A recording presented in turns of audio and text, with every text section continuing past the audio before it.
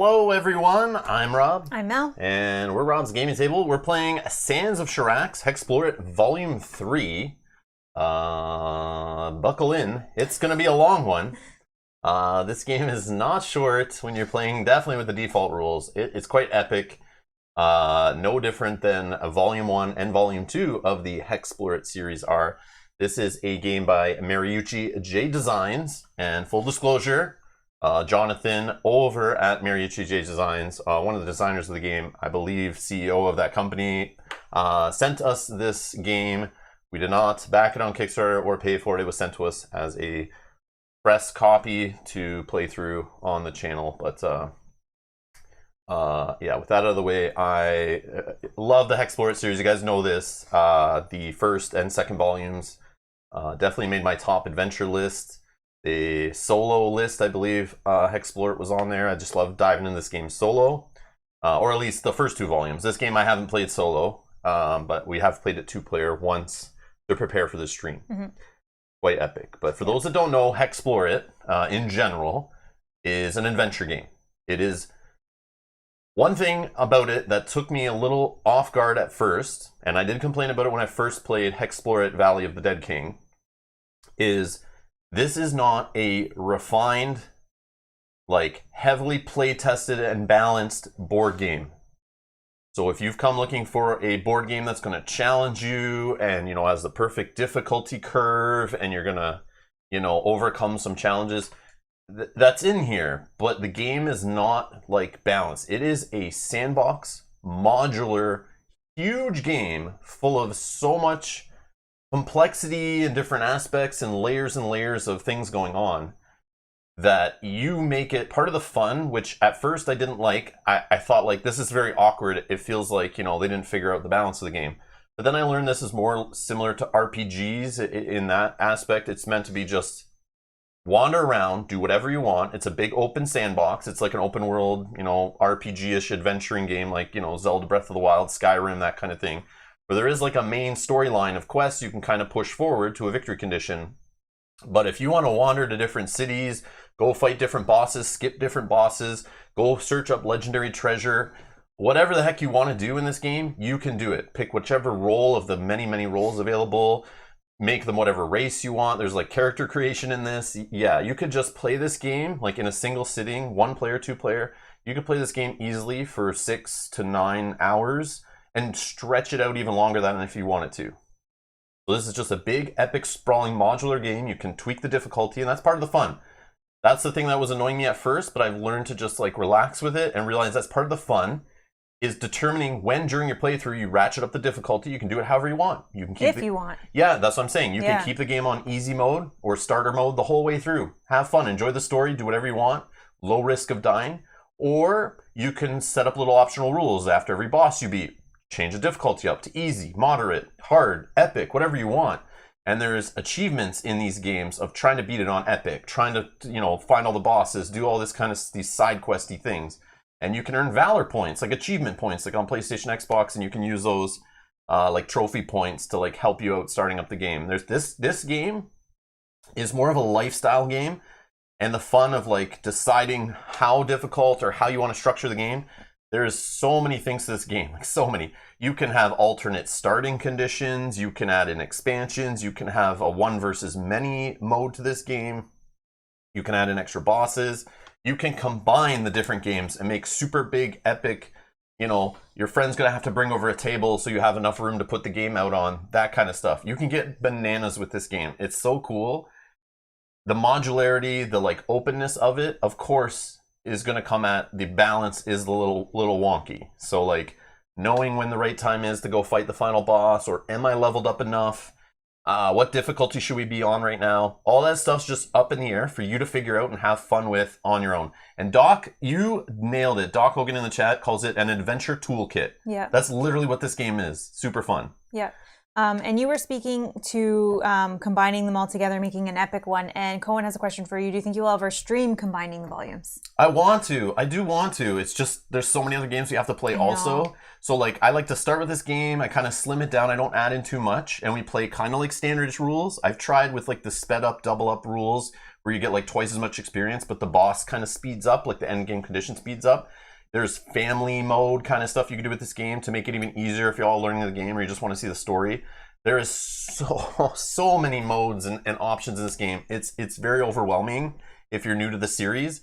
But that's why I say this is similar to a lifestyle game, or it is a lifestyle game. You could buy one volume of HEXplore It and maybe grab the expansion for it. Each one has its return to expansion. And you could have that expansion set off to the side, and you could just play all the base game stuff, slide in that expansion later to add in new bosses, modes, achievements, all this side quest stuff. And you could literally just play that game for like 100, maybe 200 hours before you might be like, okay, I've had enough. But in that, you can switch the difficulty, like I said. You can change around modules. You can take stuff out, put stuff in, try to get all the achievements. It's crazy. Like, this game is nuts. But you got to understand, if you're coming in this thinking it's a very refined, play-tested, structured, I'm going to go through the adventure, I need to level up to this, fight a boss at this point, and I'm done. It's not that. It's all up to you. Everything's under your control to do everything however you want. So we're just going to keep it kind of slimmed down. But I do eventually want to play with, like, 2 of the games joined together. I don't think we have the playstyles book down here. No. But I could have shown that actually.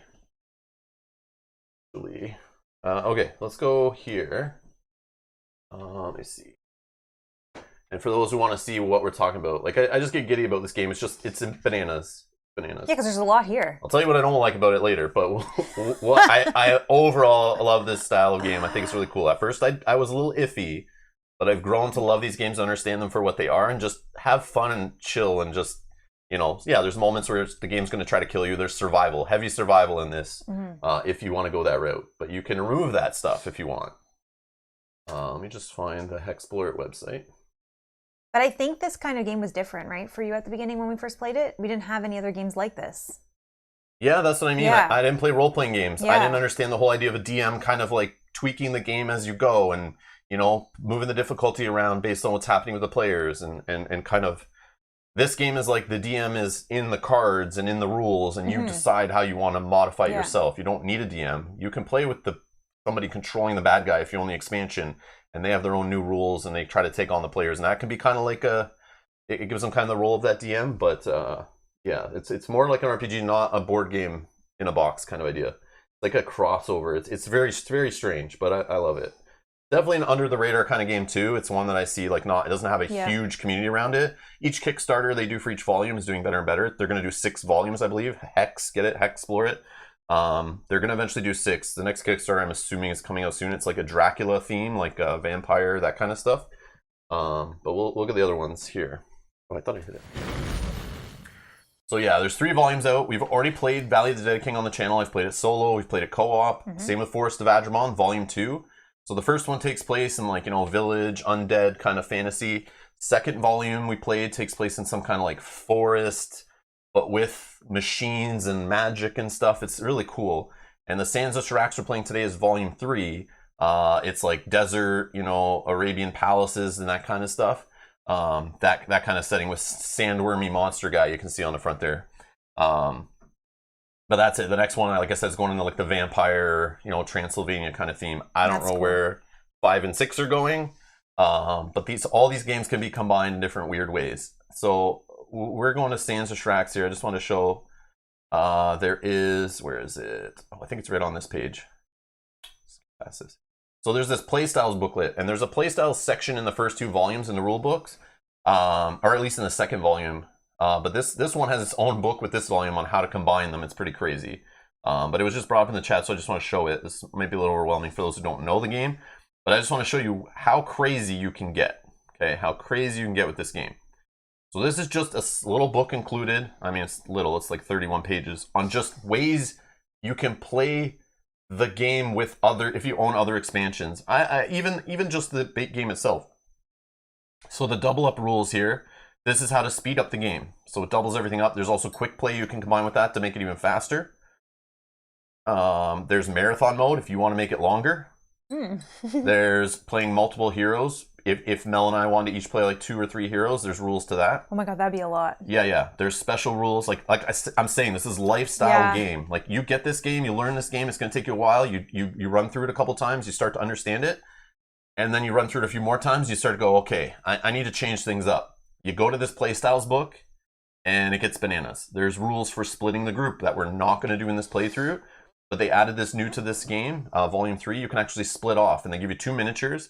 So if you're using the merchant role, you could wander off on your own, open up little shops, and you can have 2 characters running around the board, like 2 parties kind of idea. This conjoined waste, I don't know what that's about. But here, if you have Valley of the Dead King, Volume 1, and you have Volume 3, Sands of Shurax, you could get crazy and do the dual board setup, which was just, that's what we're asked in chat there. But it has its own special rules. Oh my gosh. Yeah, it's like, you need to buy a different table. Like, you need to get 2 tables put together, I feel, for this one. Especially if you're playing like 4 players or whatever. But there's special setup to it. There's all special rules, how it works, combining the components of each game. Yeah, altered rules, how you mix the enemies and bosses from each game together. The different win scenario, obviously it changes how you can win because now you have different things on the map that aren't in the rulebook for that game. Yeah. So this answers those questions and how they combine and stuff. It's just the fact they took the work to put this stuff in, and I bet out of the whole population that plays HEXplore It, it's what, 2% maybe that actually go and start combining the games and doing the epic modes. Like, I don't know. I feel like there's so much in the base game and each expansion that adds to it just to play normal, like play the normal game, adding stuff in the regular vanilla game. There's so many hours there that, like, if you've gotten to the point where you're like, all right, I need to mix them together. I need to make this more challenging. But the fact they took the time to put all this together and figure out these modes blows my mind. You can tell it's a labor of love. Like, it's a labor of love. Like, Jonathan and the team over there put the time in to come up with these modes. So, like, if you back this game and you like this kind of game, or buy this at retail, they're all available at retail. Yeah, if you like it, there's more to it. It just can keep going and going. Like I was saying to Mel, I'm like, Mel, if I didn't do a YouTube channel and didn't like playing different games and having different experiences all the time, this is the kind of game I would back on Kickstarter, and it'd probably be the only game I back for like a year. Because when it finally shows up and I'm going to jump into this system, I'm going to have this set up on a table, like we're going to do this weekend. We're playing today and tomorrow, 2 episodes at least. We might continue beyond that if it keeps going. But I would have this game set up on a table, and this is how we learn it. This is how we do it. I set it up on a separate table, and we just play the game for a few hours, then we leave it. Come back the next day, play for a few more hours, continue the story. This is the kind of game, like, people say Gloomhaven you should set up on a table, but Gloomhaven you set up on a table because it just has so many components, it makes it set up and tear down easier. This is different. In a Gloomhaven scenario, you're only going to play it for a couple hours to get through a scenario, then clean it up and try a different one, right? Unless you keep losing on the same one. But this game, in a single adventure, you will set it up, and you could play 2 or 3 hours, stop, leave it on the table in that same adventure, come back, keep playing, leveling up your character.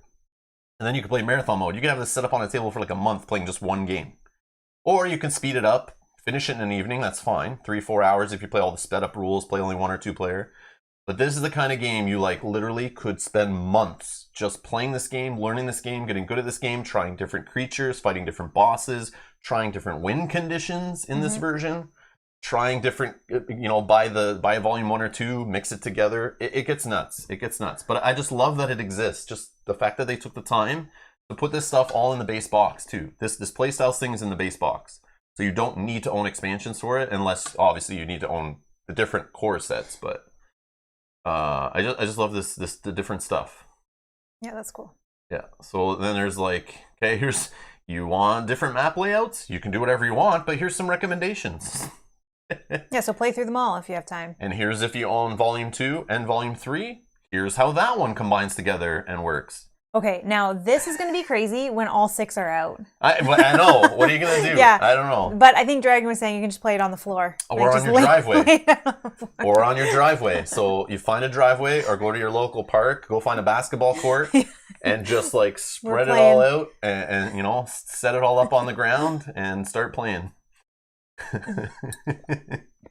But yeah, it just keeps going. So very cool. You open a can of worms. Whoever mentioned the whole, are you going to play double up? Cohen. Oh, no. Was it Cohen? No, Cohen asked if you're going to play, them together, put them together and stream That's it. not the double up. Sorry. Yeah, the combining, combining, or whatever. Yeah. Yeah, can of worms. You open up a big can of worms. That's this, like, look at it keep going. I'm just scrolling and scrolling here. Different rules, how the bosses work. Yeah, it's cool. Well, there's the Volume 4 teaser. Volume 4. Are you ready? Good. Get ready. Yep. Oh man. Dark and like it. So good. All right. Is that a spoiler maybe for like a Knights? Yeah, that's what I think it is. It might be like Knights and But that could be a different one. That might not be number 4. no, Oh, I think it's part Knights of this and because it's okay. on the same like page when you open it. Oh, okay. Yeah. It's on the same like spread or whatever. That's cool. Oh yeah, Yeah, you can see the shield. Yeah, I can see it. Yeah, see the shield. Oh, This okay. is so we got like Templar, Knights, and Vampires coming in the volume 4. Cool, so cool. Very cool. All right. So yeah, it's gonna be a long one today. Like I said, we're not rushing this game. We got today and we got tomorrow's stream already scheduled. Down in the video description, if there's a link to the playlist. If you're curious about the volume 1 or volume 2, links down in the video description for this. You can check out those playlists and watch those. Also, I linked down below, if anyone's interested, the official HEXplore It YouTube channel has like a how to play series describing how like player boards work, how the skill tests work and all that stuff. You'll see us do that stuff as we play through. I'll explain some of this game, but I'm not teaching you how to play this game. We're just going to play it. And we'll describe things as we go. I just do that by nature, obviously, as we play live, so you can understand and kind of follow along. But if you want to know more details how this game works, I've linked that playlist, the official HEXplore It, like how to play HEXplore It playlist down below. That is a whole bunch of YouTube videos. So if you're watching this later and you want to watch that, or you want to leave for a little bit, go watch that and come back. We'll probably still be getting into it. So it's not that long. I don't think they're that long, but they'll give you like a good overview of how the game works. So this is HEXplore It, Sands of Shurax. Hitting retail soon, I believe. Kickstarters have been receiving their copies over the last couple months. We just got ours like a few weeks back. Best with 1 player, supposedly, but this is only rated by like 6 people. So I don't know. I still think it's 1 to 2 players fine. But man, you start adding 3 to 4 players, I assuming you're like, you're going to add a couple more hours to the playtime. For sure. This 60 to 180 minutes. 60 minutes if you like die really early, yeah. But yeah, it could go on. It should say 180 plus. It should say 180 plus, 100%. You could stretch this game and just keep it going. There are ways sometimes to like slow down the boss, the end game condition, and kind of like stretch it out. There's also ways to rush the game too if you want. Like I said, very open world, you know, like Breath of the Wild, like Skyrim, that kind of thing, where you decide when you want to do the main story mainly, and you decide what quests you want to do, you decide how much you grind and level up and all that kind of thing. Very sandboxy, very sandboxy. But here's the thing I wanted to really talk about on this page. So I've been seeing a lot of chatter on Board Game Geek, and I felt the exact same way. Huge warning. This version, Volume 3, they definitely ratcheted up the difficulty. Same way I explained Too Many Bones to people, the core set is the best way to start this game. And not Undertow, because Undertow definitely adds another layer of complexity, right? It ratchets up the complexity, adds some new stuff. This similar in this respect. So each volume, we can go to volume 1 right here. Volume 1, Valley of the Dead King. I now fully recommend start with this version. For ease of, like, you know, ease of entry. Sliding into the warm bath water nicer, you know, like a nice relaxing slip into the tub, okay? 3.17 difficulty, not too bad for a pretty complex game, okay? You can get into the first one a lot easier, no problem. This one says best with 4. But to see, more people might rate the other one. The other one's so new. Yeah. It only has 6 votes. Yeah. So it's a bunch of crazy solo players are in there going, I only want to play this by myself. Screw everyone else. And it is fun to play solo. I'll admit that. But some people are saying the first one, maybe it's because of mechanics it's best with 4. Maybe the difficulty becomes easier at 4. You know, you're and it's right. a more enjoyable experience. Yeah. But again, you can tweak this game, difficulty, modules, everything all you want. I recommend starting with Valley of the Dead King if you're new to this series, because I see rules questions being asked on Board Game Geek for the new one, and people are like just getting lost, and they're not catching things. And because the game doesn't have the best rule book, doesn't have the best way into the system, like it doesn't have a learn to play, it doesn't have a here, set up your first game, play with these rules, get used to it.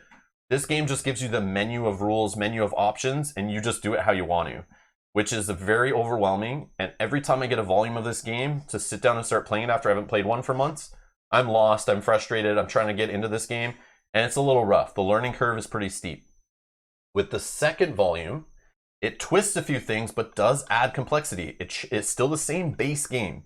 The same turn structure roughly is there, the same combat rules. You can use characters from the first game in here. They mix the games together, but it changes up some things, adds some extra layers, adds some extra complexity, adds some more placards, some more rules, all this kind of stuff. The second one gets more complicated, but that's 3.1 something to 3.5 something, okay? Not much higher. But then, like I said, you get to the third volume, now we're up in the 4s, above 4. So it's quite the difficulty jump in complexity and weight and all that. Yeah, that's why I do not recommend starting with volume 3. Yeah, it's not your best entry into the series if you're trying to learn it. You can learn it, and you can leave module stuff out. If you're like, oh, I don't understand heat exhaustion or what the wastes are versus this and that, and you know, it's hard to remember all these things. Just cut them out. Cut them out of the game. Play without them. This is just a sandbox adventure toolkit. Do with it what you want. But for those coming from board games and expect the rules to be concise, the balance to be there, I say start with the first one. It's just more simple, but still complex. Mm-hmm. I just mean crazy solo players, as in those who like were crazy and went to go vote on that poll. Oh, yeah, I don't mean being a solo player you're crazy, because No. obviously I play solo games, but I am crazy. So yeah, look at that how you want. I don't mean every solo player is crazy. I just mean those who went and voted on that game or like voting. No, Yeah. only play it solo. But you're right. It is very limited pool of people rating it so far. Also, I would take this with a grain of salt. We're in the middle of a pandemic.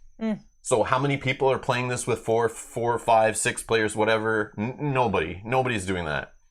Unless everyone in their house, they live with a bunch of roommates or something that are all into gaming hardcore. This is not one I would play with kids, you know, or families, that kind of stuff. But I guess if you have enough people living in the house that are willing to dive into a deep game like this, yeah, you could. But keep in mind, most of these ratings on games that have come out in the last year are heavily skewed to lower player counts, because most people are only playing it at that player count. I guess online you could do Tabletop Simulator. That's another way to play it at higher player count. But again, that's a super rare like edge case kind of thing too, right? So I would take that with a grain of salt. This game is awesome at 2 players. I can't talk about 3 or 4 players, but I can see it still being fun as long as you have the time and people, you have a table to set this up on and people can keep coming back, or you just have a Saturday or Sunday open and you're just going to play from like 9 a.m. and going to just keep playing till it's done kind of thing. It's that kind of game, I feel. All right. Anything else here? I don't think so. All right. Let's get down to the table. All right. So for those who have this game, there is a recommended starting setup. You literally can set this game up however you want. And if you guys have watched the previous series, the previous volumes, they come with the same kind of 4 quadrants. These 4 main tiles are each called a quadrant. They have a letter on them, quadrant A, B, C, and D, okay? Each one's different, has different terrain on it. The art is beautiful. Different boss areas, different places to do missions, different cities, okay? Some other art that could come up on cards. Different terrain types actually matter. You could sink in quicksand here. You can't pass a giant mountain. You can't go in that space unless something pushes you in there or you have a rule that breaks that. But in the setup, you'll notice, actually, I probably have it here. You want to talk about that first? What thing? That? Oh, yes. I didn't know what your word was. I just wanted to talk about this as okay. we see the first map. Okay. So you're going to see this map kind of grow, but this is a weird setup for those who have only seen volumes 1 and 2. Oh, yeah. But there's stuff that's going to fill in this middle and tiles. The map kind of expands from inward out, but you can't connect it. But we'll get into that more as we expand the game. But that's why you see this weird setup. But there is another setup. While you're looking for that, Kenji's asking, will it fit on my tiny table? No. No, but a lot of the little things you don't need on the table beside you, but you would probably need another table or cart or something to For house solo, maybe. But again, yeah, Kenji, it's a lot. You probably want to start with one of the early volumes, and they start with a more table-friendly setup. This game on purpose, with the mechanics, you need to start with this giant expanded setup. And the funny thing is, we're using the smaller boards. These actually have connectors that go in between here to make this bigger. But because we're playing 2-player, I feel we don't need the space. No. So I've slimmed it down. But yes, this can definitely hog 30, 40, 50% more table than you're seeing here at higher player counts, and if you configure it different. And you'd have to put the player boards for the other players around the table as well. And we have things that are off camera. But again, this is the adventure toolkit. You start and do it however you want. There is alternate starting conditions and stuff. But yeah, I'll explain in a sec here. So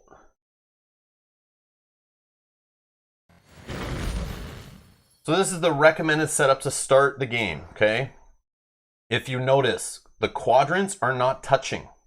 But for me to put it on my table, to fit it on camera, I can zoom in a little bit more, I've decided to make them connect. Because we're only playing 2-player.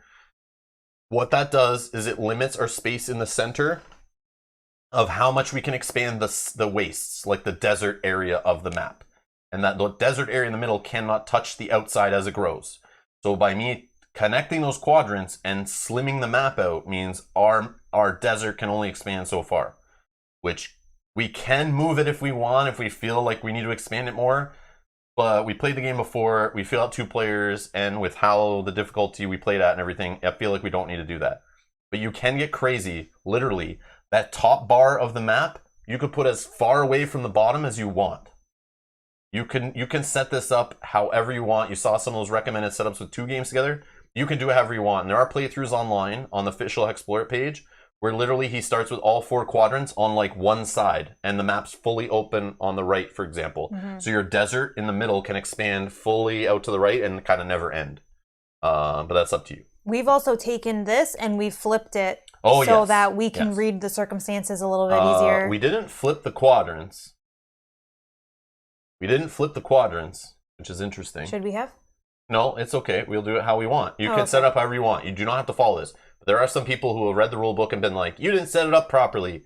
This is just recommended. This game is like, you do it how you want. It's interesting. But I just want to show that. Yeah. So we have the quadrants are the same, but they're touching, which is totally fine. But the sand in the middle that you'll see expand, which is these tiles right here. These sand tiles, we draw from these randomly, and they will fill in the middle and expand. But they never can touch the outside. They can never connect. It's to simulate that the outside quadrants, the more inhabited area, is so far away from the desert wastes in the center that you need to travel to get there through caravans, okay? But we'll show that if you want to. Yeah, I'll shuffle that in. And, but I did want to show something else. So thanks again to Jonathan for sending this over. But this was part of the last Kickstarter. This is the hero chest. So as you get volumes of this game, the amount of characters you get are insane. I can't even show it. It's so huge. Not huge, but like the way it opens. So it's like magnetic, all cardboard, but it's just a separate box, and it can save your room in your base boxes by holding all your rolls and holding all of your... It's just...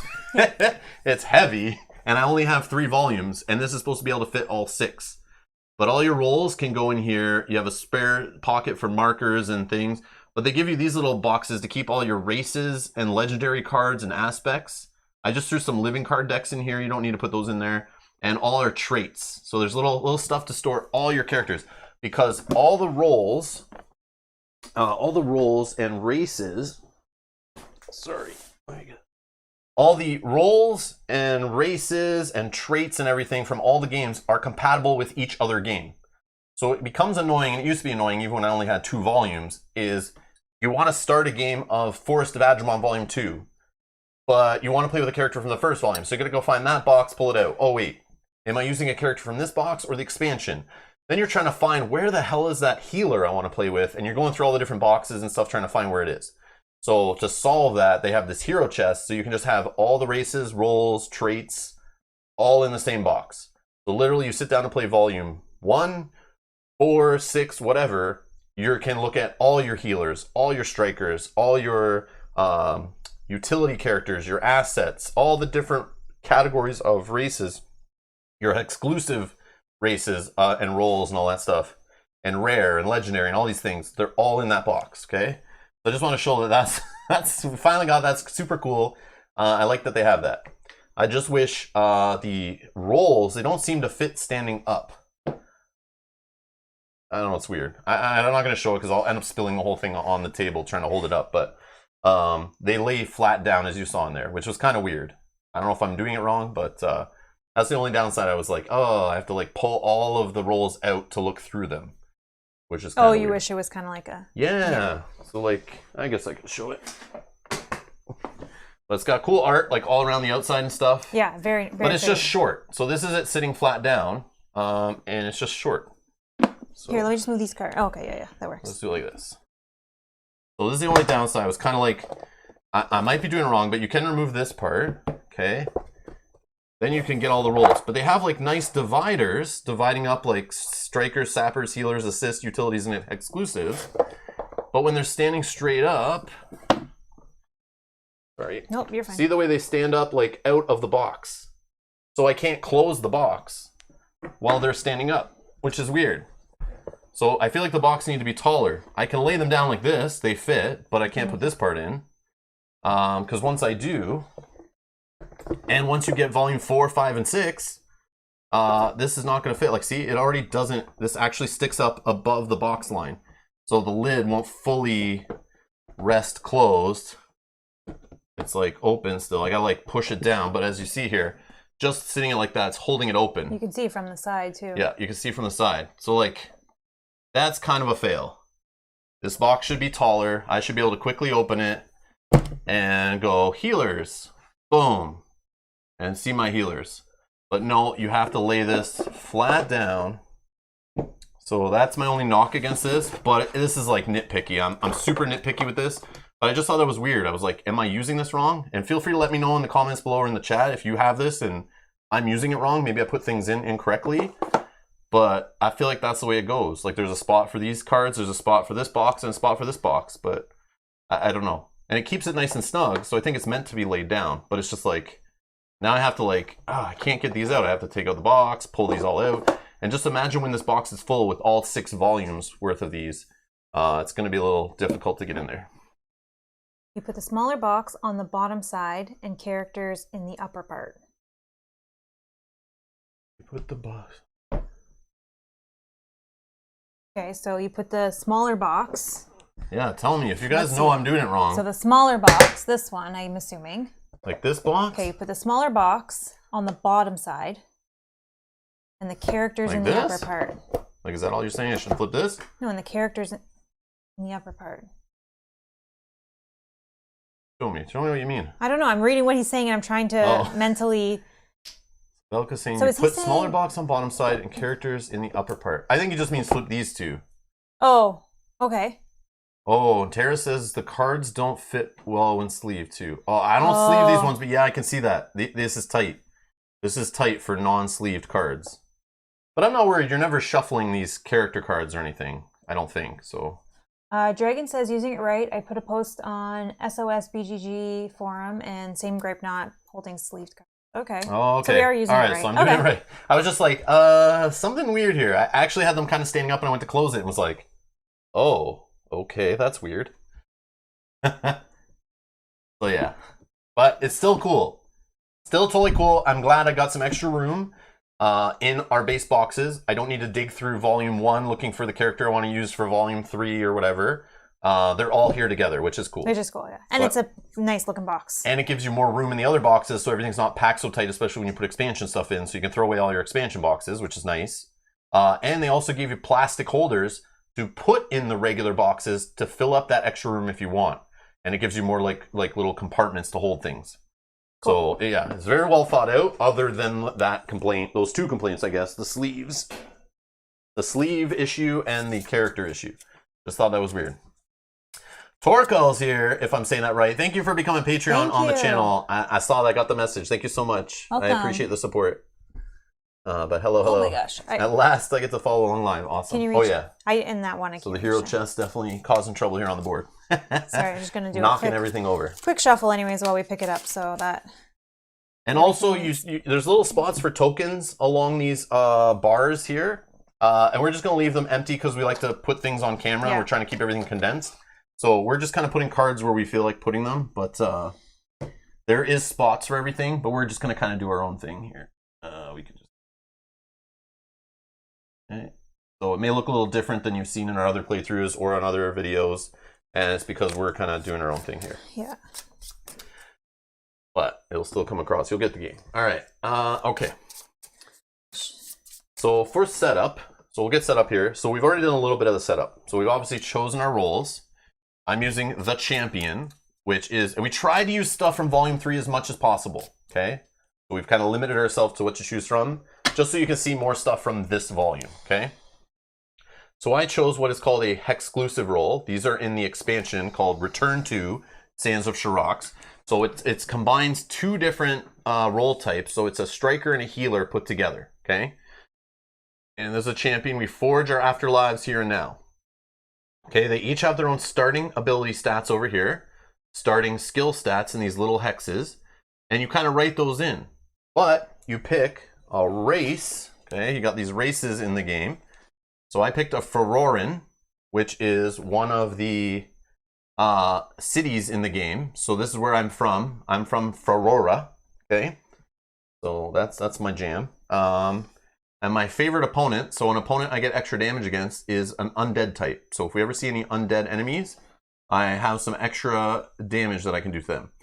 But what these races do, they modify your stats. So those little base stats, they will add or reduce them. And this gives your starting food rating and an ability. So Ferorans are natural explorers and tend to have rational thinking minds.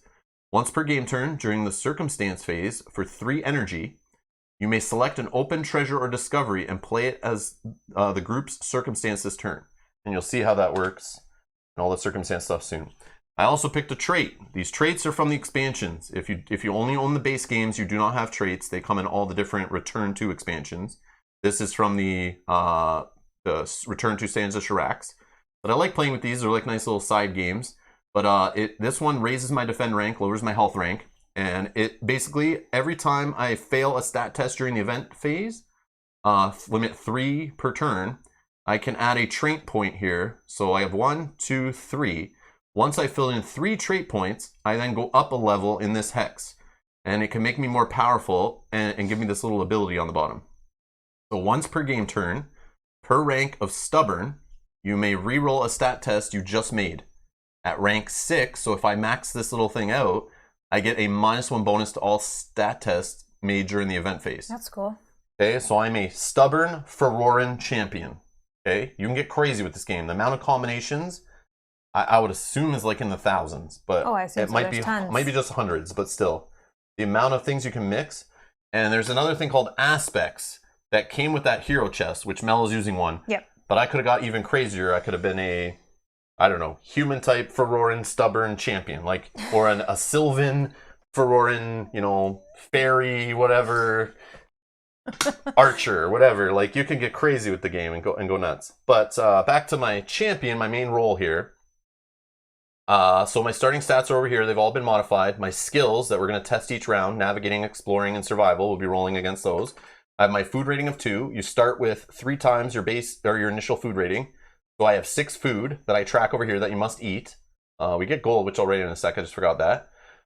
The main thing on your board that makes you unique is not just your starting stats, but also these abilities. So it's a first mastery and a second mastery. They're all here. They're paragraphs of text.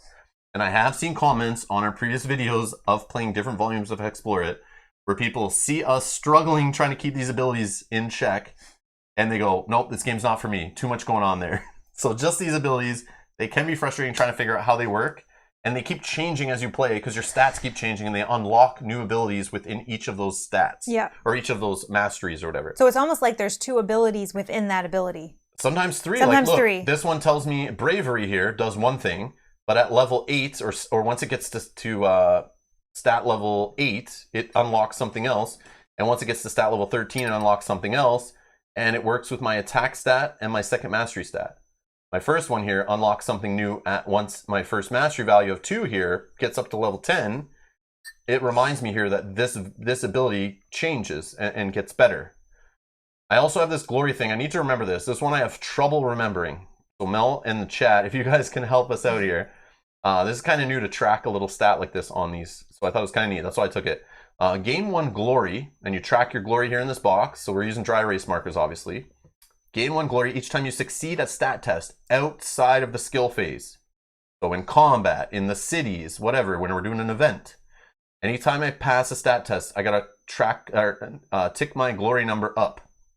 And I may spend 2 glory as if using an item to heal a target's health by their defend rank. So I have some heal there if really needed. I don't really want to do that because, as you'll see here, that glory number actually helps me out on my masteries. So I could spend 2 glory instead of energy to power a mastery. So if you check out my mastery here, I can deal health damage equal to fervor plus my glory.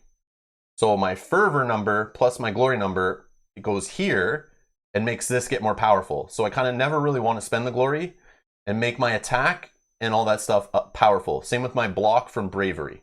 Okay, we'll deal with that stuff as we see it, but Without traits, there's still over 3,000 combos, Robert's saying in the chat. But wow. his message before that is the HEXplore It website says there's 131,000 combos with traits. With traits. And then without traits, there's 3,000 combos. So if you own Volume 1, 2, and 3, and then each expansion for each one, so Return to Valley of the Dead King, Return to Forest of Vagabond, Return to Sands of Shurax, with all the traits, the roles that are in all 6 of those boxes, and your races that are in all 6 of those boxes, including exclusive races, rare races, standard races, 131,000 combos of characters you can make to play this game.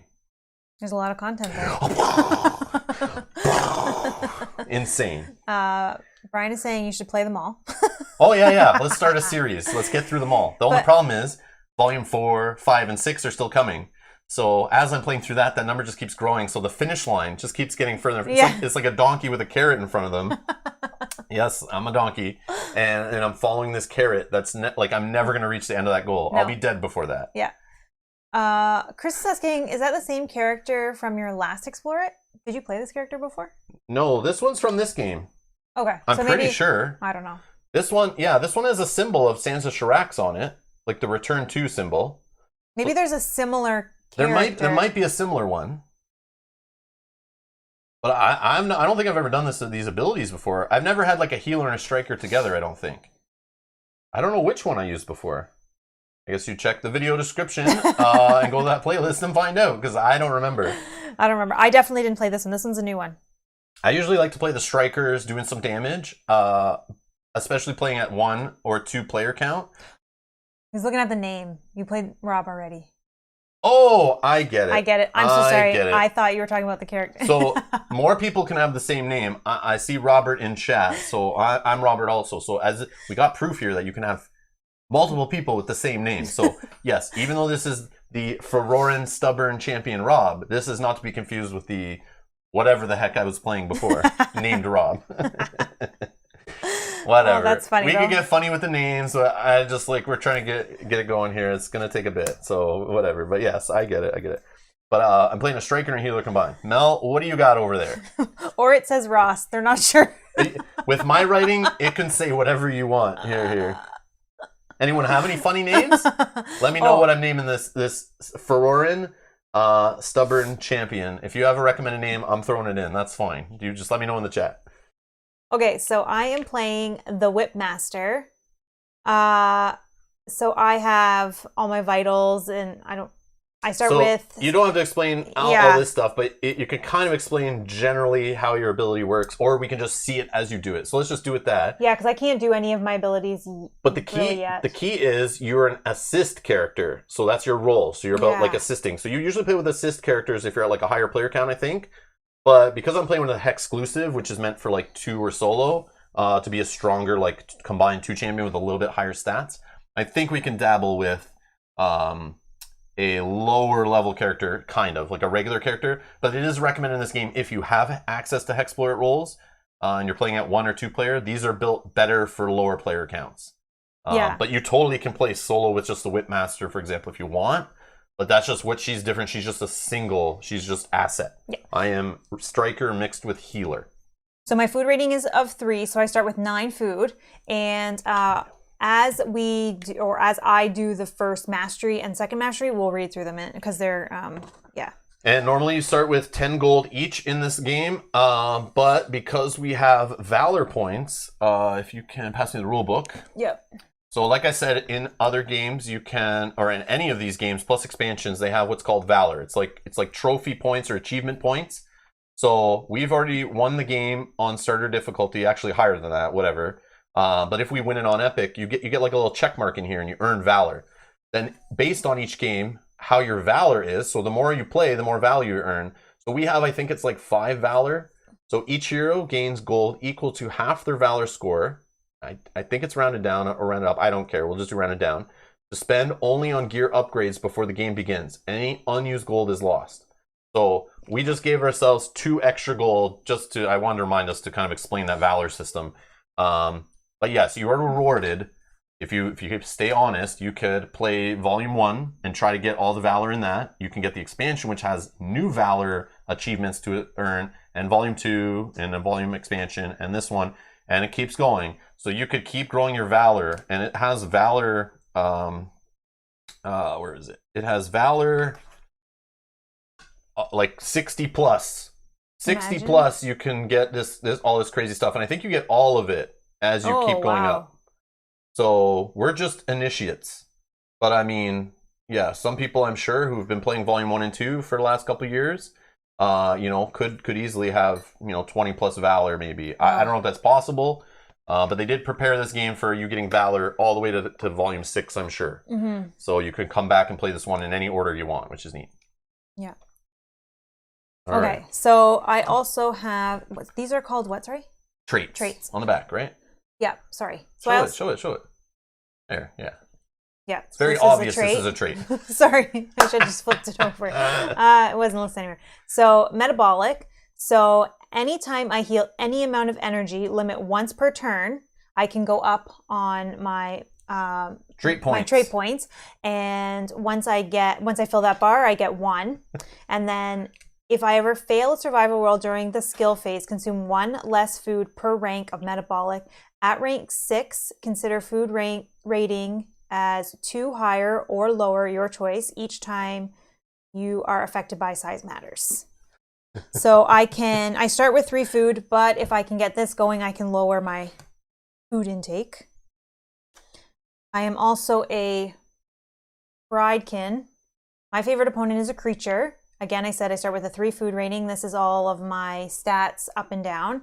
And my Pridekin says, Pridekins are noble and fierce half-lions. Each member of their tribe serves a purpose. Once per game turn for 2 energy, roar. Alter your opponent's action result by 1, then reduce all numeric effects by the action by 1/3 your current energy. Additionally, once per game turn for 3 energy, you may move the group's reputation 1 point in any direction, which we'll talk about that in a bit. And then my aspect, last thing. Aspect is underfoot.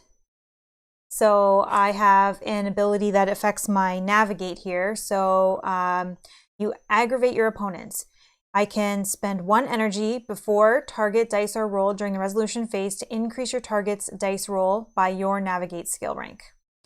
And then I have once per game turn, when you would gain a condition from failing a skill roll, you may immediately re-roll with a -2 bonus, which is originally why I took this card, because I think that's helpful. Yep. But I do have a poor agility, so I have to suffer 1 additional damage whenever we're doing a group attack. Yeah, but when we suffer group attacks. But I have ways to kind of negate group attacks, so yeah. We'll see how it all works out. So I did go with Bob's recommendation in the chat, Stubborn McStubborn Face, which I can't really fit in the bar and you can't read it really, but that's what it says. Okay. And yeah, so the other thing I always forget on the back of these rolls is one of the races art kind of put on there. I don't know who this is. There is a wiki online that I could look up and find out which race this is. But it's, I don't know what it is. But anyways, it just looks sick. So the art is super cool in this game. It's just hidden, kind of. Oh. Yeah, that's awesome. That's accurate. That's a Whipmaster. Yep. But yeah. Brian's saying in the chat, I could sell Cynthia's game collection, get her this, and she would be good for life. Maybe. Well, she might get her want all 3 volumes, though. Because then you could really get crazy, mix them all together and stuff. But you gotta like the system. So this game might not be for you. Don't go buy all of them. I would recommend starting with Volume 1, seeing if you even like it at all. Then expand from there. It can get crazy. But yeah. All right. So some people in the board gaming community, they like to level up their games and get serious and hardcore with it by, upgrading standees to miniatures, or getting metal coins instead of cardboard, or 3D printing acrylic tokens to replace the, cardboard tokens, or buying cool sleeves for your cards, okay? But you're not truly cool. You haven't got to the ultimate level until you are upgrading a game with custom dry erase markers, custom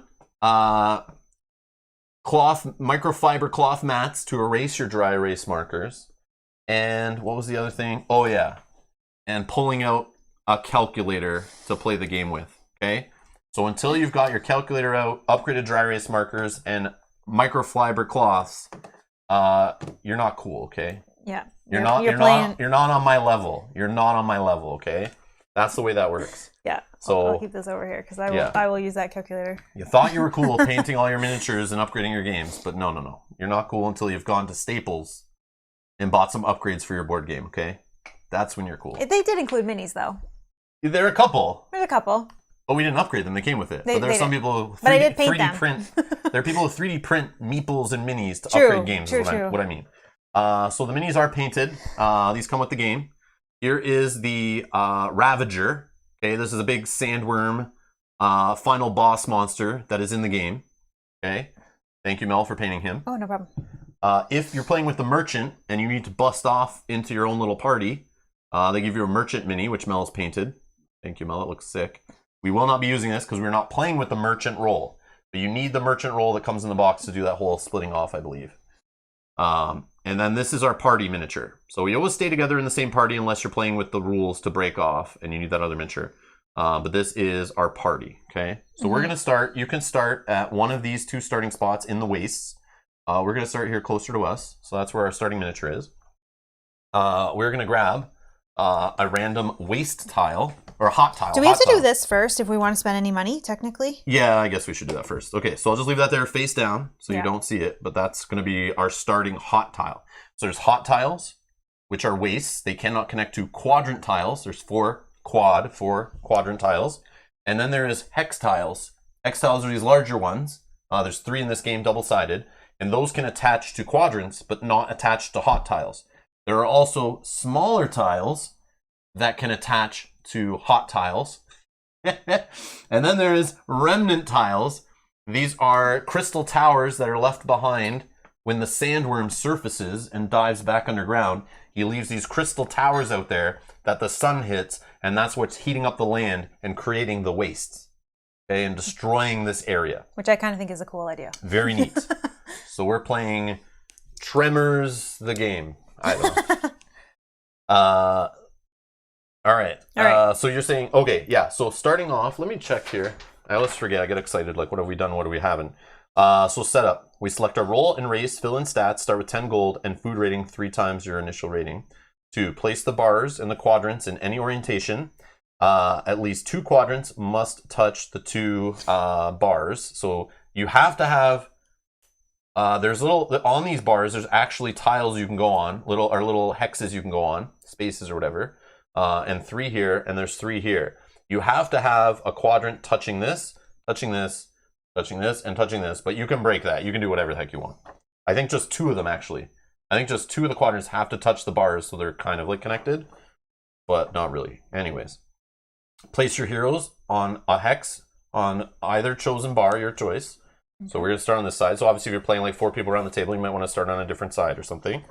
Place a random hot tile adjacent to the starting hex. Oh, so it does happen first, I guess. If solo, you can add an Oasis hot tile to the opposite starting hex. Oh, cool. To help you stop from dying early. Yeah. And then 6, move reputation 1 space towards chosen city-state alignment, and you may buy gear upgrades. Okay, so we do reveal the tile first. Oh, I'm sorry, you were doing it. All right, so what do we got? And we're allowed, when you reveal new tiles, you can attach them however you want to your space. So we actually have a caravansary here that we can use to actually take a caravan trip with a caravan master through a series of caravan events to try to get out of the wastes to one of these quadrants or to another caravansary, which exist here. But you can take it to a city-state. So there's 4 city-states in this game. Kind of important to the story. There's a story to this game that we will kind of dabble in. But it's up to you whether you want to ignore the whole story and just play the mechanics of the game and try to beat the guy and win kind of thing. But there is a rich story to this. There's a storybook I'll go into in a sec to get us started. Even stuff in the rule book to give you the flavor. And then obviously there's story-related stuff on all the different cards. But this is our starting tile. And these little numbers, which are new to the series, help you decide randomly where the Sandworm Ravager is going to come up and destroy spaces on the board. So if we roll a 3, for example, and he comes up, he's going to destroy this caravansary and this space and this little thing in the middle. And we won't be able to access those for the rest of the game. They will get covered up by one of these. Okay, so that's what's going to happen. You're going to see that here as we go, but I just want to explain that's what's on the tile. You won't be able to see it because it's kind of obviously far from the camera, but that's kind of new to the series. All right, we can actually do it like this. So we can move cautiously right into that caravansary, buy some things. Yeah. Buy some food and what we need to do so we can survive a little longer in the wastes. Yep, I agree. All right. So I want to. Sorry, do we want to finish that up first, though? Yeah, sure. I don't think we finished everything you were We just need to buy our upgrades, I think, right? Oh, and we give have a to reputation. draw 4 of these. Oh, yeah. And a mission card per state or per site. And I shuffled these up quickly. So circumstances, these are familiar to anyone who's seen a HEXplore It game. So we get different discoveries, treasures, encounters, all come out of this deck. And we may see them in the circumstance phase. So you basically roll a die in the circumstance phase, a d6, and on 1 you get this circumstance, 2, 3, 4. If you roll a 5 or 6 in this game, which is a little different, you will draw randomly from the top of the deck. So for example, just quickly, we have a discovery here called the Cliff City, which is a special spot that will go onto the board, and we can then deal with this little card here and find out what happens at the Cliff City. We have a couple of encounters. So we have a level 3 Crypt Guardian, who's undead, and a level 2 Dust Elves, which is new in this game are swarms and hordes and titanic enemies. And they're dealt with a little different. We'll explain it when we get to our first horde or swarm or whatever. I'll explain how those work. But you'll see they're not, obviously they're oriented different here, landscape style. But that's something new to the game. So lots of new stuff in this game is what I want to get to. Yeah. It's more complex. There's a lot more going on, a lot more twists to the formula. This is why I recommend do not start with this game if you're getting the HEXplore It series, if you can. Obviously, it's the only one you get, and you play complex board games, you'll figure it out. It's fine. But if you're like a little intimidated by this, I wouldn't start here because it's already throwing like new things at you. But I did see recommendations online. If you don't want to play with swarms, take them out of the deck. Yep. Take the hordes out of the game. It's your choice. You do whatever you want, which is kind of cool. It's modular. This whole game's modular. You can mess with the difficulty however you want. All right, and we also have a nature that could come into play, which is some beautiful little plague locusts, unavoidable. So we have to do this one no matter what. If we get it. But again, I have a way of changing which circumstance we get by spending 3 energy. Instead of rolling a die, I can choose one of these. Yeah, but that one might not be that bad even. Like we'd be able to read. Well, usually the unavoidables are pretty bad. But... Reba's here to stop by to say hi. Hey, Reba. Let's see. Oh, Sean's saying, hi, Rob Mel. You guys play some of our favorite games too, considering moving to Canada to form a gaming group with you guys. Love it. As soon as the borders open and all the COVID lockdowns happen, come on over. Yep, we would do that for sure. Yeah, no problem. But obviously during COVID, it's Mel and I or myself just literally playing on the channel, so that's why I haven't seen anyone else lately. None of the other special guests joining us in a long while. Yep. All right. Okay, so then we have to flip these. So these are our missions. Let me get to the story stuff, because I want to do that before that. Okay, so then the only other thing is buy upgrades. So let's buy upgrades and we can go to the story. So what we can do right now is buy gear upgrades. What that means is spending this gold to upgrade these stats. So for example, if I want to upgrade my survival skill right here, I could spend 3 gold to ratchet this up and another 4 to ratchet it up again. Okay, but I only have 12 gold to work with here. So for example, I may want to move my health up. That's going to cost, it's cheaper to move your health and your energy up. Energy is used to get these masteries firing off. Or I could level up my attack, for example. But what I want to do is, because we've now seen a caravansary, I want to go and be able to spend money there to buy. And remember, each caravan could ratchet up the price of things from the bazaar. So one thing we don't have on screen, this game comes with a ton of placards. And they're dry erase boards too. I have some on the side. But here's your reference of how the game turn works. So any of you who play with board games who have reference cards that are super tiny and explain the 3 phases of a game or whatever on one side of a small player card, this is not that game. So this right here can show you how complex this game gets in just how a round works.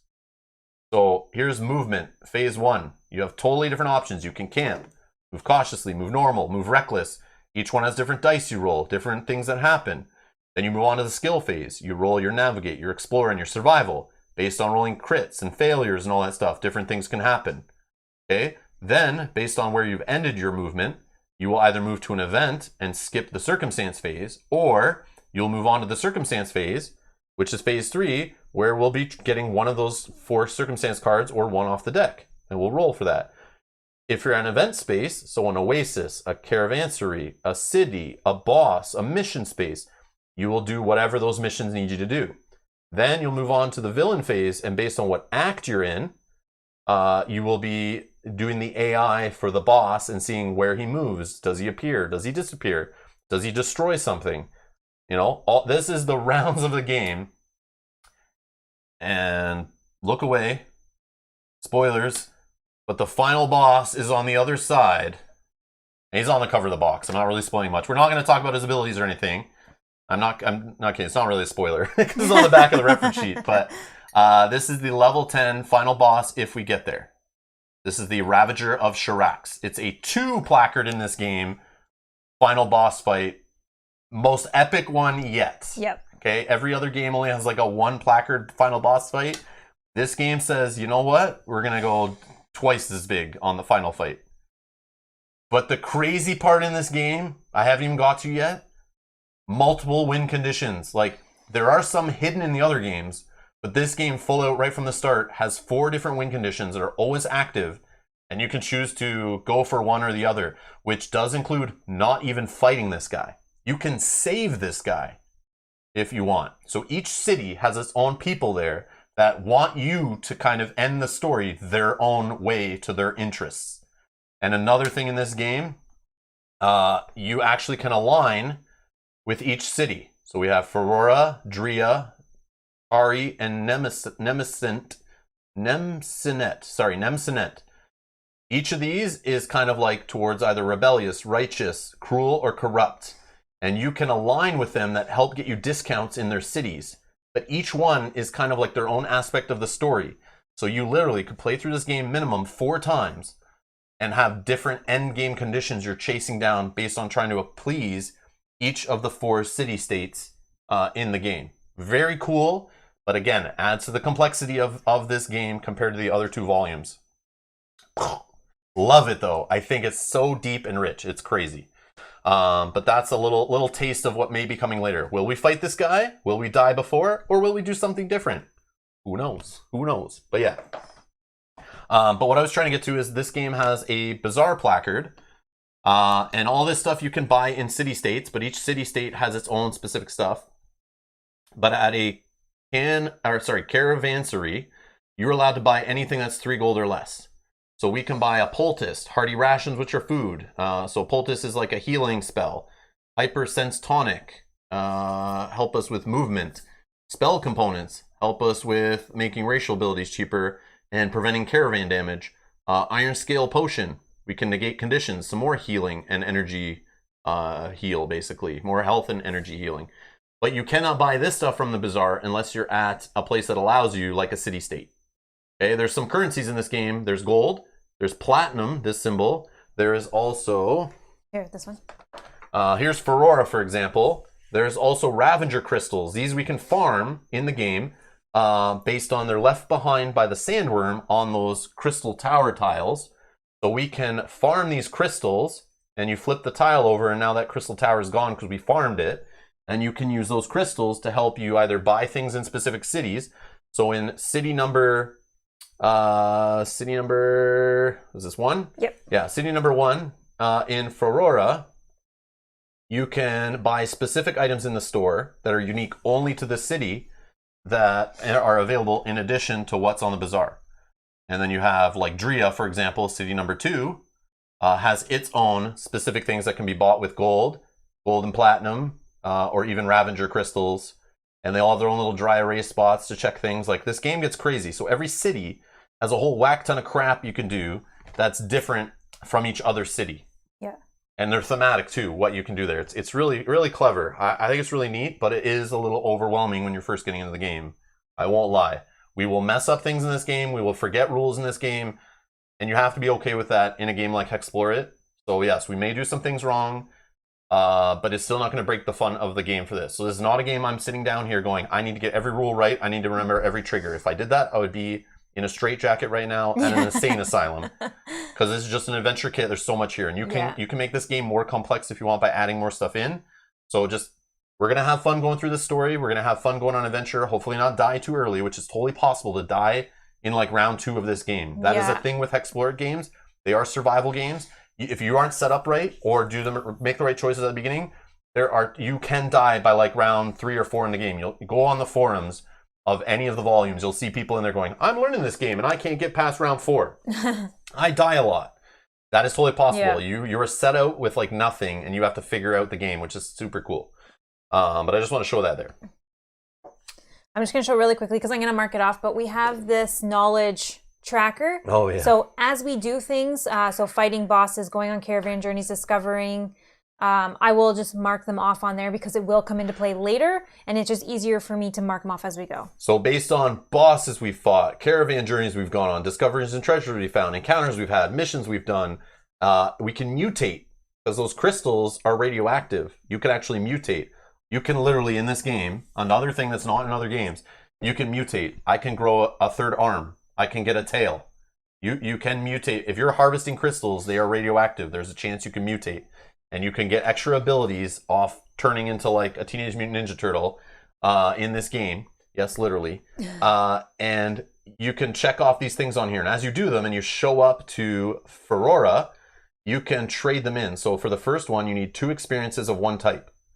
So as long as you fought like 2 bosses or done 2 encounters, you can come here and draw some upgrade cards, which will level you up. And then you can, in another game turn, come with, if you've unlocked some stuff in level 2. So there's like a little side game. Crazy part, though. This city may not be here by the end of the game. The Ravager, this guy, like we said before, can destroy tiles. So he literally can destroy, not destroy tiles, destroy spaces on each tile.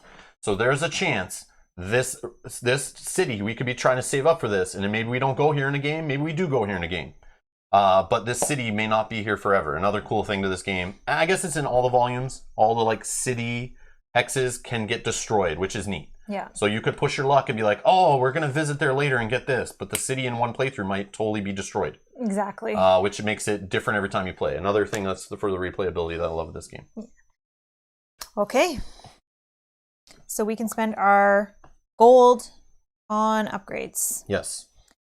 The only thing I'm thinking is possibly, I mean, that's not... I don't know, that'll go up. I like maybe survival because you eat 3 food at a time. You might want to make it so you succeed on survival more often. That's what I'm thinking. Even though I only eat 2, I want to be able to succeed more on that so we're not running out of food. Yeah, because that's a huge issue, yeah. In the wastes, when you're in the middle of the board here, even if you roll successful on your survival, you don't need to eat food from your food here. But if you don't need to eat by succeeding, you still have to eat 1 food just to survive each day in the desert minimum. Yep. Okay. So I only start out with 6 food. You start out with 9. Yeah. You eat 3 every time you have to eat, down to a minimum of 1 in the wastes. So while we're roaming around the wastes and trying to expand the desert and explore, we'll run out of food quickly. We will run out of food very quickly and could be reaching the point of heat exhaustion or starvation, which are a thing in this game that some people play without. You can play without that involved. You can put your food rating to 0 if you want. There are races that will give you a 0 food rating or reduce your food rating with an aspect. And you could eliminate that whole survival mechanic from the game if you want. So some people don't like playing with that food mechanic, which I usually kind of like skirt around or get out of my game. But this time we're playing on purpose. I want to try this game, playing at higher food ratings and seeing how we do. I feel we're more experienced with the game, so we shouldn't die from that, but it could happen. It could happen. And yeah, and then by the time I get my metabolic going, I probably... Yeah. And there are upgrades in the upgrade deck that could lower our food rating throughout a playthrough. So hopefully our food ratings can go down. Okay. So I'm going to definitely spend 3. We'll save some gold for the caravan. Sorry, that's where I was going with that, was the bazaar. So if we want to buy a poultice for healing or hearty rations for extra food to carry in our backpacks, we're going to need some money. And remember, the caravans can raise the prices. So I'm literally only going to spend 7. and I'm going to upgrade twice on my... Oh, this marker is not the greatest. This one's better. I'm going to upgrade my survival stat by 2 up to 6. So hopefully I eat less by succeeding on my... Oh, you're going up by 2. Yeah, I'm like, I just... That one is key early in the game. It may be overkill. That may be silly to do right now. But I'd rather... Like, yeah, the stream's already long enough now, I guess. We could just end it and we're fine. But I don't want to end in, like, turn 2 because I've ran out of food. Some monster caused us to eat food. We didn't get food from it. And then we're suffering from heat exhaustion and we're just dead. No, like, you're right. That caravansary, I don't know how much they're going to jack up the gold on items. So rations cost 2 gold right now. Yeah. I want to buy at least a couple. So I've left myself 5 gold. But our gold and food we can combine together. We're always together in a party. So hopefully it didn't jack up the prices too much on the caravan master we see. And maybe we get some gold off of... We could get some gold from a Crypt Guardian if we fought it. But it's level 3. I don't know if we can deal with that guy. I have Undead as my favorite opponent. But we might not get this guy. But I could spend energy to make us get this guy. Yeah, I mean... So those are some of the things. Okay. Yeah. So I also did the same thing. Because you're right. Being able to survive... Especially in the beginning. Is early definitely in the game. Gonna... That's why you'll see a lot of posts on Board Game Geek saying, this game is too hard. I died too quick. I need to figure it out. Give me some tips. A lot of new players come in this game. That's something I learned very early. In all the volumes, they have multiple ways they can kill you really early if you don't take the survival aspect seriously. Again, you can eliminate it by just taking a race with 0 food rating, and you eliminate the whole food mechanic. You don't even need to really care. Well, you'd have to still eat in the wastes. Yeah, in this game... it's still No. In this game, if you have 0 food rating, you can ignore the whole forced eating in the wastes. So they know people don't like that aspect. Some people don't want to play that survival aspect. Yeah. You can eliminate that from the game. Yeah. All right. Let's see. What's the chat saying?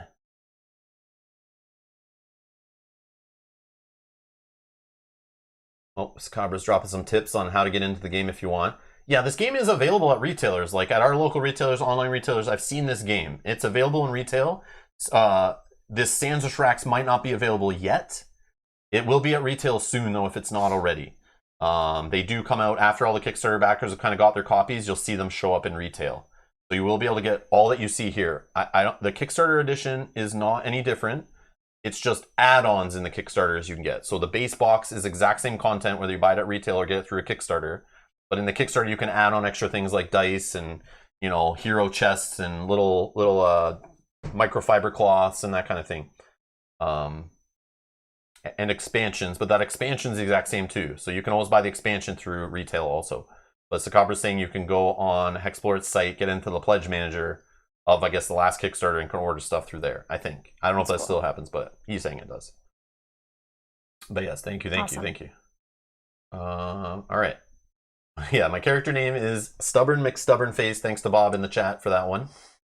Rob just wasn't working out because I've already played with a Rob in a previous game, so it rubbed some feathers the wrong way. Ruffled some feathers, I guess. Yeah. All right. Hey, Jim. How's it going? Peter says, I just got Sword and Sorcery and need to finish that before jumping to this. Oh, that's a good game too. 100%. That is why we didn't play this when we got it right away, because we were still playing Sword and Sorcery. We wanted to wait till that was finished. At least the box we were playing through. We'll get back to Sword and Sorcery too. But we took a break. We're going to play this and some other games first. But yeah, I totally understand not playing those 2 games at the same time. They're both Italy. Lots of things going on to keep track of. Totally weird, different rule sets. So yeah. All right, we're just going to take a quick break for just a couple minutes, and we'll be right back, and then we'll read some story, get us set up with the theme of the game, and get into it, all right? Be right back.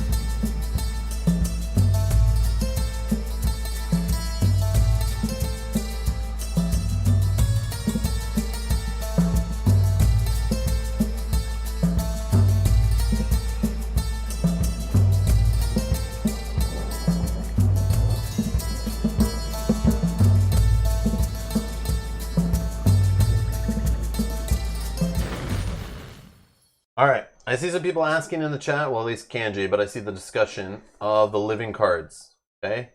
Yeah, I forgot about these. They may not come up in the playthrough, which is interesting. So in a few of the different decks, there are cards put in there with QR codes on them. Okay. So there is one card in a couple of the decks, 4 of the decks, I believe, in every HEXplore It. Maybe it's 3 or 4. I don't know. But in those decks, the card that has a QR code leads you to a different card on the website. So you scan the QR code based on the month you're playing. So after the game comes out for 12 months, they release a new card. So if you play this game in January after you get it, for example, those 4 cards in the game are going to be different than if you're playing later in July. You're going to see different quests or different encounters come up on those cards. Super cool. So it's like adding another 30 or 40 something cards. I don't know how many. Oh, 12 times 4, I think. Or maybe it's 12. Yeah, 12 times 4. It might be 12 times 3 in this game. But anyways, for one full year, it's like DLC content that is slowly trickled out for the game. So if I scan and I'm playing in February, the Void Reapers are hiding in our Circumstance deck. Lost Knowledge is a quest in one of the towns or whatever, and there's this Merchant's Tale Explore, okay? But it works a little different again in Sands of Shurax, adding a different layer of complexity. If I go back to December here, you'll see there's a blue number and a green number on these cards, because slowly there's a story that progresses, and we don't have March yet because March hasn't happened. But there is a side quest story. As you play the game multiple times, you'll run across these cards. And if you've already done card number 1 or 2, you'll draw card number 3 from that story, and you'll keep progressing through these connected 12-card mission stories that are totally optional. But once the game's been out for a year, they're all available. But this game only came out in, I guess, December is the first backers got it. So you basically have to start at card number 1, which is different. Normally in a game, you could just pick the month you're playing in, you know the cards. But in this game, if you haven't seen Lost Knowledge card number 1 here, you have to go back. If you're playing in March or February like we are, and we see this card, we haven't seen either of these yet. So we would have to go back to number 1 and start at number 1 and keep going through as we go. And let's say we found card 1 and 2 the first time of one of these stories, then we would move on to 3 in our next playthrough. So it's another cool, like, variability side quest thing in the game. It's crazy. Like, the things they did in this game, it's nuts. But I love it. But there is an add-on physical expansion. I think you can buy these at retail eventually or from the website. They were available in the Kickstarter. We have them. But they actually physically have the living cards. So this is the living card deck for Sands of Shurax Volume 3. I have the one for 1 and 2. So what if you don't want a QR code scan, what I've done, I went into the decks that have the QR codes and replaced the cards in them, except those side story ones. So if we find in Fera, for example, if we run into the card, I can show you it actually, we'll shuffle. If we run into this card, Lost Knowledge, we start the Lost Knowledge mission side story, and it tells you where to go, or you can scan the QR code. So I didn't replace it, but I could replace this card with the number 1 of the story, and when we see it, we start it. But I might not realize that number's on there and forget. Yeah. So I'm going to leave this card in here. So the 2 side quest stories for at those cities, I've left them in. But for example, in our Circumstance deck, I've actually taken out the QR code, and I've put in February's card, because we're playing this in February 2021. So that card is in there. We'll just draw it, and I won't even realize it probably. Which is fine. I just have to remember the next time we play it to go swap that card out. Yeah. And I can just look on the website to make sure I have the right card and whatever. But yeah. So we have those available. All of them are in here. So this is an optional thing you can buy. You do not need this. You do not need this. But it's an additional little component to the game. So I literally, the cool part is, I actually know all the cards that are coming. If you have this deck, I know what's coming in November of 2021, what that secret card will be. Because they're all in here, okay? They're all here. And there's this whole optional peril deck, which actually is only available to you if you're playing with the physical components. And it has its own little special rules pamphlet that comes with these living cards that explains how you can use them in different ways. So you could just play that whole side story if you want, and I could just have these on the board, And we literally can just use these as the city deck and start through the story, going through mission 1, 2, 3, 4, all the way through. Okay? I could just replace this with this city deck if I wanted. If we just want to go through that expansion content, you can just do it. That's what's cool if you have the physical. You can't do that until the game's been out for a year to see all the cards on the website. So that's just something interesting. We'll have these off to the side if we need them. Yep, you did it right. I did it right? Mm-hmm. yeah. Ferora's here. I switched the cities, but like, let's hopefully I didn't leave them out. So I'll just have these off to the side. We'll grab them if we need to, but we're not playing with perils. Like I said, I want to keep the game as vanilla as possible-ish and just dabble in a bit of the content. But yeah, just like the game, it's just so modular and gets so crazy. I can keep saying that over and over again. And there's more that I'm not showing you that's in the expansion too, which is crazy. It's nuts. Gets nuts. But like I said, it's a lifestyle game. You can buy this game, and if you're into it, there is, man, months and if not years of content in one volume. It gets pretty crazy. All right. So, are the expansions worth it? Asked Kanji. So, the expansions, I don't play with much from the expansions. Personally, how I play the game, because I only play each game, I've only played each game maybe 3 times max, and I move on to other stuff. But if you have a group that's going to play with you, or, okay. Here's the thing, though. I play a lot with these exclusive roles because I play the game solo or 2-player. These more powerful roles are only available in the expansions, okay? But you don't need them. You can write in whatever numbers you want. You can change the difficulty by playing you can lower the difficulty. You could play the quick play mode or the double up mode to speed up your leveling up, to tweak the difficulty, so you don't need to play with these. I don't need to play with these.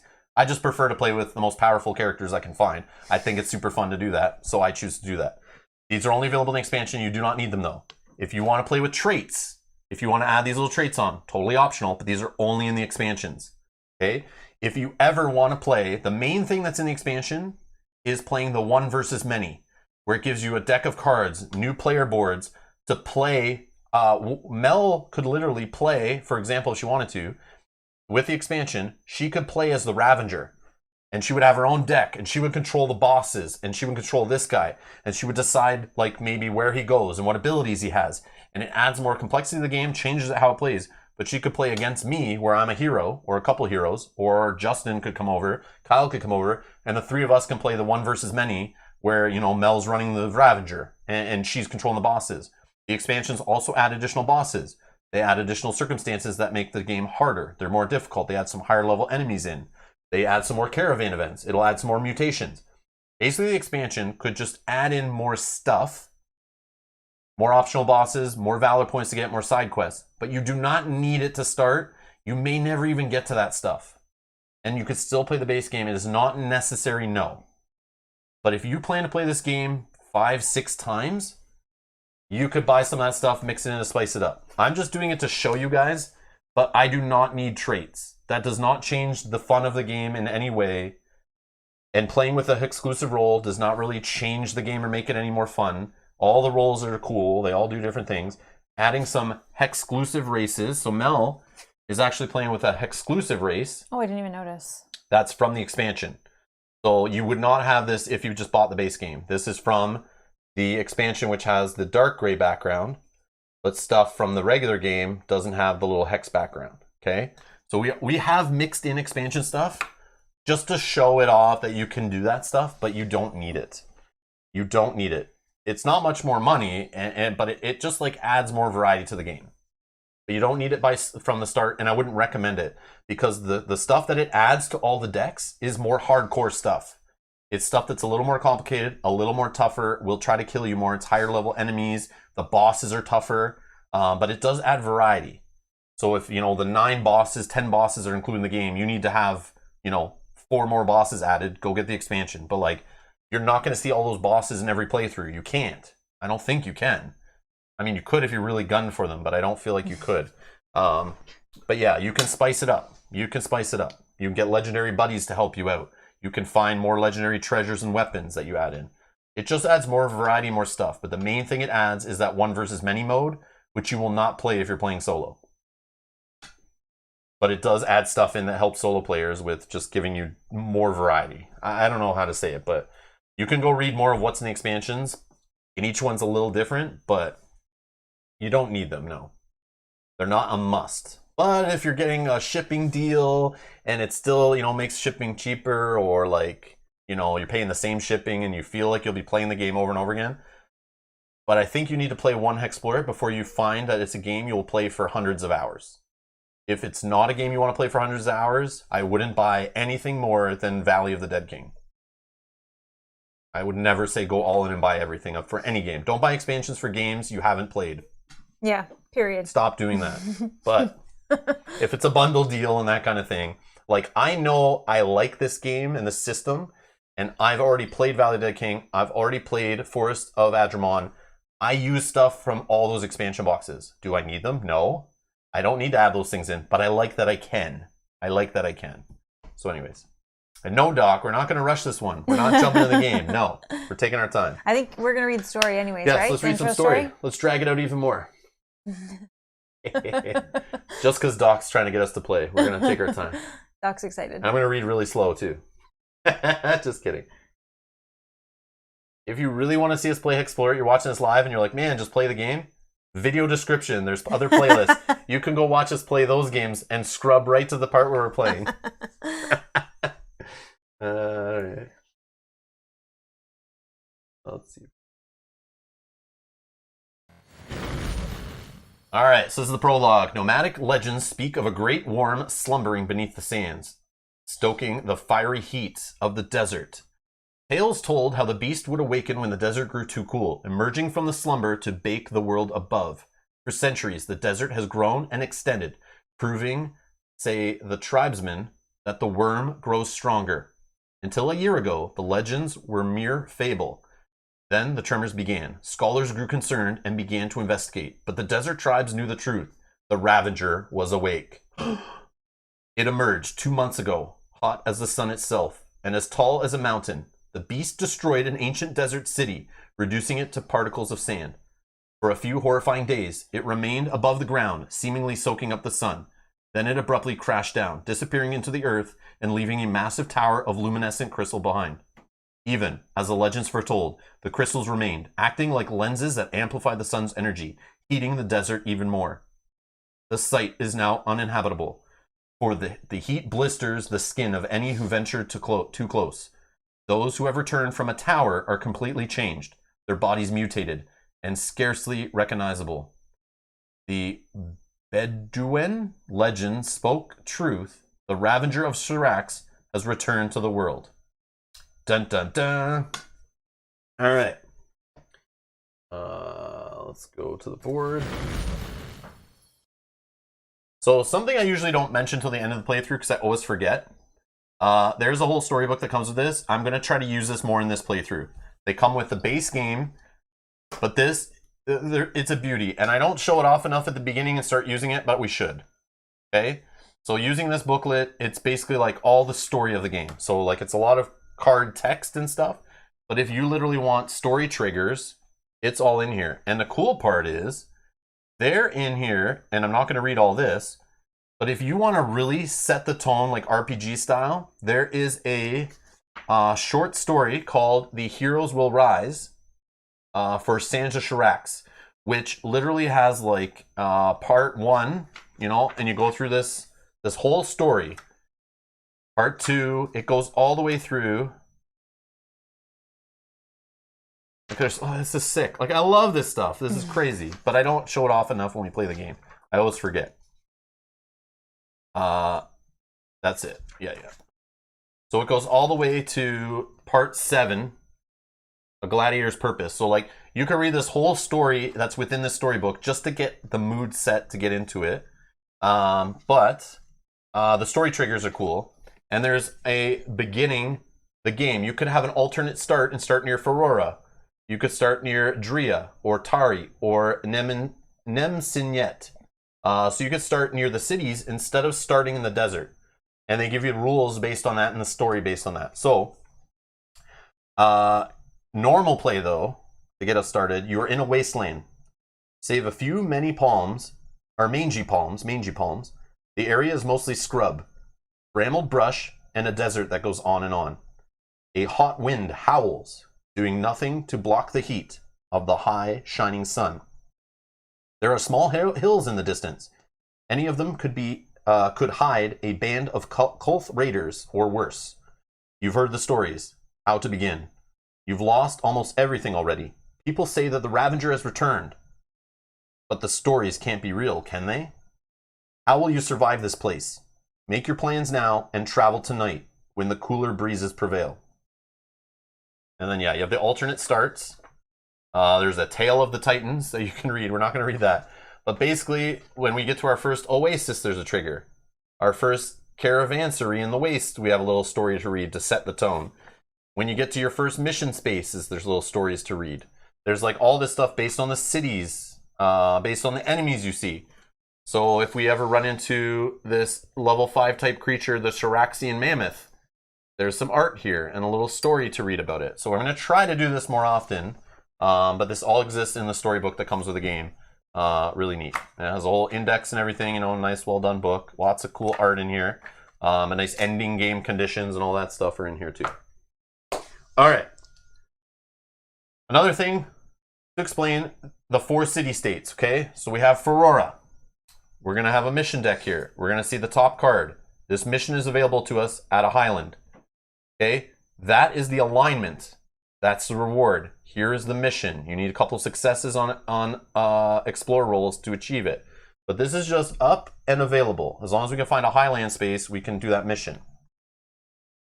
Some of them are bounties. You have to take the bounty back to that city. Some of them are escorting somebody. Some of them are excavating. Some of them are trying to find treasure or running into a special place or, you know, a mirage or that kind of stuff. Here's the one that's for the city of Tari, city number 3. That's located right here. So we're going to keep that mission deck available here, and it's another Explorer quest at a Highland.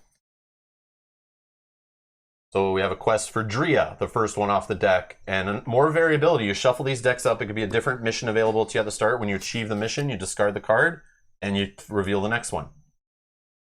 Cool. Okay. So the different city states, like I said, they have alignment, and based on you doing missions for them, you can choose the alignment you're going for, and those alignments can give you discounts in those cities, help you follow a certain story path, whatever you want to do. But as we're being reminded in the chat, I want to explain those cities exist and their alignments can be changed based on missions you're doing and things you do in each of the cities. So we need to track our alignment on the board, and we can choose which way our alignment goes. We can ignore alignment and not do it at all and just sit at neutral, or you can roll a die to do your alignment. It says you may choose an alignment or may roll a die. You don't have to. We can totally skip that and just see where the game leads us. But what do you want to do? Where do we want to go first? Do we want to go to that place to trade in some knowledge first in Ferora, city number 1? Maybe that's a good place to go first. Well, we'd have to build up some knowledge first. That's what I'm saying. Yeah, we could. So what we learned by playing this game once before is trying to survive in the desert and expand the desert. You need to do it in this game. Because there's 3 acts to the game with the Ravager. And once you get to Act 3... basically, it's in the final stage of the game. You start losing energy, you have to fight the boss or something, or find an endgame condition to win, or else you just fail. The game will just end. But you can prolong each act. Act 1 doesn't even start yet until maybe first round, maybe 4th round in the game. You're rolling dice, or maybe 3rd round. You can only delay it till, I don't know. But you're rolling dice before Act 1 starts.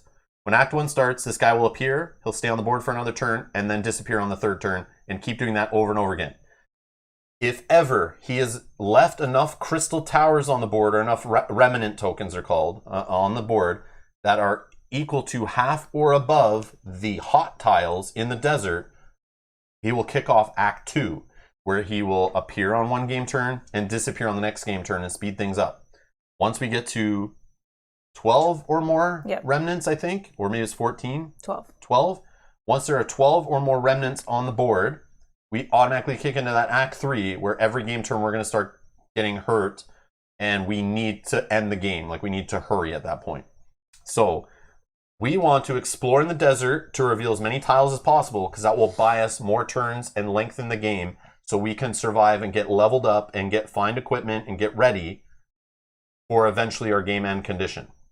So, I forget where I was going with that. So the alignment. Yeah. So we need to get to one of the cities. I don't know which city we want to go to. We really don't have to go to any city. But but for and doing the trading and knowledge, getting extra power cards. I mean, but also we can look at what's available there. So you can rest at an inn in a city, but you can buy some of these things. Like, are there any items that are in any of the cities that, like, the living rope was really good. We got that last time we played. Where is this at? Sorry.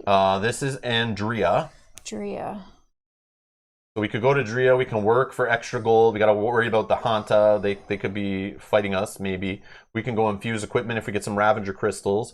But I do like on the Bazaar. So this any city. I like the Dust Skimmer. Yeah. I like getting this item in all the different games. This obviously has a different name in other games, but this is the one that allows your speed of movement to move 1 extra hex per turn, including moving cautiously. It also helps us not sink in the quicksand, and we can ignore the silt seas, which are the white sand spaces that cost extra movement to move through them, and we could get stuck in them. Mm-hmm. So I like that item in all the games. Any one that gives you extra movement, like the horses or whatever this in the other games, I like going for those as quick as I can, because then it speeds up our game so we can race faster to get stuff done before the boss, is breathing down our necks. Yeah, no, I agree. Okay, so maybe we plan to go to Drea first. That'll give us some time to build up some knowledges. There's also Tari. So Tari is more about the arena. So yeah, we didn't explain this either, but in this game, wrong one, on the Bazaar. So there is an arena you can actually do gladiator combat in. If we find a space that has us doing combat, we actually start at level fame unknown at the top there. But you can ignore this, or you can go fight these battles. We may find places in the desert we can fight at, or you can go to Tari, which has its own arena with special rules that's more deadly, where we can actually die in it. The other arenas you can die, but you get immediately resurrected, so you're can never fully die there. But you can get hurt a lot, of course. But that's at Tari, so that's its own special arena. Nimsinnet, the gambling den of Nimsinnet, is a place we can go to play Scarabs, which on the back of the other Bazaar placard has a gambling game of Scarabs. You can literally go in a casino and do some gambling. But you can find these places throughout the game. You can go find Scarabs at different places. But specifically at Nimsinnet will have its own versions of Scarabs here with its own little rules twist. Oh, we can also get mug there, so we gotta watch out. We could have a mugging. I think we go to Drea first. Oh, we can buy weighted dice there. Oh yeah, that was cool. We didn't play with those, but the video we watched. You can get gambling dens. You can get gambling dens to help you. Yeah. All right. So I need this one back. Sorry. A key thing with the cities. So I mentioned it before. My favorite thing about this game. Yeah, Edgar. Like I said, this game is a adventure toolkit. If you have the board gaming mind of trying to be efficient and figure out all the rules and how to outsmart the game, this is not that. This is not a set it up, play it in an hour, and play it in an hour again later and solve the game. This is just a set it up on your table, have fun. It's loose. It's modular. Our game is going to be different from your game because we've mixed in different things. We've set it up different. We're going to make different choices. You have to understand, we're not showing off everything in the game either. This is just a scratch in the surface. I love it. It's so different. It's more like an RPG than it is like a standard play-tested, refined board game. I'll say it again. So there's so much going on here. More going on in this game than any other volume of the HEXplore It series, like I said. I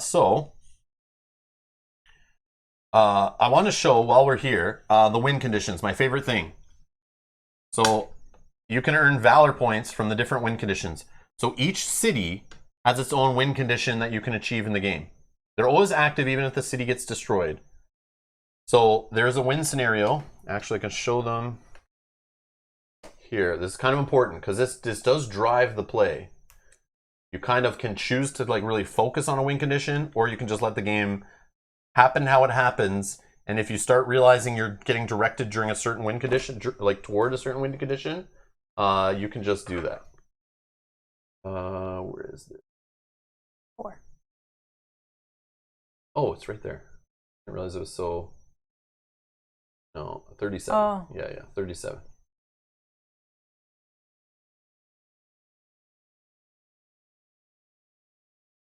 All right, one sec. Just trying to find the page.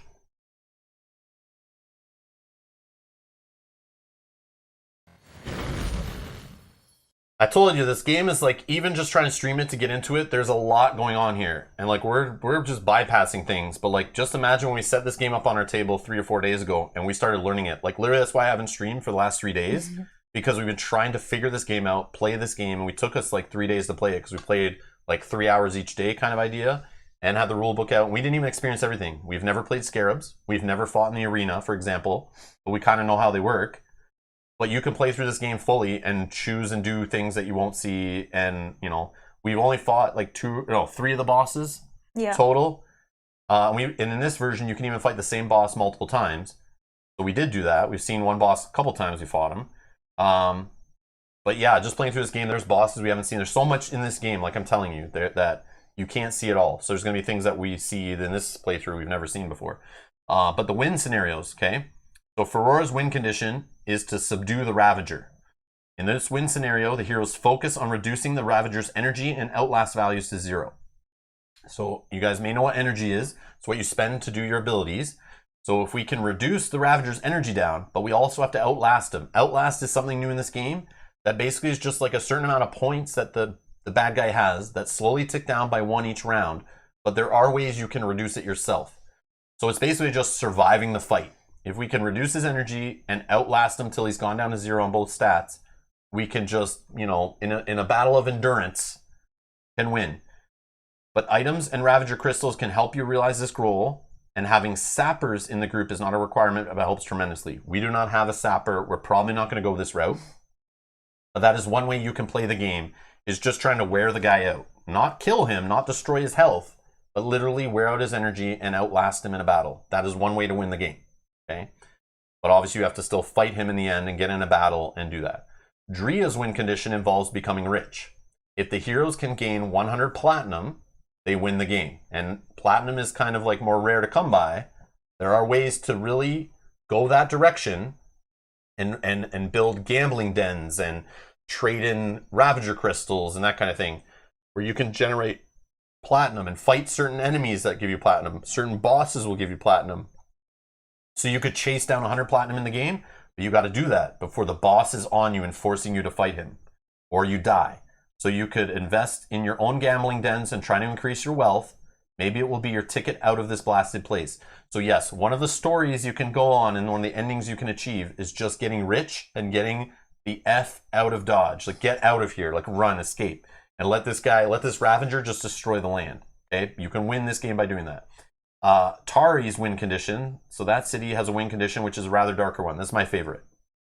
In this win scenario, the heroes must defeat boss number 8, I don't know how to say that, then focus on pulling the Ravager to the other 3 city-states. So this is like a city that has like an evil ruler. He wants to destroy the other cities. So you can use the Ravager and use specific items to destroy the other cities. If you destroy all other 3 cities and Tari is still standing, you can win. And you consult Tari's thing for more information. And the gambling den of Nemsinyet win condition is just defeat the Ravager, reduce its health to 0. Okay, standard win condition that's in every other game. Just destroy the final boss, we win, and we save the world kind of thing. Okay, so that's something cool in this game, but they've obviously put in mechanics and items and story and paths that you can follow through or ignore depending on which win condition you're going for. But again, you can just play the game, not care, and all of a sudden, boom, we're at 100 platinum. We did it. We won. You know, if you want to go that route, or just it just happens and falls in your lap. Or we just get to the point where, oh, now we have to fight the final boss, or we're going to die, we just have to go for it. And we just go in that fight and start fighting him and try to kill him. Or some of the cities might get destroyed. And then we realize, let's work hard and try to destroy that 3rd city. Yeah. And try to do it for Tari and be evil. You can do that. So it's kind of cool. No, it's really cool, I should say. Not kind of cool. That's full cool. All right. So we didn't select which direction we want our reputation. I'm thinking... Whatever way for Dria or Ferora. I like those ones, I think. They're my favorite. Okay, so if we move... So Drea is the 2, and Fera is the top. So if we move it to the top on that side, on the right-hand side. So we start at 0 in the middle, but you can move it like either up or... So if I move it 1... Which one? Towards which one? Towards Fera Andrea. No, you pick 1. Yeah, but I did. Oh, okay, sorry, but like... It's, I see what you're saying. Because it's kind of on that axis, yeah. So... You moved it up 1 and to the right. Up 1 and to the right. A little bit diagonal. Yeah.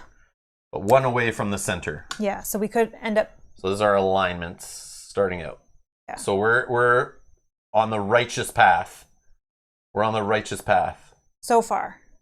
But a little bit on the cruel side versus the rebellious and corrupt side. Yeah. Oh yeah, you gotta mark off our fame. Oh, our fame's already marked off by default, unknown. right? Yep. Unknown? Okay, yep. Cool.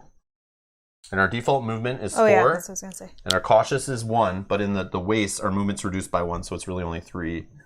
Okay. Okay.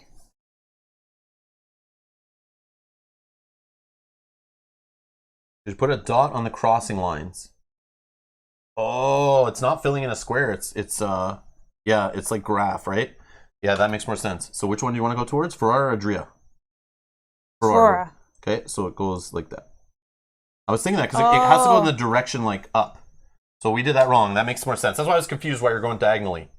Because you just go up or right. So if we want to go Drea, you just move along that line. Yeah, Okay. it's a dot graph, not filling in the cubes. It's our game. I can do what I want. Yeah, I wasn't paying attention when you were doing that yesterday. There's no difference. It means the same thing. Yeah.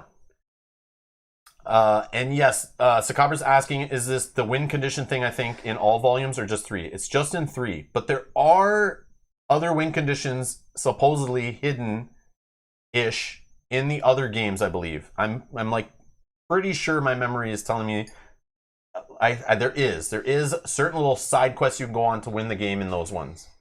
But they're rare. They're like rare and kind of hidden. It's not up front and in your face like in Volume 3. Which is what leads this game to be more complex, I think, is them trying to satisfy those different win conditions and add enough in the game so that you could follow each one. It's like a full game that feels completely different, which is cool. Me, myself, and Dice, what up? Oh. Hey, Justin. All right, still don't know about this game. Forest Lost Luster Fast. See, that's the thing. Yeah. That's why I say try Valley of the Dead King or Forest. I would recommend Valley. Try that out. If it's not there for you, don't go buy Sands of Shurax. It's like, you know, it jumps up into that 4+ complexity. It gets crazy. All right. You good? Yeah, I guess. There's a lot to this game, man. But let's go with round 1. What are we doing? Cautious movement to the caravanserai? Yep. Done. Okay, let's roll our skill dice. Oh, we're going to wander. Yeah. So we've both failed our navigate. So one of us in a 2-player game has to succeed on the navigate or we wander. So we're definitely going to wander. Gold, you got none. Well, we move... Yeah, we move moving cautiously. That stops us from wandering? Yeah. Ah, that's right. Yeah, I don't know what I was thinking. Yeah. Moving cautiously, we don't even have to roll the green die. Yeah. That's right. But you can I was thinking try that was to get only on camping. Yeah, but you can try to get hexes. Yeah, I roll it always because I want to get that critical stuff. So Yeah. we don't have to worry about those. But I did fail my food, so I need to eat. I don't have to eat. I got a 3 out of the 6 I need. So you just have to roll equal to or lower and you pass. So I don't need to eat. I didn't find any gold, just dirt. And we don't need to wander because we didn't even need to roll this. I was just getting excited. I can never find gold, so... Well, I guess unless I roll a hex, maybe, but that's still not even. So, basically, we are in Caravanserai, so we can skip the circumstance phase. So normally you skip this phase and go right to the event, which is flipping a Caravan Master card. And we found Caravan Master Ball, the Enslaver. Oh, look at this. Oh, no. Oh, item costs are raised by 3. This is gross. Oh, that's so bad. That's terrible. That's so bad. So how a caravan works, we're not going to take it, but basically the Caravan Master is going to drive you, and you do a bunch of skill tests. You deal with events out of the Caravan event deck, and you go on a little side journey. Oops. You go on a side journey and try to survive and keep the Caravan Master alive. If you keep them alive, you could get some bonus to your stats. For example, on this one, it's always different. If you keep them at full health, you get an extra item. And if you keep them at full vitals, you could get more attack stat buffed up. He is going to take us, if we want to take this guy, we roll the pyramid die, which is a 4-sided die. And we found a 2. So that is, he is going on, Ball the Enslaver is going to City State number 2, which is Drea, right? Yep. So that's his destination. We just leave this die on here, and we know that he is headed that way. We could bribe Ball for 5 gold to take us anywhere on the board. Anywhere we want to go. 5 per hero. And if you help him out on his quest, he's going to move our alignment in that direction for every event card we deal with. And if we ignore one, it moves in the opposite direction. I believe so. I could be wrong. So that sucks. Yeah. So like, I really don't want to shop here because it's so overpriced. But together we have 10 gold. Yeah, I mean, so we could buy hearty rations. They would cost us a total. We could buy 1 ration each, kind of thing. Yeah, because it would cost us a total of 5. And each ration's only 5 units of food. But I think we do it. Yeah. You think? Or do we just maybe find another caravansary in the giant deck of tiles? Maybe we don't. Maybe we don't see one for 4 or 5 more tiles. I think we do it just because 5 food will... All right, so add a caravansary. You can shop at the bazaar, but only buy things that are in the top part here.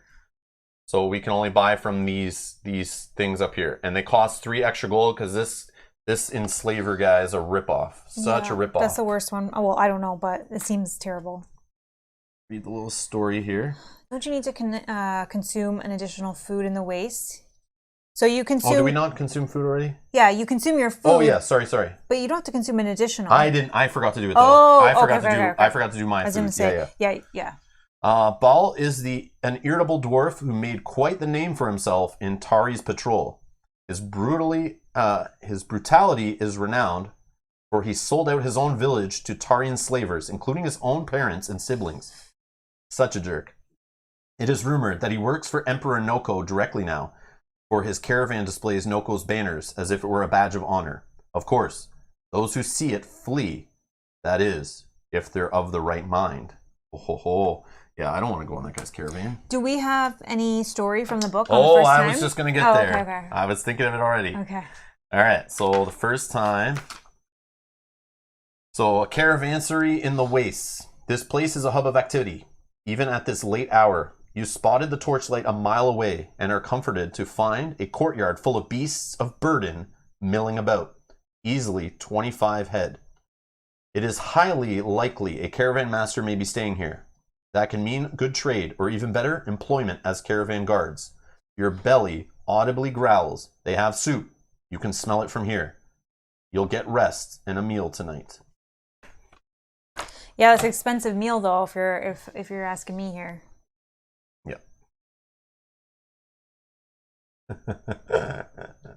What can you expect from enslavers? Yeah, Solar, we know you consume 1 food. But if you already eat, you don't need to consume that 1 food. But yes, I didn't eat because my food rating is 2. I passed, but I forgot to erase it. Yeah. Yes. Okay, so... We did explain that earlier. We know that's how it works. Whether I do the rules I explain is a whole different game. Okay. We will miss stuff for sure, but thank you for pointing that out. Yes, thank you. Yeah, Sleeping Gods, I'm interested in that one, Justin, for sure. But I don't know if we'll ever play it, but people can jump in and out. I like that jump in and out stuff. That's a good rule for our Maybe that's something we check out later this year when we actually have some other players showing up. But I do want to check out one of those Riot Locket games. But we just don't own any. I've never tried any of them. But I do. Sleeping Gods on my list to check that game out for sure. And I believe it's like coming out now or soon, or people are getting it or whatever. Yeah, and obviously we do not want to leave the desert yet. We explained that. We don't want to go to a city yet, but we're just thinking ahead of like where we might want to go eventually. Yeah. Okay, so I'm going to, in this caravansary, I'm going to spend 5. So the 2 for the hearty rations plus the 3 because he is selling for insane prices. Yep. I'm going to spend all 5 to buy 5 hearty rations. No.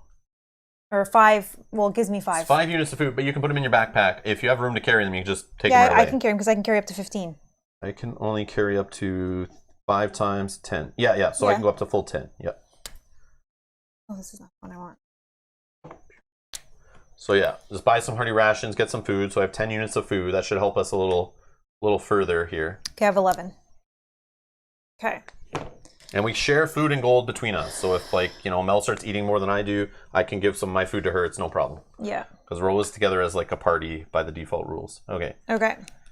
Villain phase. Yeah, we don't want to travel on an adventure or anything. We just want to buy some stuff at the caravanserai. But we go to the villain phase. So we will roll a d4, and if we roll a hex, he's coming out. Oh yeah, he doesn't come out for sure yet. No. Yeah, we're not in Act 1 yet. Oh, it's a hex. I shouldn't have even rolled. It's a hex. You should have rolled that. No, it's fine. So he's going to appear, and we're in Act 1. If you can mark it on our battle mat. So yeah, Act 1 starts. So actually, we're rolling a d4 to find out where he goes on this original hot tile here. Dang, that was quick. A 1. So he will destroy these 3 right here. And we're still good. We don't get bumped away. But yeah, now we need to, like, avoid him. So at least he didn't destroy the caravanserai. So that's still there as an option. Yeah. If we need to escape the desert eventually. Okay. All right. Do we want to read anything for starting Act 1? Yeah, I think so. I think so. Act 1. 74. Oh, that's fast. So act triggers. Read the entries aloud when each of the acts trigger. Act 1 begins. Could it be true? The recent news that the Ravager has appeared is now confirmed. Never would you have thought this would occur in your lifetime. The Titan was a mere legend for countless generations. What this will mean for the world, you are unsure, but you will know it can't be good. For now, you witness the devastation from afar. The horizon is painted in colors you've never seen, refracted through various crystals on the creature's back. Even from here, the tremors have nearly knocked you off your feet. The Ravager is ushering in a new chapter in this world. You now have a new purpose. A personal journey has begun. Maybe you can do something to help the province. One thing is certain. You'd better keep moving. Awesome. So Peter is asking the exact same question that I asked when we originally started playing. I didn't understand either for a second how these worked. So Peter's saying, never use a d4 before. How do you decide which side to use? And that's exactly what I said to him. So you roll a d4, and whatever side is at the top and is legible. So that would be a hex, which is a 4 in this game. And any side, it'll look the same. So if you stand it up and then show it on all different sides, it's always on whatever number's on the top. So everyone at the table, if I roll that, boom, you can see it's a 3 all the way around. Yeah. Yeah, D4s are not something I'm very familiar with either, but it just makes sense. When I rolled it, I just saw that that's how, okay, it has to be that number, and it's right, yeah. Yeah, but I asked the same question. So it has 4 points on it, right? So every point is a number. So this one point is 2, this point's 3, this point's 1, and this other point in the back here is the 4. Yeah, that's how it works. Got it? All right. I asked the same question. Yeah, Mel was like, I was like, I don't understand how this works. Yeah, we don't play role-playing games, so like these D4s and stuff, there's different. But like, how thematic is that in a desert game with, you know, like including dice shaped like pyramids? Like, oh my gosh, it's very like genius. Yeah, it had to be done. If they didn't, I would call it a fail. Yeah, very thematic. It's cool. Okay, so back to our turn. Yep, game turn 2. Game turn 2. So I think we phase. move to reveal more tiles. Yes, agreed. Should we move? In this case, to join a couple on this end? Yeah, I was going to say we're not worried so much about wandering at this point, so we could. Can you pass me one of the tiles? I just want to see these? how Yeah. it fits. Yeah, so if you move to this space on the corner here, we will be able to reveal 2 more tiles. Okay, so Solar was saying before that you go to Act 2, I think, because Act 2 triggers. Act 2 trigger. Act 2 begins when the number of remnants. There's no remnants on the board yet. No, there's no remnants. No, this is something I see people asking online too. Yeah. No. It's not how it works. Not how it works. Act 1 triggers. There is no remnant tile on the board. Not yet. Do not go by how the developer plays through this game. His videos are full of mistakes too, just like ours will be full of mistakes. Okay? You're not supposed to put a remnant tile down now. You're not supposed to put a remnant tile down next turn. You do not put a remnant tile down until this guy leaves on turn 3 after appearing. Yeah. We will remove him, place a remnant tile down, and check. So that's why right now it is super important that we expand the wastes so we get more hot tiles down, because as soon as we have remnant tiles equal to at least half of the hot tiles in the desert, We then kick into Act 2 where he speeds up, and then he can start appearing on quadrants where we are. Yeah. So for now, he stays in the desert on Act 1, which is why we need to run around the desert and expand the desert as much as possible. And not be slow about it either.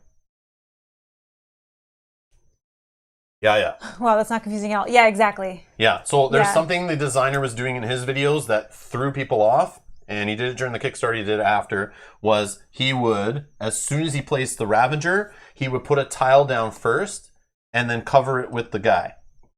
And people automatically started saying, well, now there's one on the board, but there's not. He was just doing that to kind of leave it underneath so you'd remembered it was there. We're going to use them a little different, and it's not explained in the rule book. So we remember what turn we're on. This is what I recommend maybe some of you guys do. Instead of using like a die to track it, the first turn in Act 1 when he comes up, we put him on the board, obviously. On the second turn, we're going to put a crystal underneath him so we know that it's second turn where he stays on the board. And the third turn, we remember to take him off by looking, and if we see a crystal underneath, we're going to take him off the board. Because otherwise, I'm not going to remember, did we leave him on the board that turn? Is this the pause? Is it the time we take him away, or is it the time he stays? So how it works, the villain phase has, the acts work differently. So it appears in Act 1, appears in the waste only. Game turn cycle, so game turn 1, he appears. Game turn 2, he just sits there. Game turn 3, he goes away. And repeat.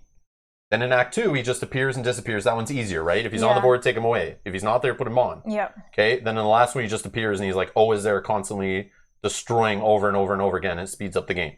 Okay, so that's how it works. We'll show you. Yeah. It'll make more sense for those who are like a little confused. But Act 1 can get confusing on, did we place him already? Did he already have his pause turn? I don't remember where we are. All right, so what we're going to do, I say we get them moving. Yep, I agree. So we can go move one space, and as soon as you move to the edge of the board, you are allowed to pause your movement, grab a tile, and place it, which we will do.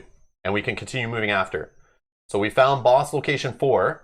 We also found a mission location we can do in the Silt Sea. Do we have any missions that are required in the Silt Sea? No. I got Highlands. I got Desert and City 2. So we want to avoid the Silt Seas if we can. They cost extra movement, and we could sink in them and be forced to camp. Yeah.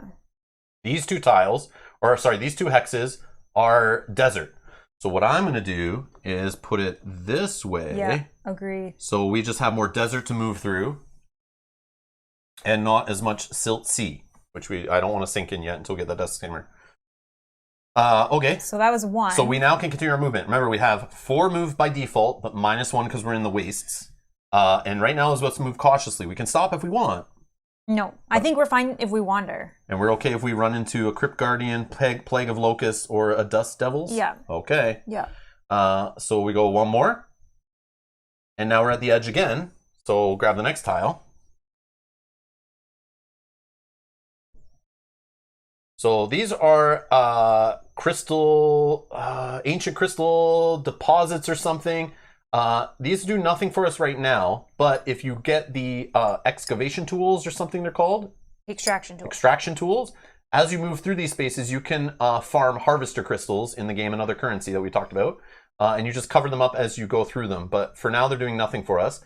But these are highland spaces. But again, this mission spot is a highland. It is also a desert. So it's a dual space, I believe. It's a dual space because it has dark brown in it, also has a sand color in it. So we can do missions there if it doesn't get destroyed. So we could. Oh, Camus is asking, yeah, is that mission point both a desert and a highland? Yes, I believe so. We can check.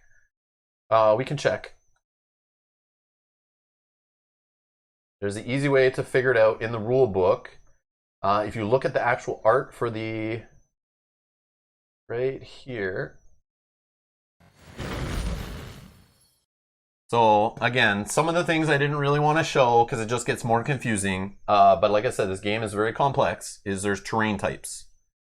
Okay, there's pyramids, there is caves, there's ancient crystal deposits, what those are called. There's ruined villages. But over here, and most importantly, is the mission types. So a desert.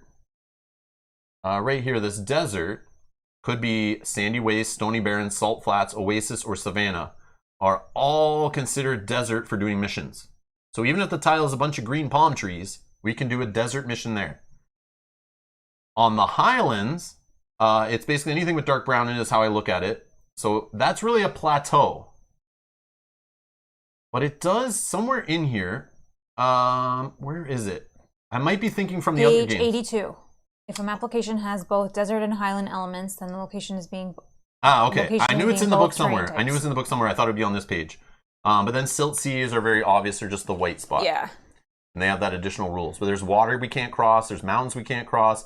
Lava fields that could burn us and give us heat exhaustion. And giant trees that you can interact with. Okay. So you're saying page 80... 82.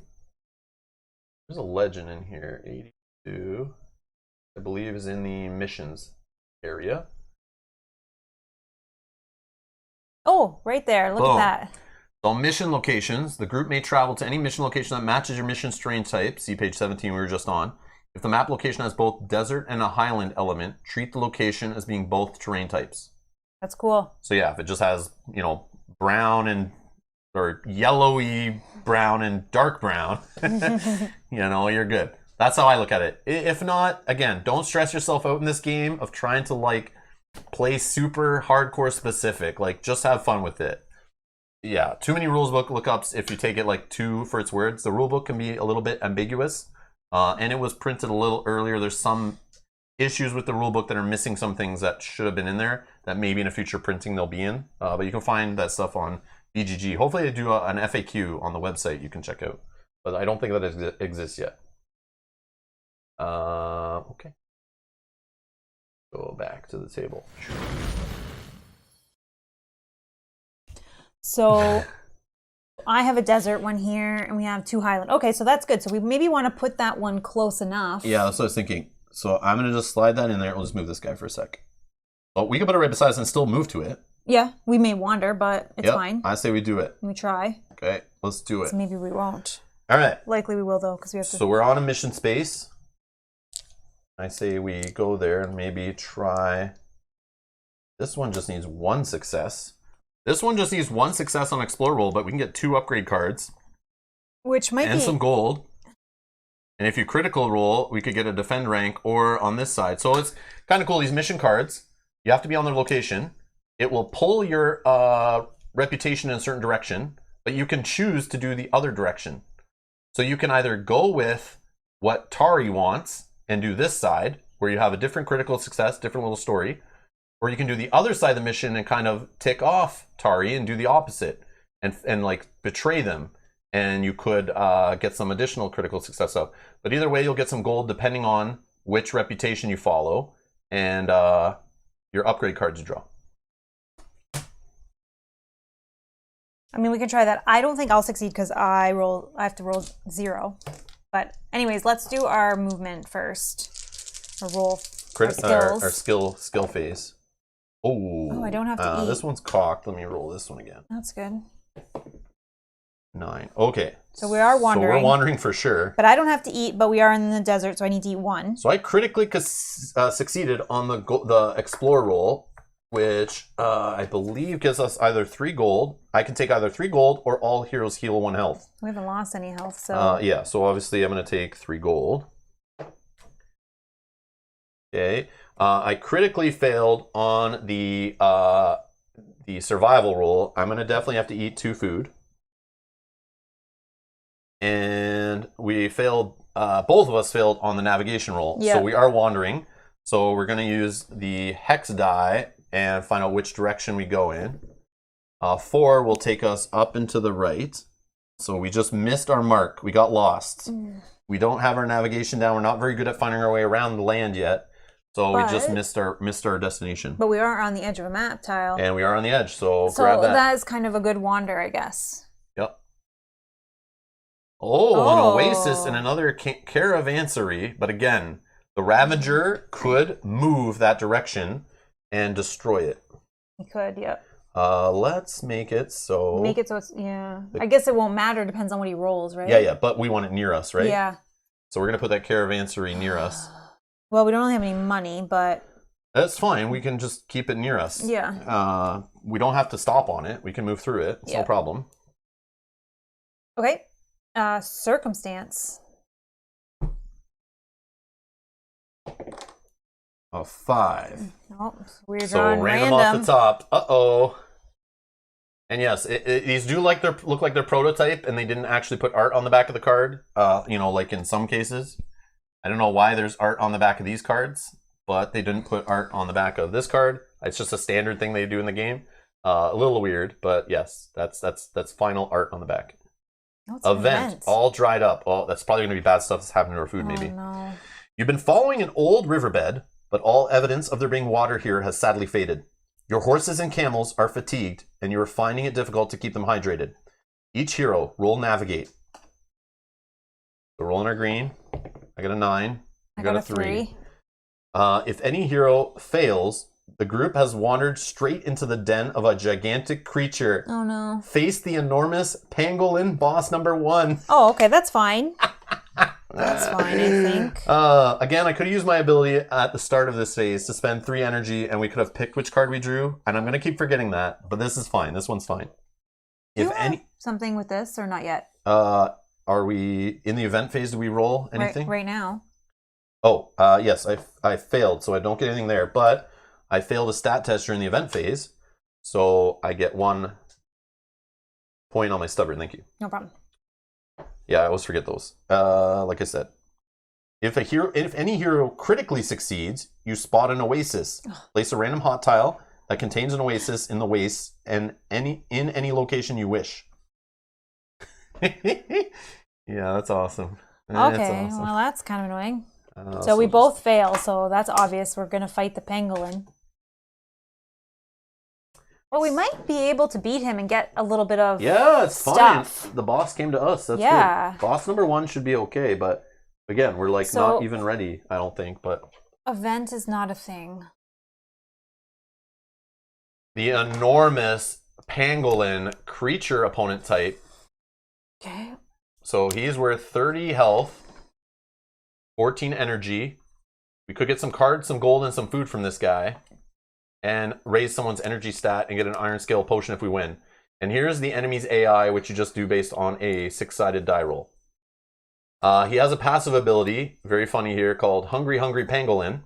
The pangolin preys on the weak and small. Heroes with a food rating of 0 or 1 gain a +4 penalty to their target dice.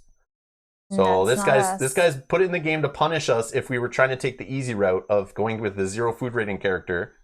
That's kind of cool. They put this guy in the game to just to troll you. And if we were playing on moderate difficulty or higher, he would have an additional ability, which we're not. We're playing on starter. We are starting the game on starter difficulty, which you start by default, and then you can choose to ratchet the difficulty up as you go. If we were on moderate, that would give him that extra ability. But again, when you raise the difficulty, your opponents could mutate. They could last longer in battle. They deal more damage, but you could get extra Ravager crystals out of the battle. But again, I don't think we're too worried about Ravager crystals, but in this playthrough, but we'll see. Like, I'm wondering, do you think the chat's kind of saying like flee, but I'm thinking, do we try? Never! I feel like we potentially might be able to kill him in a couple turns as long as the only problem is I'm only doing like 5 damage or 2 damage in like the best case scenario. I can do 6. Did we do anything in the previous event phase? The Caravansary, we didn't roll any dice in, right? No. And we didn't do we could try to flee, rolling our navigate roll, and as long as I forget. No, well, I think we try a round or 2. Let's start it and see, right? I don't know how much damage he does to us. That's the other thing. Well, I can do stuff to once per game turn for 2 energy. I may roar, which alters your opponent's action result by 1 and reduce all numeric effects of that action by 1/3 your current energy. I mean, he's only boss 1. I know. I feel like we might be able to do this. Should be able to do it. Might take like, and your favorite opponent is creature too. Yeah. So you have some additional damage. You get that is kind of like piercing, right? Yes. So, well, let's start there because that's going to happen. I say we get rich or die trying here. We 3. High risk, high reward. That you can't see. When a pangolin comes along, you must whip it. Yeah. Let's do. So you can see more of the board. Okay. So this is the battle mat, which how you do combat in this game is pretty straightforward. It just involves calculators, dry erase boards, and lots of math, and lots of abilities firing off, and keywords and stuff. But you literally record the enemy's health and their energy, and if they have an Outlast value, you record that. And then we record our damage on here. You do your math each round, and you kind of subtract and add and whatever until you get them down to 0, and you win. Or we're down, we're both dead, or we flee. But yeah, let's just. I mean, we try. Let's try. Fight them. Let's try. Okay. So I will spend 1 energy. Going to 7. To do leather grip. So I didn't go over it before, so we'll just go over the part that's relevant right now. So your opponent suffers health damage equal to leather grip rank plus my rope dance. So my leather grip is my first mastery, so that's 2, and my rope dance is 4. So that's for a total of 6. If your leather rank grip is equal to or higher than the level of your opponent, you may sustain this mastery to grip your opponent. So my leather grip is 2, his rank is 1, so it is higher. So I can sustain that. While gripped each round, you may choose another action. So I can now sustain the grip, spending 1 energy to do that, and then I can do something else as well on my next turn. So I'm doing 6 damage. Like early in the game, my masteries aren't really powerful yet. I think I'm just going to do a basic attack of 5 with my Fury against him. So 5? Yeah. You need to roll your favorite opponent dice. I did. I got 3. Oh, you got 3? Okay. Yeah. Okay, so now we're going to roll the dice for him and see what he's going to do. I forget what that phase is called. 3. But which I can alter if we need to. So he did his first mastery, which is going to minus 5 of his energy. And it's a rolling barrel. This is group health. He blocks 5. Each target suffers 3 health damage. Targets who fail to deal damage this round become trapped. Okay, so... Do you have a way to modify what he did or anything like that yet, or not until you grip him? Nope, I can't. Yeah, that's fine. No, I can't do that, but I can do this. So what does he do? Sorry, which one? 3. So he's going to do group health, so it's going to do it to both of us. He's going to block 5. Ooh. Each target suffers 3 health damage. Targets who fail... You would have failed because he'll block 5 from you. Targets who fail to deal damage this round become trapped. Yeah, but hold on. So once per game turn for 2 energy, I may alter the opponent's action result by 1. So if I put him up to 2... Well, we don't... He would just defend 3. Targets who deal damage to the pangolin this round treat their ability ranks as though they were 1 lower to a minimum of 1 for the remainder of combat. This effect may stack. Wrapping itself tightly into a ball, most attacks cannot penetrate it. I don't want him to block either, but you could make him do his second mastery. No, I can only reduce it by 1. Alter the... alter. Okay, I could do 4. Okay. Second mastery, noxious fumes. Group energy and survival test here. Each target suffers 4 energy damage. Those who fail become poisoned. So we do a survival test, which I roll for a 6. You roll for a 6. Yep. But if you fail, you become poisoned, which sticks to us after the combat, which is bad. As a defensive mechanism to ward off its enemies, the beast emits a spray of acid into the air, coating everything nearby. Oh, that smells. Actually, that might be better because if we... He'll spend 8 of his energy out of 14. And remember, if he doesn't have energy to spend to trigger his things again, he won't be able to trigger that one again. No. Because he needs 8 energy, unless he gains energy off something else. Okay, let's adjust it to the 4. Okay, so he's spending 8 energy. So how it works is we choose our actions, what we want to do in a phase. We decide. You don't have to decide your targets then. Then the enemy goes. We find out what he's doing. Then there's a resolution phase where everything happens simultaneously, where you can like get damage below your health, heal yourself back up. So you could actually go into death territory and also heal yourself in the same turn and come out of that round alive, kind of idea. So you just kind of do everything all at once in the resolution phase, and we figure out what's going on. The battle mat is for every fight you do, even smaller ones. Yes. We also they did give us this. Well, that's from the hero chest, not included in this game, so that's optional. So in the hero chest, they give us ones. Yeah, we got these that are extra from the hero chest, just sideboard, so we have extra backpack spot. If you guys have watched any of my other playthroughs, this little backpack space with my bad writing, I run out of space on that very much. Yeah. So we have an additional backpack extension here, but we also have just a generic whiteboard that you can use if you want for helping. So if the battle math's getting that bad, you could literally attach this on here to have this super long column of more math fun, I'm sure. But I do use this for the smaller battles. Sometimes it's just easier. Okay, so sorry, he was then going to do... Okay, so we have to roll survival. Okay. Yep. Ooh, I fail. I passed. I fail, but once per game turn, when you would gain a condition from failing a skill roll, I may immediately re-roll with a -2 bonus to my roll. So you succeed on 8 or lower now. Yeah. 2, You so I got it. succeed. So I'm not poisoned. Are you poisoned? Mm-mm. Okay, perfect. And then What does he do to us? group energy and survival. So we we suffer suffer 4 4 energy damage. I didn't block or anything. Nope. So I now have 4 remaining. I have 3. Kind of sucks, but okay. And then that's that, right? Yep. So what are we doing to him? We are doing 11, 14. Yep. He didn't block anything. So he's now down to 16 left. Yep. And only 6 energy to spend. So he can do his first mastery still. It only costs 5, but he doesn't have enough energy to do that second mastery. Oh, you know again. what? I did not spend my 2 energy, so I'm actually down to 1. Ooh. It's okay. That's okay. I can... Oh yeah, and I just succeeded. I succeeded at a roll during the event phase. My glory just went to 1. Is this not? This isn't an event phase. 100% it is. Oh, 100%. Oh yeah, I guess. Yeah. What do you think phase it is? Villain phase? Yeah. Nope. No, you're right. We're not moving. It's not movement phase. We're not rolling skills for the skill phase. You're right. You're right. It's an event. We're in the mission, and then we're fighting a boss battle wrapped within the mission. You're right. Or no, within. Oh, we're in the circumstance. Are we in circumstance? Yeah, because the circumstance brought this guy in. But does that make us move on to the event phase though, or not? No, because maybe we're only in circumstance. Yeah, we haven't done. Damn it. Yeah, this one's getting around it. Where's the card that did this? I don't know. Oh, right here.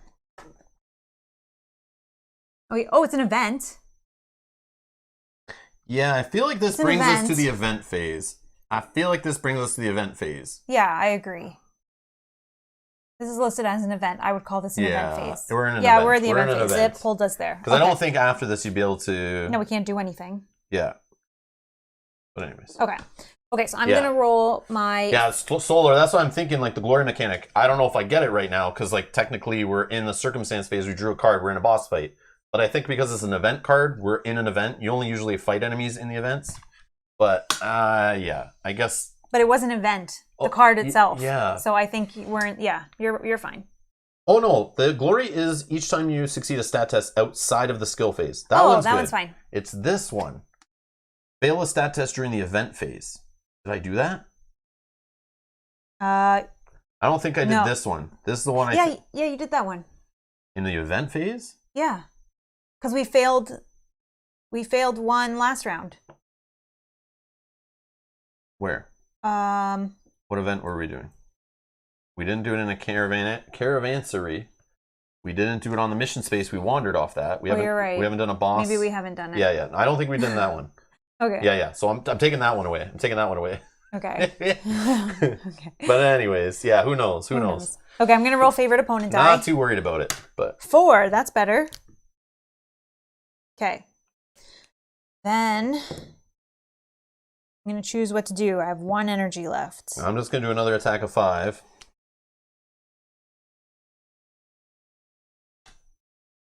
To his health.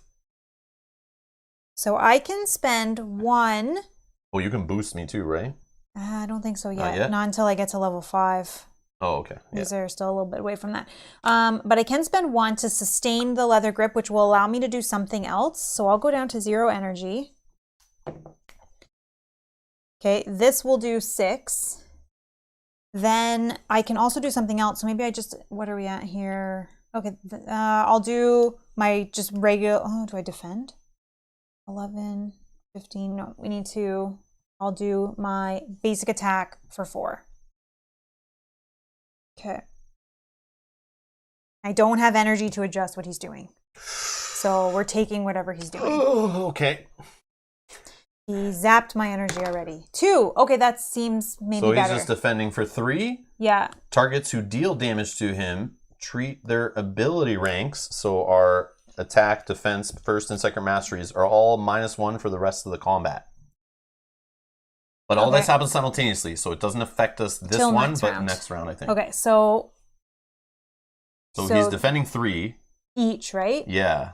Okay, so but it doesn't prevent any of your favored damage. No, so this is going to go to 1. This is going to go to 2. So we are doing 6, 7, 8, 9, 10, 11, 12, 13. So he is literally 3 away. I'm pretty sure it defends per hero. Yeah, I'm pretty sure he does too. But maybe that's good to look up, because if it doesn't, then he's dead. Defend X reduces each incoming damage effect by the defend amount during the resolution phase. Yeah, each incoming damage effect. Oh. So I have a damage effect, you have a damage effect, but it doesn't affect your... Yeah, so even those are separated too. So then, if that was two separate three things more. So we'd be actually at 6. Yeah. Okay. Yeah. He blocks like each source individually, I believe. Okay, perfect. Okay, so he's at 6. So, and now, sorry, we're reduced. All of these are reduced by 1? Yeah, just temporarily for the rest of the combat. All right, I'm going to roll my favorite opponent die. 3. Okay. And that doesn't get blocked, so that's good. So I'm going to just do a basic attack again of just 4, because it's reduced by 1, so it's kind of a 4. Okay, I can only do a basic attack of 3, because I'm reduced by 1. Or, yeah. All right, let's roll his 4. So he actually cannot do it. Yeah, but he does a backup thing here. So he goes to try to do number 4 here, but he needs 8 energy. We know he only has 6 remaining. So he actually goes and does his defend, but only at half effectiveness. So he'll go to here, but only defend for 1.5 rounded down in combat. So he's only blocking for 1 this time. Okay, so this is going to be 2. This is going to be 3. Okay. And then that's it. Because we'll hit him for 3, 5, 2, and then this is piercing damage. Yeah. His favorite opponent damage can't be 8. blocked. So we've hit him for 8 damage. He's definitely done. Awesome. And we don't worry about our... He would reduce us again until the end of combat, but combat just ended. So, boom. Okay, so we did beat him. Take that enormous pangolin. Yeah, so all you that said flee, I mean... How dare you? I mean, that was But now you're out of energy, and I'm half energy right now, so... If you start getting hit by more energy drain, you eventually have to start losing health damage. So we got to be careful here. Yeah, but hopefully we can... We can go to an oasis, and we automatically heal up all our energy. Yeah. Which would be good. And remove all conditions, but we didn't get any conditions. So let's get to the best part of the game. As you all know, is getting rewards and treasure and stuff. That's the best part. So as a group reward, we get 2 upgrade cards, 3 gold each. 2 upgrade cards each, 3 gold each, and 8 food each, assuming you can hold it. I literally can only hold 2 more food. Oops, sorry, I can hold 5. So the rest just kind of goes to waste. 3 more gold each, which I will take going up to 6. And food we did. Okay, so we each get 2 upgrade cards. So there is an optional rule, okay? We're doing it our way. We want to do it. The way we want to play the game. There's an optional rule where you can decide who takes what upgrade cards as you reveal them in a multi-hero game. But they recommend to play it where you just get what you draw and you take it. Okay? So we are going to reveal these, but if we feel like trading, we are going to trade. And yes, that will probably make the game easier, but we're going to do it. So, like I said, it's modular, you do what you want kind of thing. But I drew... this will be wild. First mastery can go up by 3 ranks. On evolve, your mutations are growing stronger. This power up becomes a copy of 1 mutation you have. I don't have any yet. So I can hold this where if you do not have a mutation, keep this card and gain its benefit the next time you gain a mutation. So I could get +3 energy. So this card is just going to literally sit here. Okay, so I got +3 to second mastery, and I got a survival. And this one has a stash Love it. ribbon on it. So what you can do with these is you can hold on to these. So you do not have to take the reward right now. You can hang on to them. No, you don't hang on to them. You stash them. Or you stash them. Sorry, you stash them. When you want to take a chance, and you take all your stash ones, you take however many pyramid die, the 4-sided die, and you roll. If you roll a hex on any of the die for the amount of cards, so if I had 2 stashes, for example, I could roll two 4-sided die. If I rolled a hex, which I did, it doubles the rewards. So it's kind of a push your luck that you can decide on when you do. So looking at these... This is only in Sands of Shurax. Oh, so yes. This is new to this game. Another overhead to the game is this optional stash. Yeah. But there's also, if I can get it to focus. Oh. All right, anyways, there are also cards with the purity banner on them up here. in the top left, which will, if you don't have mutations, will double the benefit, which we should see at some point. Which is very cool. Okay, so if we had a choice, like I would really love this one because this giving me +3 on my first mastery will bump me up till 5 and would give me the bonus of giving you the extra boost. Let's do that. Yeah. You eat more food, so I feel like survival should be your thing. But I really don't use my second mastery much, though. And I don't really care about it. Well, I mean, you can always bump it up for something. Yeah. So I'll just hold this. I like the mutation aspect. We might do some of that later. So I'll just hold on to that one. And then... normally I would stash the survival, but right now, being in the waste and having to eat more food, I think I'm going to use it now and get the bonus right now so that potentially I'll save us some food. Going to 7. But you roll right now. If you, I guess I could just roll 1 right now. Yep, you could attempt it right now. And I got a 1, so that did not... You need a hex. I need a hex, yeah. So that didn't help me. And then my Pretty sure you can do that right away. Yeah. Is 5. So now this one is now at level 5, which also gives me, at rank 5, your allies gain a damage boost equal to your leather grip while attacking a gripped opponent. So my leather grip is 5. So Rob would get a boost of 5 damage on his attacks. Yeah. Is it only on my attacks or any kind of damage I'm doing? Boost damage equal to leather grip while attacking a gripped opponent.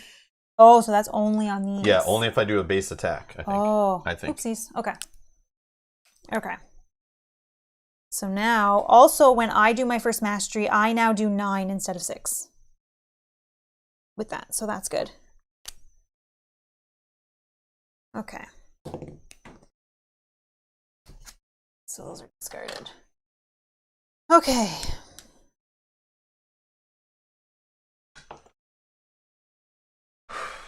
Okay. Okay. So Villain phase? Yes. So we're gonna put a little token underneath him just to help us remember that he's just sticking around on the board for another round. Yeah, it's his paused phase. Let's pause. Okay. All right, back to the movement. Where are we going? Do we want to just cautiously move there, or do we want to do one of these, or do we want to just explore more first? I think we do. I think we try to do it. We'll get some more upgrades in case we bump into something else. Yeah. So we just cautiously move one space. Yep. Okay, so we don't need to roll the green die if you don't want to. No, but I will just in case of hexes rolled. Yeah, yeah. Oh man. So we would have wandered if it mattered. Yeah. I did get a hex on the survival. What is going on? Wake up, camera. Wake up.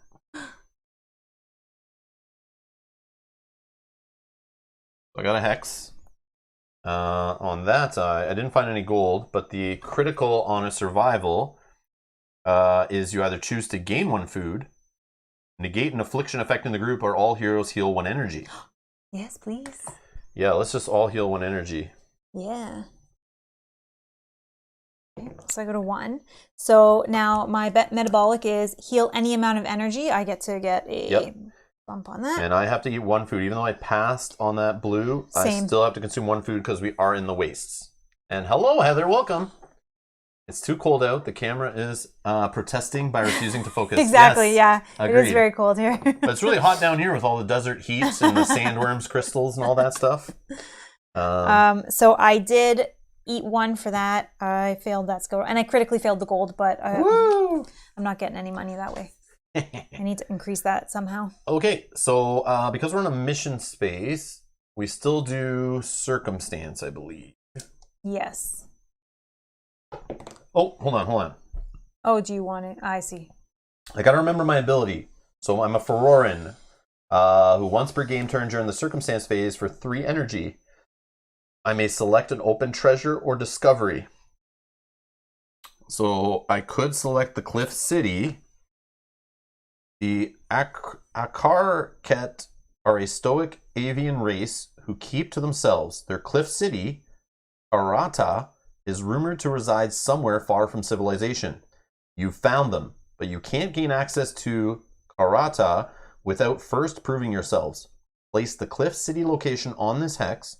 The group may attempt to gain their blessing by participating in a dangerous climb to their perch. Play the Harrowing Trial Arena event and add 2 to the feat requirement. This is a deadly arena. No. Do not roll occurrences for this arena event. If the group succeeds, you gain their blessing. The group heals all lost vitals each time they move through Karata. I think that's a very bad idea. But we might get it if we just roll, though. That's the thing. Well, that's the odds. All right. Yeah. We're just going to roll a hex. So we're drawing off this randomly. And we don't have to take it. That's true. We could discard it. We could discard it, so... Well, I could have forced us to get that and throw it away. Oh, it's not that it would. It's unavoidable. We got to do this. A nature. It's a ceaseless heat wave. The air is oppressively hot, and you're going through your water reserve much too quickly. This place has been hard to travel through. Your lips bleed openly, and each step is a tremendous burden. Heroes suffer size matters equals non-lethal energy damage each time they roll a number of skills. This effect remains for 4 game turns. So size matters basically just says you alter the value based on your food rating. So it equals our food rating. So I would suffer 2 non-lethal energy damage each time I roll any number of skills. And it's energy damage, so it's not energy drain. So it will not go eventually start hitting your health. So you only have 1 energy, so that extra damage is just lost. Yeah, I think we don't even bother going to the Oasis until this is over, this heat wave. Because... We'll just go with it for now. Okay. But remember, if we get in a fight with one of these guys, we have no energy to use cool abilities. I know. And it's just basic attack stuff. I know. Wow. But we can only visit 4 Oasis in the game. No. You can visit the Oasis as many times as you want. But if you choose to eat there and take the food, you can get up to 20 food rations. Yeah. But you can only do that 4 times a game. And it's recorded right here on the battle mat. So Oasis food refills, 4 available for a game. So you can't just sit there and keep going to the same Oasis over and over again and eating. Yeah. So yeah. But I don't want to use that yet. We have pretty full food, so let's not use that yet. No.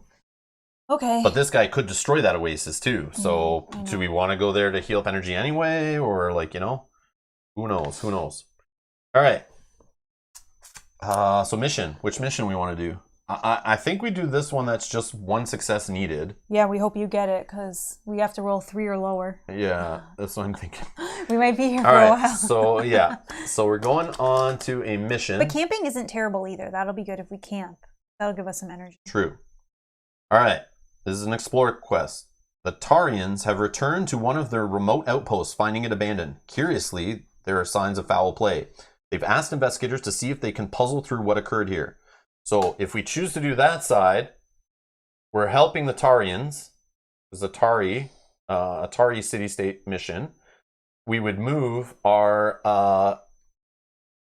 reputation in that direction. Or we choose to go against them, and you've uncovered a terrible truth about this place. One of the Tarian lieutenants killed the men and women here, and you found survivors hiding in the cliffs. Help the survivors instead of the brutal Tarians. Critical success on this one is we could gain 1 defend rank. Over here, we could gain 1 health rank. If we only critical C, that's kind of rare, especially at our low levels. I say we do this because it goes with our direction. Yep. And yeah, I don't know how many gold that would get us, though. I feel like it gets us, no gold. Yeah, on this side it does. But I don't think so, because it's their quest. Oh, I don't remember. I'm not sure. If anyone knows how much gold we would get going against this, like the opposing reputation, we can try to figure it out by reading in the rules, but I just don't know. That's because the gold matters with the reputation. I'm not sure, but we'll look it up. All right. So we're gonna roll our Explore. So does this count for this? Because this is a skill die? I think so.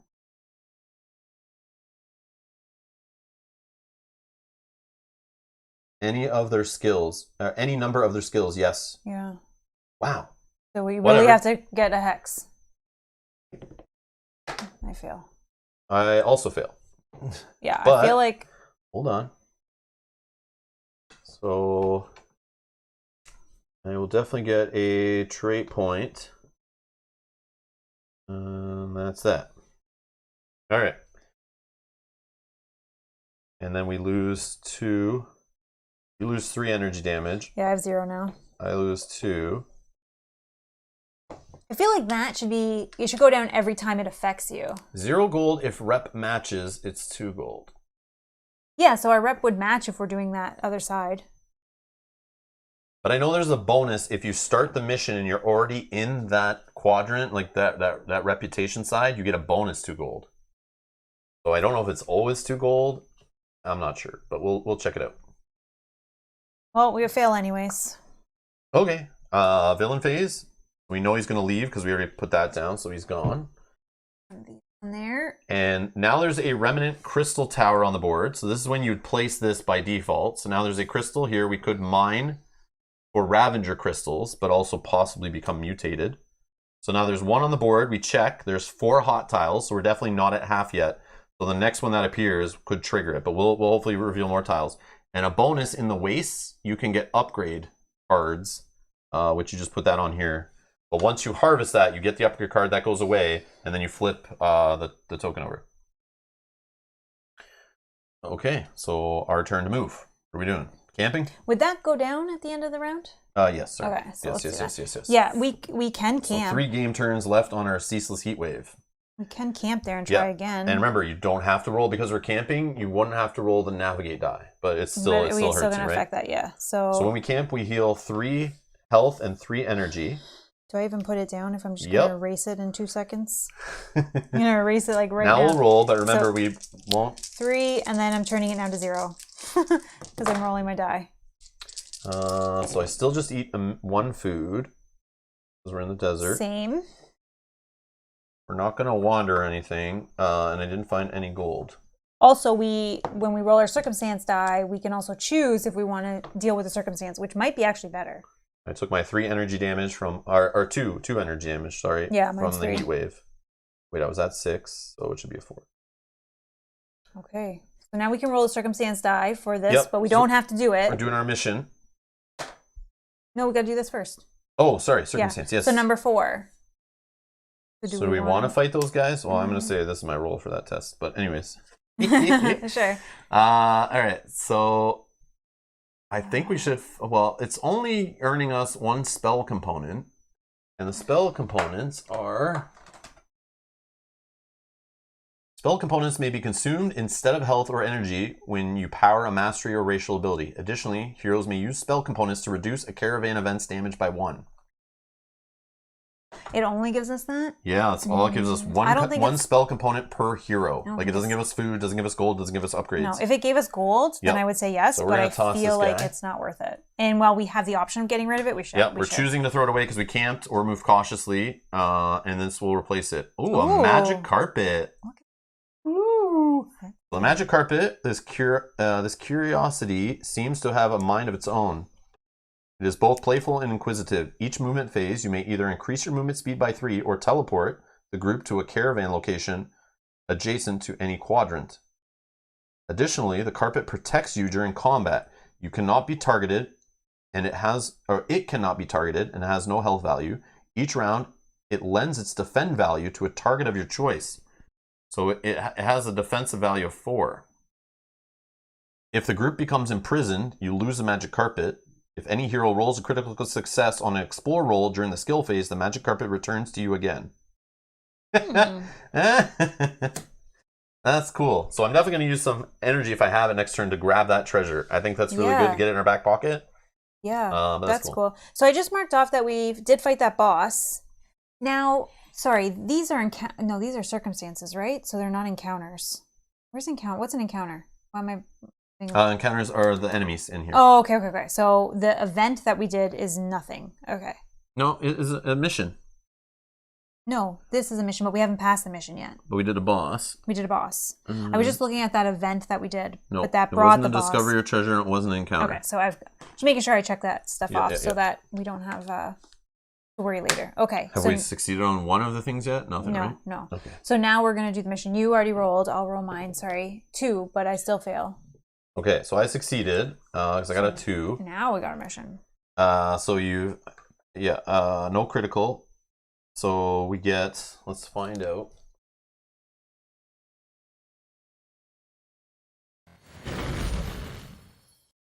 All right, so in the mission section here, let's see if we can figure out what the deal is. in the rewards. Mission rewards. As part of your mission rewards, the group gains +1 reputation modification in the direction indicated before any other rewards are gained.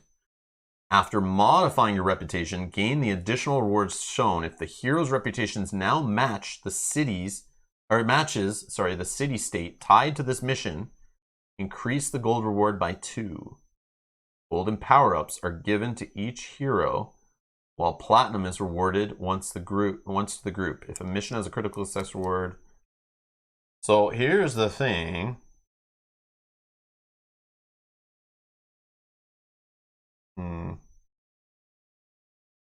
I don't know if we still get the gold because of where the missions align. Like, oops. So I don't know if it's like we're doing the optional, but I think the default is this. So I feel like we don't get gold because we're like going against it, but I could be wrong. No, but I feel like we chose the optional because this is the direction of our. Well, so move us right here. So we're moving up 1, right? Yeah, but I think you only get the bonus gold if you're like helping the same, like if you start on it. No, I think that's why they give you the optional, because you can choose either one, whatever one we're aligned with. So now if you look, we're aligned with that one. Okay. Right? I feel like that's why it gives you both. So if we wanted to do the bottom, we would have to do the other side. But because we're aligned with the top half, we're doing the optional opposite. We'll get 2 gold each. Like that. Yeah. We'll just get 2 gold each. Okay. I don't know. That's a little confusing. I'm not sure. And then we get 2 power-ups each? Yeah, 2 power-ups each.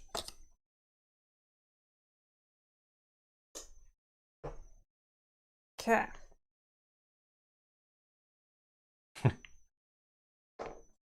Oh! Oh! Okay, so it looks like Navigate City over here. Yeah. Is what I drew. Look what I got. All stats +1. That's nice. awesome. And even this one here, both masteries +3 each. These are all very, very good.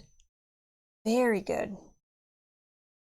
I think we both need some navigate, but I think these just go one of together. I think one of us just needs to go crazy on the navigate. Right? Because if we put these together, someone's getting 2 at least.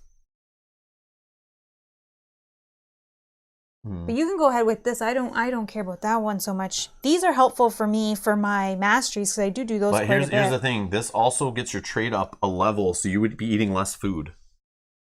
Ah, yes. I could be re-rolling dice, but I'll get there eventually. I think faster than you healing energy. But yeah, I think you take that one. I think these stay together, right? Why not both the navigate thing together? Oh, I guess, but then somebody's like really hot. I guess then all we need is somebody together. We just need someone to be really high on navigate because we're playing 2-player. Then keep those together. Yeah. Then. No, you take that one, and you'll still go up 4 in navigate, so you'll be at a 6, so less chance of wandering. Yeah. As long as one of us goes crazy on the navigate, we're fine. Yeah. There are some tests will fail because one of us will fail, but okay. I'm gonna stash this navigate. I'm gonna stash it. Okay, I'll save it for later. I'm not gonna do it right now, but I will take this one obviously. So we'll go to 5 and 8.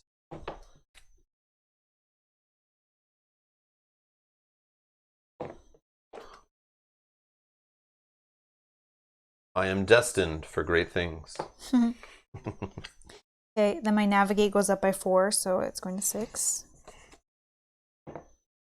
The time has now come.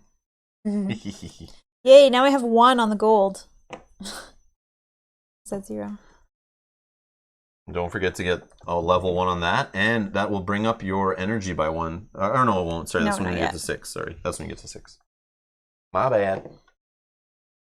Okay, and when you increase your health or your energy, you get to automatically take the bump.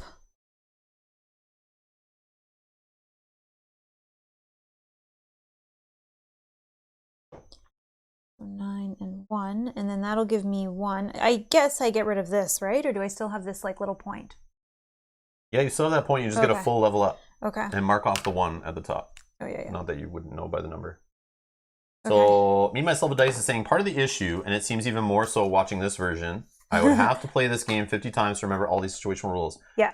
And you weren't here at the beginning, Justin, when I was going through this game, but I said, scroll back to when you see us jump on the screen. I went over for about an hour explaining how the complexity of this game is a 4.1 something versus the last game was only like a 3.5. The game before that's only like a 3.1 or something. So this game is like one full level in complexity, which is huge out of a 5-point scale, more complex than the other versions in the series, which is why I heavily recommend starting with Valley of the Dead King, or maybe even the Forest of Adramon Volume 2, before playing HEXplore It. That's one of the negatives I said about this game, is this is not a great place to start for new players. This is like Volume 3. If you're really into the series, yes, it has a lot more to keep track of. And I also say this is a lifestyle game. This is not one of those board games that you put on the channel. It's not like a 14-page rule book. You pull it out with 4 friends at the table and learn it and play it in an evening. No. This is a game, it's a lifestyle game. This is like a living card game. This is like, those competitive card games. This is like Mage Knight. This is like on the complexity level of any other 4+ complexity level game on Board Game Geek. You have to learn those rules, be really experienced with them, and have to be okay with forgetting some of them and not realizing they happen. Yeah. And just move on. This is like Sword and Sorcery. It's like Mage Knight. There are things that are happening. You will forget triggers. If you are going to stay up at night tossing and turning and having trouble falling asleep because you feel you may have forgot a trigger during a boss fight, or forgot to change a stat number or roll a die, or forget there's something on a mission card you forgot about, don't play this game. Like, there's a lot going on here. Just relax, have fun, remember what you can, play through it, have a good time. And do not make the game... You can make this game less complex by removing stuff. And you'll see recommendations on the forums for this game. There's talk of taking out the hordes, taking out the swarm enemies. Maybe don't worry about the caravan stuff. Don't play with it. You can choose to change the difficulty and complexity level of this game. It's modular. So you can remove aspects of this game and the game still functions, because this is literally an adventurer toolkit that you can make the game however complex you want or how easy you want. But yes, there's a lot of rules to remember. And why I should have mentioned this earlier. But some amazing person on Board Game Geek put in the files section this spreadsheet, a 2-page reference sheet that we have printed out beside us here, that will remind you of all the things that you may remember. And again, this is a super complex game. If you don't play games like Mage Knight or Sword and Sorcery or Gloomhaven, this is even a higher complexity. This is out of Gloomhaven's realm of complexity. Like, this is above that, and it's meant to be. This 3rd volume is definitely a higher complexity version of the HEXplore It series on purpose. But all the different win conditions are ongoing, and all the different effects of which terrain you're on are here. What happens in a caravan, how the turn order is the turn order in this game alone, you have to remember all the weird situations, which is why it has the placard. But yes, I will keep warning, this game is complex. There's a lot going on. It's a lifestyle game. You do not get this game on your first play, your second play, your third play. You have to buy this game and play hours of it and enjoy it. If it scares you, don't buy it. There's other games out there. This is not a standard board game. This is more of a crazy, deep, role-playing adventure toolkit. Yeah. It's so different and so unique, and I'm glad it is. But yes, if you are frustrated by all this extra stuff going on and all these items on different sheets you got to remember that exist, but that's part of the fun of playing this game over and over again. You will discover things, weird things will happen. It's just, with any kind of sandbox game that has so much thrown in the sandbox, you can't balance it. There's going to be weird things you'll forget and so many things to remember. But that's what part of the fun of this game is just the craziness that can happen. Yeah, that's all I can say there. But yeah, just for those who tuned in late, I went over this rant at the beginning. But yeah, definitely a huge warning on it for sure.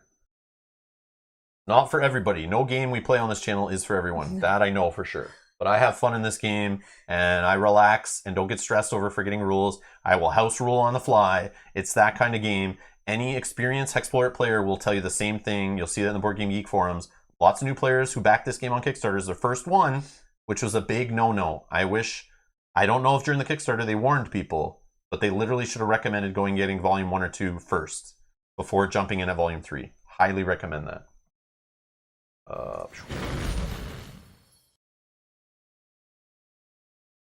And Daniel saying, Rob, remember to make sure to mention that for those crazy enough, you can even combine 2 volumes together. Yes. Yeah. We went over that at the beginning. Yeah, looking that's through crazy. the Playstyles book. Yeah, it gets nuts. Maybe one day.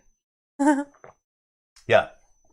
For Volume 3, HEXplore It, Sands of Shurax that we're playing right now, we're playing on complexity level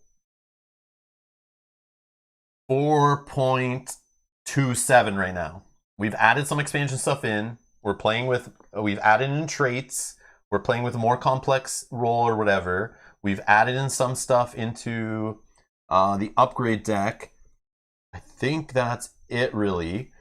But you could, with the expansion and the extra play rules and the variable setups and some of the other stuff in the game, you can get this game close to, I would say, a complexity 4.5, complexity 4.7. Easily. Mm-hmm. You can combine 2 games together, throw in some expansion content, and you can get this game to be crazy. Feels like 4.26 to be fair, not 4.27. 4.27? Oh, okay. Okay. Damn it! The latest Kickstarter that also added a campaign. Oh, yeah. There's also campaign mode to this game, which makes it a 7.0 complexity. Right off the scale. No, I'm just kidding. But yeah. Oh, yeah. Mage Knight the board game. Sorry. Mage Knight the board game I was describing, not Mage Knight. Does Mage Knight even exist anymore? Who even talks about Mage Knight, Doc? Quit living in the past, man. That game came and went and nobody ever played it. I'm just kidding. But yeah, Mage Knight, the board game I'm talking about. The one that, most people know nowadays in the hobby. But yes, it was originally based off a game called Mage Knight. A tabletop miniatures game, I think it was, right? But anyways. It's funny. Yeah. I'm talking about Mage Knight, the board game. Ultimate Edition. Mm-hmm. Oh, all right. I don't know where we were or what we were doing. We were doing the event. We did the mission. Oh, I'm going to mark off that we did a mission as well. We got all the rewards for the mission? We got gold. We got cards. I'm actually going to discard this off to the side so we remember if we have to look back. Yeah, just 2 cards each. And then we reveal a new Tari mission. That's a survival mission. Ooh, nice. This one has to be done in a desert. Okay, just some more upgrade cards, some more gold. Okay, and because we used the space to do a mission, we have to cover it because we cannot continue to do missions on that space anymore. So, okay, so then villain phase. He is going to come in. So he comes from here and he'll move somewhere. So we'll roll this d6 and he's going to move 3, which is, is that on our space? He's going to move on to this one. 3 is directly north of where he was last. Yes. Yeah. So he's going on our space. So we're going to roll a d4 and 2. So he's matching this spot. Okay. Yeah, same spot on this tile, That's interesting. So boom, he doesn't move us or anything. Okay. But he's going to destroy these ancient crystal deposit here or whatever. This mini is too not mini. I know, he's a little too big. Okay. So I think we move and we try to explore more, right? Yeah, right here. I want to get there. Or 1, 2, 3. That's as far as we can go. Yeah, we can go that way. Yeah. Okay. So let's go 1 and so 1, 2. We'll stop here for a sec and we'll reveal a new tile. Oh, there's some desert mission that we just talked about, revealing a desert mission. Yep. And you have one over there too. Yep. Okay. So we literally could put it like this. And we could keep moving to reveal more. I think we keep moving and then we may wander onto it if we're lucky. May not either. No, but if we're here, this is our last movement point anyways, then we're wandering. If somebody rolls a critical on the wander, we can actually, or on the navigate die, we can choose to wander one space in any direction we want. Yeah, so but I doubt that will happen. Well, I think we move anyways, and then we see what happens, because this will give us another tile. Let's get the desert expanding. Yeah. Did we downtick this one more? No, we did not, sorry. Oh, another oasis and a caravansary. Let's... like so... Okay. So that's our movements. Mm-hmm. All right. Oh, sorry. You're right. Yes. Okay. Oh my gosh. I did terrible, terrible, terrible rolls. So we're not wandering because I rolled a 2 out on 2. Wow. Okay. I failed on everything. So Big failure. yeah. So I found gold finally. Oh, nice. 2 gold, so we'll go to 10. So my food rating is 3, and I have to eat because I critically failed. But I do have a metabolic of 1, so I can reduce the amount of food I have to eat. So I'm only eating 2 now, each turn. I passed on that, but we're in the desert, wastes or whatever, so I still have to eat 1. I got no gold, and you saved us from wandering, so that's good. All right. Do I want to just grab our carpet? Do you have the energy before we... Oh, does this happen now? We might, we lose it, so you won't have, right? We forgot. Yeah, I don't have. Yeah. Okay. Stupid heat wave. Okay. So yeah, I can't. No. So we're going to roll. Oh, no. 2. This one. Oh. We're fighting a Crypt Guardian. Yep. Oh, no! Oh, he could give us platinum and gold, though. He's undead, so I have favorite opponent against him. And one thing we didn't mention on favorite opponent, one of the coolest things of this game, and I love games that do this, if you roll a hex, it could HEXplode, and you keep re-rolling until you don't roll a hex, and the hex is 6 full damage. Somebody, I can't remember, and I'm so sorry, somebody said they're having a drinking game that every time you say hex, they're drinking, so they're probably really drunk by now. You better hex it the stream then. That sounds hexciting. Yeah.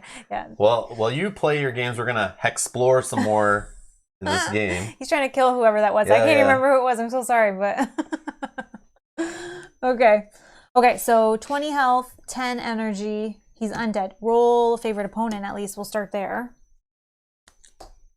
As long as you're excited watching, we're all good. All right. Let's see here. Favorite opponent? Yeah. 5. Yeah. Right That's to the gut. awesome. Boom. So that's like piercing. That will go right through. Yeah. Assuming he doesn't stop it anyway. All right. I am going to... I have no energy, so that's terrible. I can only do a rope dance attack, I guess. Can't even do my good stuff. Can you do anything for 10 damage? Hold on. I forgot to update these numbers. Oh, yeah. No worries. Did I forget? So I could do 6 off this. And this is a 9. Okay. I am going to... Alright, I'm going to use Fervor. So I got to spend an energy. Down to 1. Which deals health damage equal to Fervor rank plus my glory. Then I choose one stat group, either abilities, skills, or vitals, and roll a stat test. If I choose vitals, so it would be against the 10 or 1, any success I get could gain a target, either myself or you. I could give a regen of 2 health, of health per success for 3 rounds.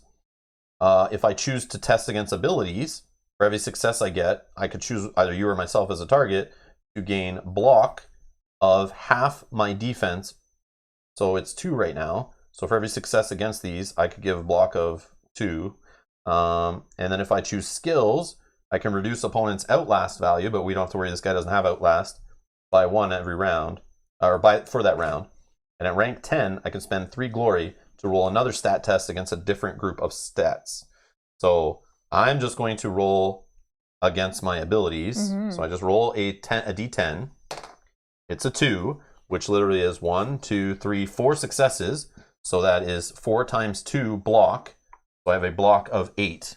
Okay. I don't decide what my block target is until the resolution phase. Okay. So we're going to wait for that. So sorry, how much damage are you doing? I'm doing 6 damage with Fervor. It's health damage. Okay. Oh, he's not going to die, but that's okay. So now we'll roll for him and see what he's doing. Hex. Oh, that's probably his worst thing here. Dual target health. Targets who suffer damage from this attack begin to bleed. Bleed is... Oh, not on this one. What am I doing? Actually, it's on the back of this one, I think. I got it. Can't. No, it's okay. What's bleeding? Bleeding. Bleeding targets lose 1 health during the declaration phase of each round. Bleeding continues until the target receives healing or until combat rounds end. Oh no! That's okay. One of us can block it. Yeah. So, how much health I'll do you take it. I can. Okay, so I'll do block on myself of 8. Yeah. So that I don't get damaged because I have lower health. Okay, so sorry, how much health dual damage? target health of 5. 5 health damage. Okay. And those who suffer from the attack gain bleed. Okay, so 9. Okay, and then I have to lose 1 at the start of each round. Okay. All right. Bleeding. So then we did 16 damage to him. Boom! He doesn't block any, right? Nope. Okay, so 4 is going to be left. Yeah, so you basically, just like the big boss we fought, it's kind of funny we fought a boss before we fought a regular low-level encounter here. But it just works similar, he just has less going on here. So on a 1 to 3, he's going to do this first ability, which is an attack. On the second one, he'll spend some energy to do his first mastery on a 4 or 5 die roll.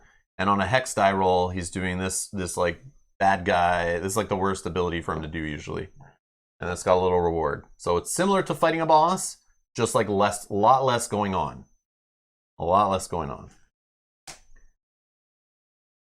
Oh, it was Doc that's playing this game. But I'm driving, ... Oh, gosh. Please don't. What? What is happening? You shouldn't be playing. What's going on? Doc is the one that's playing the drinking game every time you say hex. Oh, okay. But he's also driving. Oh, okay, Doc. Well, it's good to know you. Hopefully, yeah. Hopefully you're just jotting these down. Yeah, for later. In the front of your truck. Yeah. On like a pad of paper on your phone or something, you're just tapping a number and counting these up. That then later, when you're at the next stop, you have to drink to make up for all those drinks. All at once, too. And then, yeah, just give your contact info to like someone who knows you so that I can attend your funeral at that point if it gets that far. So I'll try not to say hex too much. Hopefully Hexy Beast doesn't show up in the chat because then that like I'll be saying it multiple times and then like it'll get crazy. But anyways, Rob made me crash it. Yes. Hashtag Rob made me crash it. Oh no, that's terrible. This is terrible. I'm just joking, Doc. I don't want it to happen. But anyways. No drinking and driving. Yes, no drinking and driving.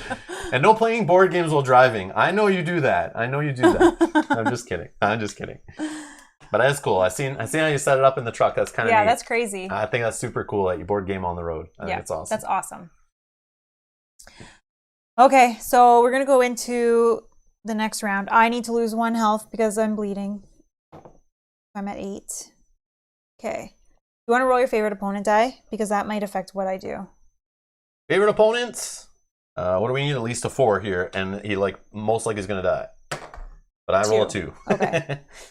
So I could just do a 5 attack again. Or do I defend? I don't have any items to use. Are you throwing in a block again? Or no? Yeah, I can do that. I have one energy left. So I'll spend it. I'll go down to 0 to do my fervor. I'll do the test against abilities again. But I only get block of 2. Just 2? Yep, of 2. Okay. I'll attack for 5 then. I think 8 health. Can he hit 8 at all? What's his highest that he can hit? 4. Oh no. 6 health, 4 health, and 5 health. Okay. So I would still be alive, so that's fine. I'll still probably throw the block up towards you. Okay. All right. Are you attacking? Yeah, for each time you do a stat test. Oh, I just succeeded. I've succeeded twice in a row. Twice, yep. Sorry, I got extra glory. I'm actually now attacking for 8. Okay. Okay. So he is going to so our Crypt Guardian. 1. That's probably good. So single target health. So we need to find out who the target is. Do you have an ability that's like free to use to raise your target? No, I don't have any energy. 8. So I got a hex. So you're actually the single target. Okay. And you're gonna suffer 6. But I'm gonna choosing my target for the block, so it's only 4 damage. Okay. He's defending for 4, but that doesn't block this 2. But that's okay. He blocks 4 of this and 4 of this. Yeah, so that would still be 4, and this would still be 1. We're still getting through 7. 7 damage, Yeah. so Still dead. Crypt Guardian, you done, son. Awesome. So we get 1 platinum, Ooh. which we can record on our group. It's a group resource, so we get 1 platinum. Okay. We record it on our battle mat, and we get 4 gold each. So I'm going up to 14 gold. I have 9. That is our group reward. And you can put us down for an encounter on the Ferora city-state knowledge tracker there. So that'll help us get some more upgrade cards if we ever go to Ferora. Which I would like to go back home, being a Feroran and all. I would like to visit my people once again. Yeah, I do want to do that, but I think we wait a little bit longer.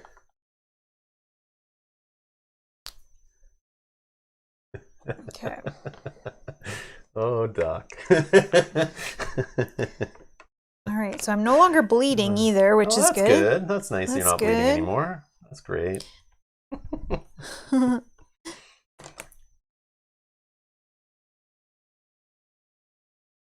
Okay, so we got to replace this encounter that we just drew with some mummy rot affliction. Hopefully we don't draw this. It'll make us draw another card. Oh. So we don't want afflictions. They're very bad. Okay. Very bad. You can have more than one at a time too. Very bad. Nature, you can only have 1 nature effect at a time. So if we got another one, it would actually kick this one out and replace it. Oh, that was almost gone. Okay. But that's okay. All right. Enemy phase or villain phase. We'll put a little token under him to remind that he's sticking around on the board because we're in Act 1. So that token isn't truly there yet. We're just using it to track. Okay. That will go down. This will go down to 1 game turn left. This is the final ceaseless heat wave. So now we could technically go to the Oasis, maybe. It's not going to heal our health. Oh.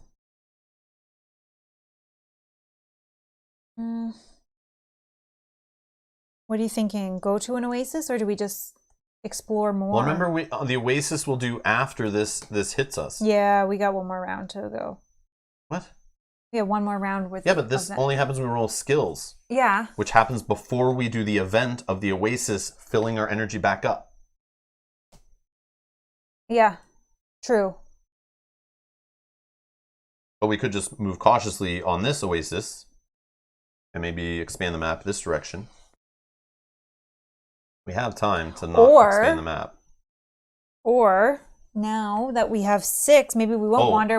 We need to cover up wherever we were doing events and stuff. Where we're doing I did. Did we do? Oh, this one? This was it? Yeah. Okay. Yeah, we did it. Oh, I was supposed to do that. We could kind of go a long way and hope we don't wander. Like we could move 1 here, which will expand here. I don't know if we can fit 2. This might expand 1 up here as well. So we could do 1, 2, 3. If we step on this one, it'll expand 2. Or even like, oh, we only can move 3.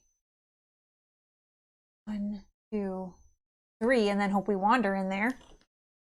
I don't know. Sorry, what did we just do? We did an encounter. Encounter. Sorry, thank you. No worries, Tara. Thank you so much. Thank you so much. Enjoy the rest of your day. We'll be back tomorrow with more of this. Yes. The TD Bandit. Okay. So it's up to you. I mean, we could move the 4, which we would could just go down this way and get 1 down here. Delay another turn and then go up this way or whatever way. Like, I don't know how many tiles we want to throw out here. I mean, we still have food and we still have time. We have 6 hot tiles already, and we're going to soon have 2 remnant tokens. Yeah, I think 10 or 12 if we can. Try to get 12 hot tiles before we leave the desert, hopefully? Yeah, if we can. Okay. So we can do that faster, we can do it slower. It's up to you. But we could do, like you said, 1, 2, and then... Healing energy gets this up, and you'll be at 2, so you'll be eating less food, too.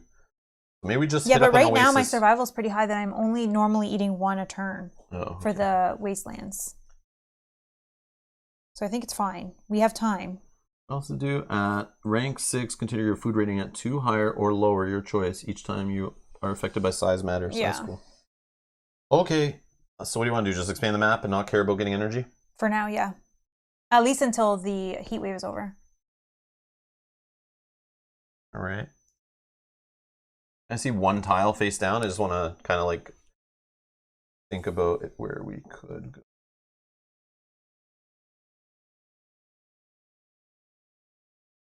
Yeah, I feel like we move like this direction and eventually hit this one, and then it puts one here. Well, we could move. Then we wrap up to here, that'll put 2 more, and then wrap over to here somewhere, it'll put another one. Then try to go down this coast, we'll put a whole bunch there. Yeah, but I think we can do that if we did 1, 2, 3. So, yeah, that's what I'm saying. Yeah, I think we do that. So where were we here? Yep. So 1, that will... Wait, do we want to... no, not yet. 1. And that will reveal that one. Okay. Boss number 3.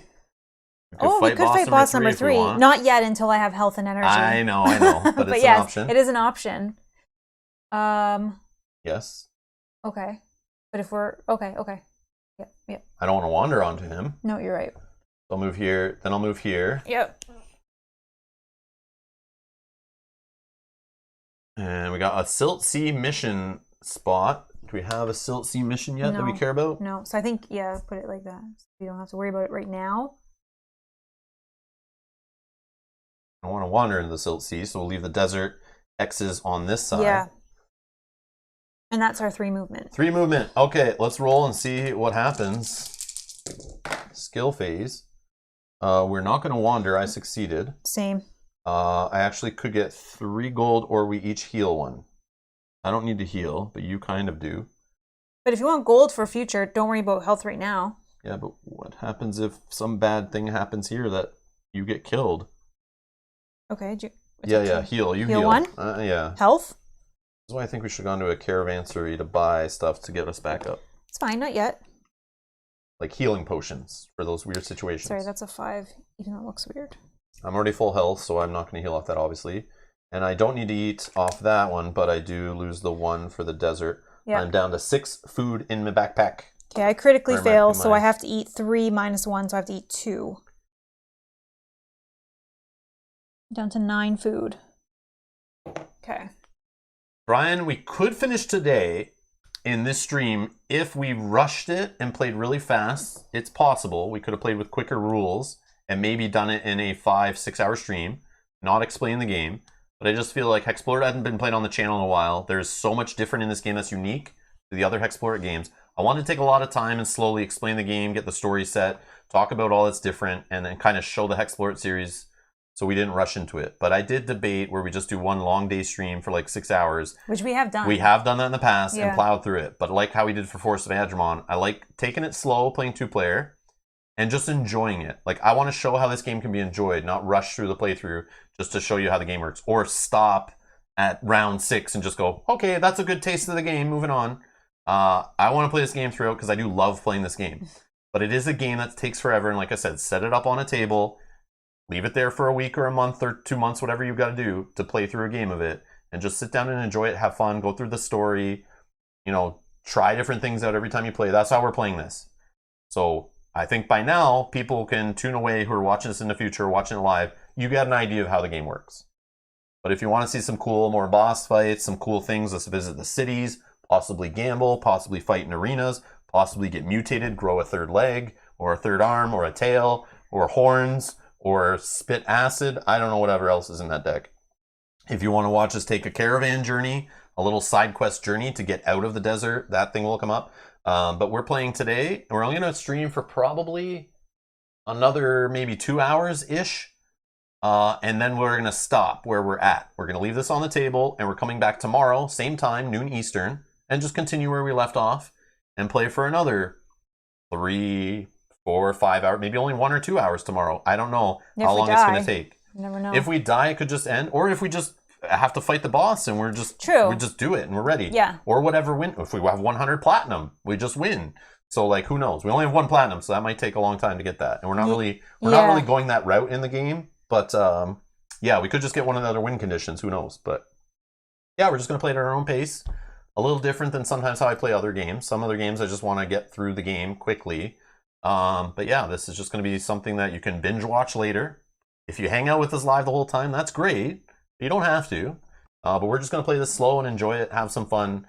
If you want to see a more condensed playthrough, you can go watch some of our other volumes playthroughs, where I play it solo, explain the game, and play through a little quicker. But because I do play some with the quick play rules and that, and the double up rules. I've tried that before to speed up the game, but it's you don't need to do that.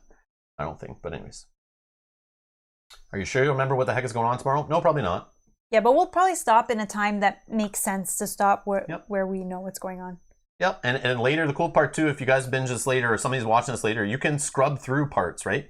You can scrub through to see we're out of the desert and see what's going on. You could scrub through just to the final boss fight, or when you see a placard on the board. I'll try to put the timestamps in it to show like where some of the major things happen.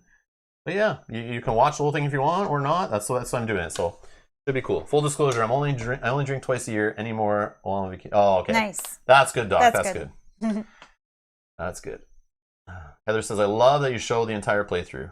Yeah, that's the best part. That's having fun. And I know not everyone watches the whole playthrough, but we still have fun doing it. And if those who want to watch it, it's there.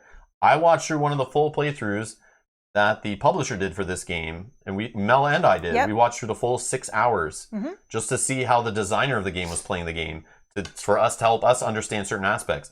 He didn't do all the aspects. He played with expansion stuff, and he did a couple things wrong.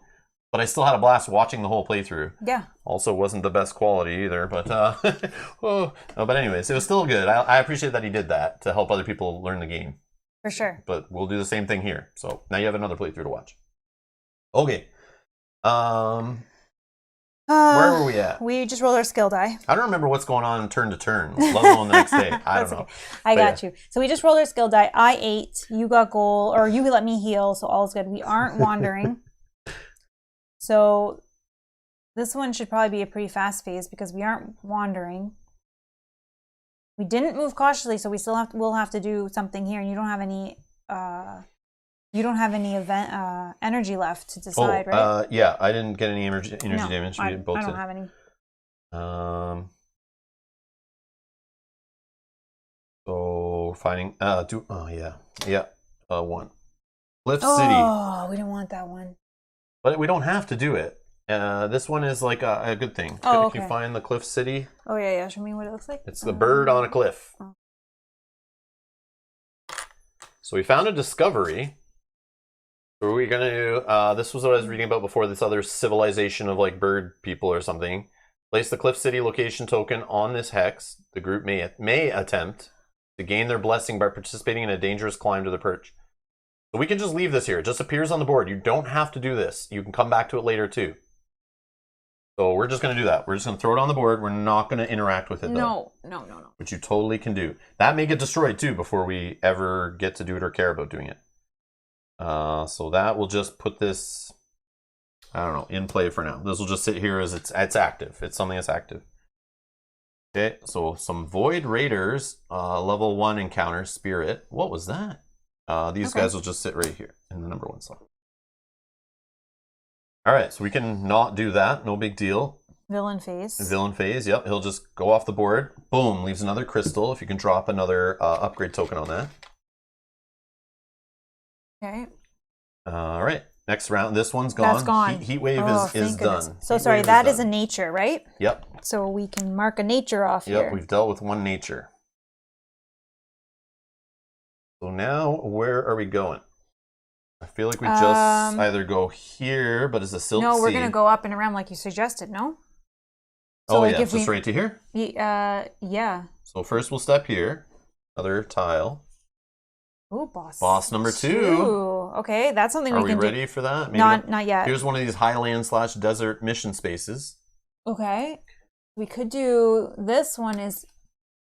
this is a dual one, so we need a success of each is required. Yep, let's do that. So we could do that one. Or we'll put it near us.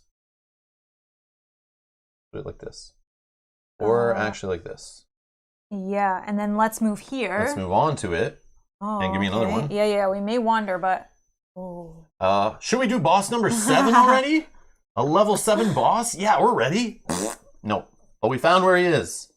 And assuming the Ravager doesn't destroy his spot, we can fight him there.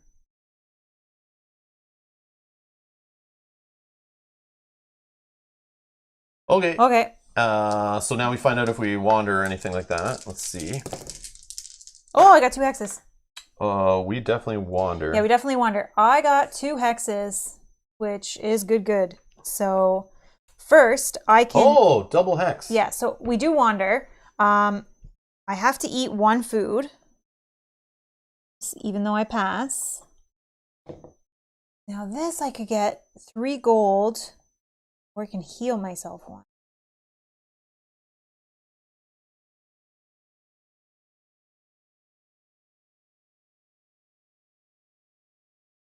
Looking up how many, what 2 does. So this is very rare, but Mel rolled 2 criticals.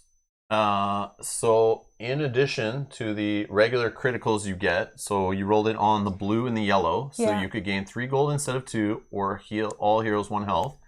And on the blue one, you could either gain a food, negate an affliction, or all heroes heal 1 energy. Oh. And then, because you got 2 of 3 of the dice are criticals, in addition to the normal bonuses, you may play a circumstance of your choice instead of rolling for 1, even if there's no circumstance this turn. Okay. So that is sick. So that's good.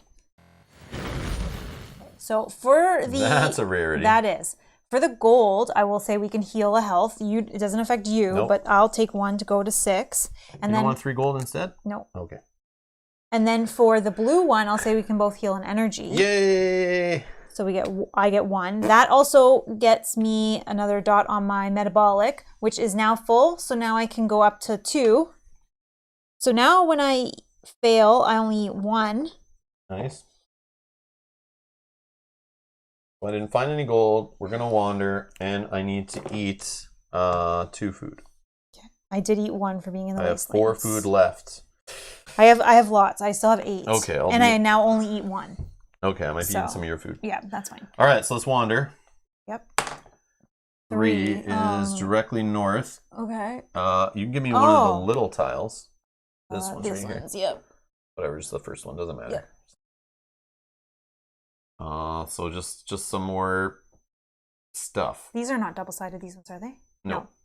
Oh, so then I probably should have had them face down. So this is like misaligned. Okay.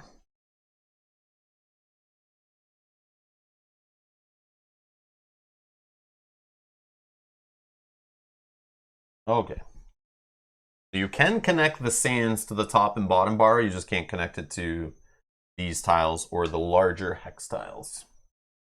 But you can put these little ones in as long as the hot tiles are small. As long as the tiles are smaller than hot tiles, you're allowed to use them. Brian's here asking, hey, how's it going? How many bosses defeated? Just 1. Just 1 so far. Just 1. Just level 1 boss. That's all we've kind of came out of nowhere. Level 2 boss is right beside us, though. Yeah, but I need some health and energy before we do that. I think once I think we need missions. We need to do more missions. Yeah. Okay, so now, because I rolled the 2 hexes, we can choose. I think we don't have to roll. So do we want to take the carpet? Yes. Okay, so let's take the carpet with the 2. So each movement phase, you may either increase your movement by 3 or teleport the group to a caravan location adjacent to any quadrant. Which is these ones right here. Yep. But movement, that's helpful. But again, it doesn't add to cautious movement, I don't think, because usually it tells you when it does. Yeah. And additionally, the carpet protects you during combat. It cannot be targeted and it has no health value. Each round, it lends its defend value to a target of your choice. So it's just something we have. I don't know if you want to just keep that somewhere that we know it's a thing. Yep, right here. Yeah, I can start moving some of the stuff off the screen, but yeah, you can move those tiles out of the way too, and put those mission cards up higher.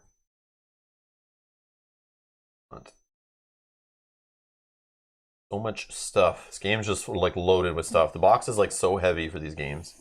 So much cardboard and cards. So much card stock and cardboard in the boxes. Okay. And I have some space here, but I don't need it yet. Yay! Okay, all right. This doesn't need to be. Okay. So we have this magic carpet. That's wonderful. And a mutated giant, monstrous humanoid. We could bribe for 8 gold each to avoid fighting him. This has a whole bribe mechanic in this game too. That's new. All right. Villain phase. Yep. So we got to find out where he was last here. Yep. So we're gonna roll a d6 and hex, which is south according to our little compass there. So south is a tile he's already been on. So we're going to roll again. A 5 is this direction, so he's going to go on this tile. And it's 3, so he's going on this spot. So we just lost our oasis. Okay. Boom! I think that's fine because we one still oasis down. We still have another one. Yeah, there's another one here, but slowly our options are dwindling. We gotta keep going. Okay. All right, new game turn. Where are we moving? And yes, we could move up to 3 more if we care. So we could have move for a total of 6 spaces if we wanted to. We could move. Or we just move cautiously. 2. Oh, sorry, I was saying we could move. Oh, yeah, we could move there cautiously. Yeah, that's what I was going to do. Sorry. Let's just do that, I think. Yeah. So we can get some more upgrade cards. Yep. And gold and that kind of stuff. I agree. Okay. All right, so let's roll our dice, but we won't wander or anything because we just move cautiously. No gold. I only need 1 food. Down to 3. I critically failed on 2 of them. That's crazy. So, but you saved. We don't wander anyways because we. Yep, the green doesn't count. Yeah. It's fine. Then I do have to eat, so I eat 1. Oh no. Okay. And then 9. That gives me no gold. Okay. So circumstance 2. Mummy Rot Affliction. So we don't have to do this. We got to draw 1 more card. I say we just. So it says, you've uncovered a strange set of ancient urns, wrapped tightly in black tattered cloth that have been eaten away. As you unwrap them, a low moan is carried across a brisk wind. Each hero must spend either 1 health or 1 energy, their choice, in order to roll a stat test. The group can lift the curse by traveling to any pyramid and facing Ahem Hin Akchep, boss 6. Oh no. In combat during the event phase, gain double the boss reward. This affliction remains for 4 game turns or until you rid yourself of it. No, I think we chuck that one. That's terrible. And we still have to draw another card.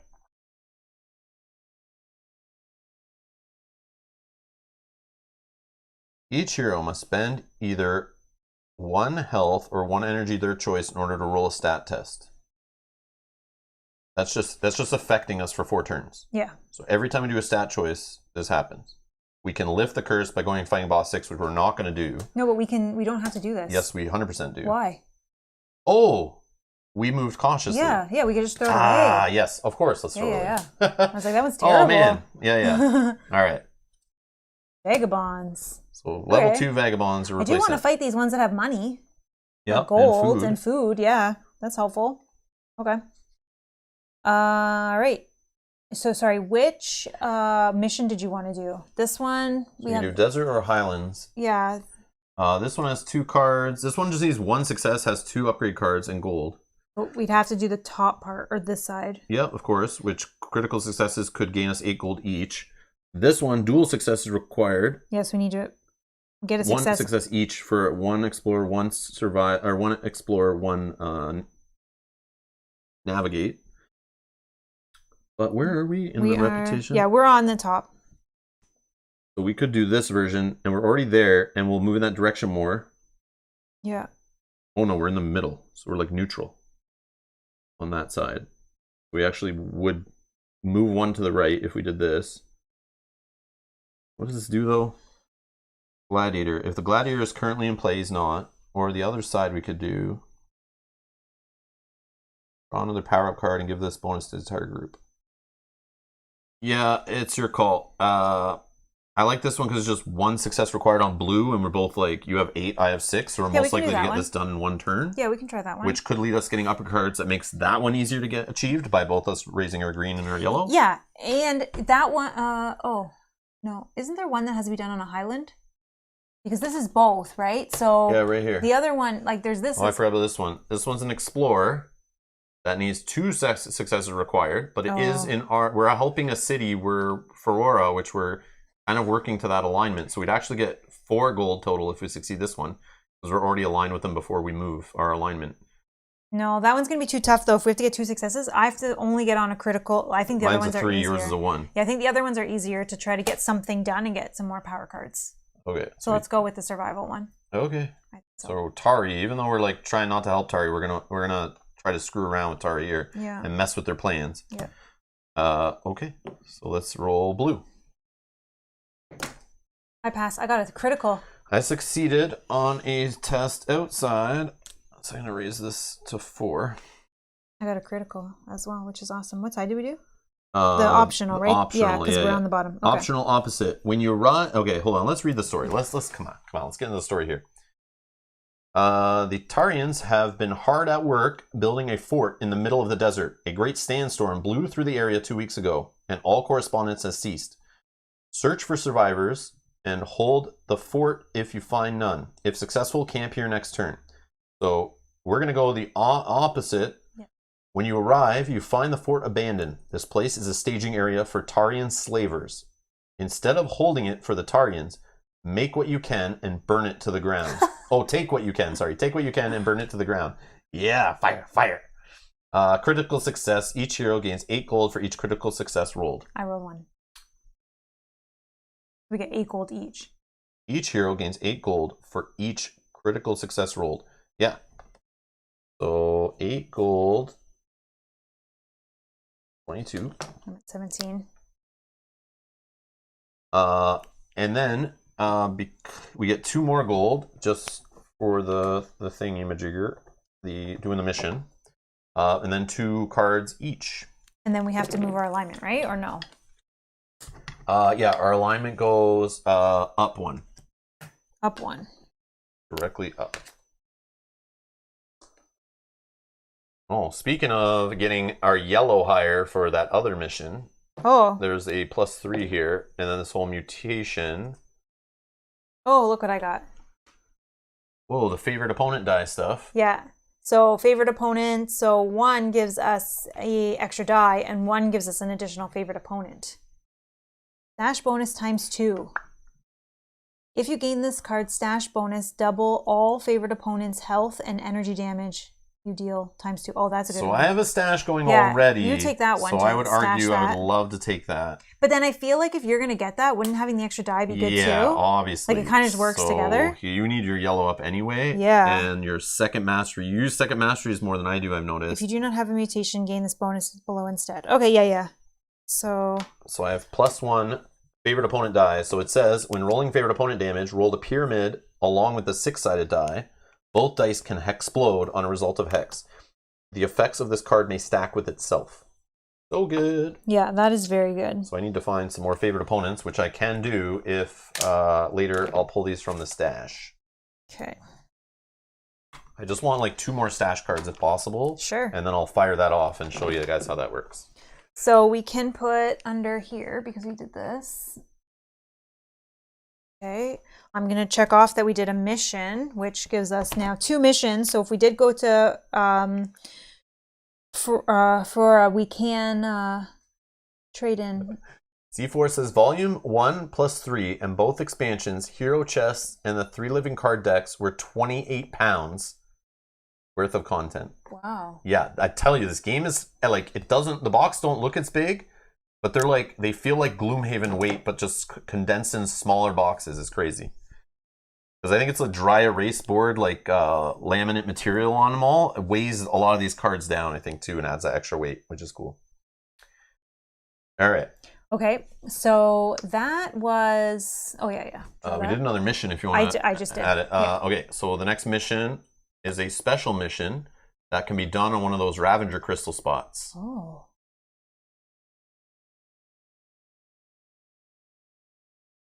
Interesting. But it's a delivery. It looks like since the arrival of the Ravager, the Tarians have been hard at work on building something massive under their mountain. Emperor Noko has issued a new Tarian decree.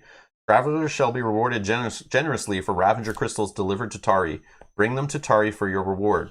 Gain this mission's reward for every 4 Ravager crystals delivered to the city-state of Tari. This mission does not expire. Set it aside after you complete it. It may be turned in more than once. And you can get 6 platinum for every 4 you deliver, plus 2 gold, plus 1 upgrade card. I mean, that's tough to do, but... We don't need those crystals for our game end condition No. to win the game if we don't want to. If we are chasing down a game end condition that needs crystals, this is a great way to do it, obviously. Or the platinum one, sorry. Not the Ravager crystals, the platinum is what I meant to say. So if you're going for the platinum victory, you start farming Ravager crystals right now, you're going to gain 6 platinum for every 4 you do. Normally, 1 Ravager Crystal equals 1 platinum. So this is a higher rate of gaining platinum. So you could go to the 100 platinum victory by trying to help the Tarians that way.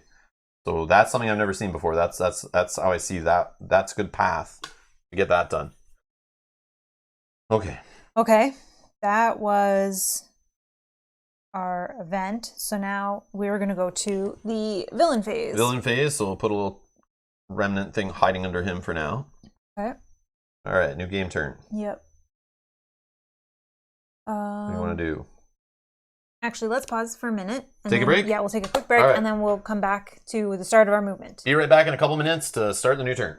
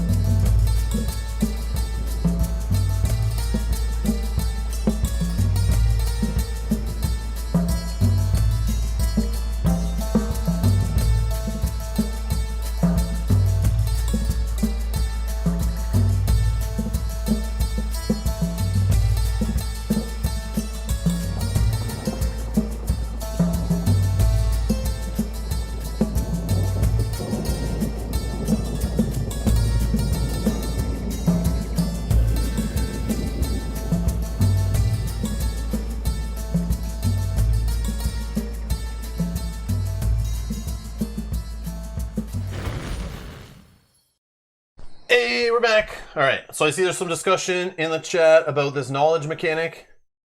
So level 1 we're trying to get to is 2 experiences of one type. So as long as we've achieved 2 experiences of one type. Oh, I crossed the wrong one. That should have been mission, not. But anyways, I'll fix that. Nature and mutations. Yeah, I crossed the should wrong be one. here. Yeah. So, but we did do 2 missions, right? Yep. So they carry down. So then the next game turn when you want to achieve this, or the next visit, you need 3 experiences of 2 types. So you need to have filled in all 3 for 2 different types. And then eventually it's 4 experiences of 3 types and 5 experiences of 4 types. So if you can correct let me fix that mistake. Sorry. But yeah. Must need to restack the decks. I like Dragon, I don't know. Like, I feel like we've been pulling enemies like crazy. We'll see. You can shuffle them if you want. Yeah, we can do that. Yeah, we can shuffle them. No problem. But yeah, I know you're just joking. I know you're joking. Every time we take a break, everyone makes that same joke. Oh, they're trying to stack the decks. I will implore you to tell me that you play for 5 hours and don't take a bathroom break. Yeah. Tell me. Well, we should just kept the camera on, is what I think. Oh, I see. But what's stopping me from just taking a screenshot and just putting that up on the screen and acting like it's the table? Oh yeah, I know, right? And then we modify the decks all day. No, we definitely don't do that. Okay. All right. So we're at the start of a movement phase here. Yep. We could move. Game turn. We could move. We have the magic carpet. We can go crazy. Yeah, but I think we just keep doing missions. I mean, right now it's building us up a little bit until, or we go to a caravanserai and. I would just worry about wandering onto boss 7 by mistake and then having to flee. I don't want to risk that. Yeah.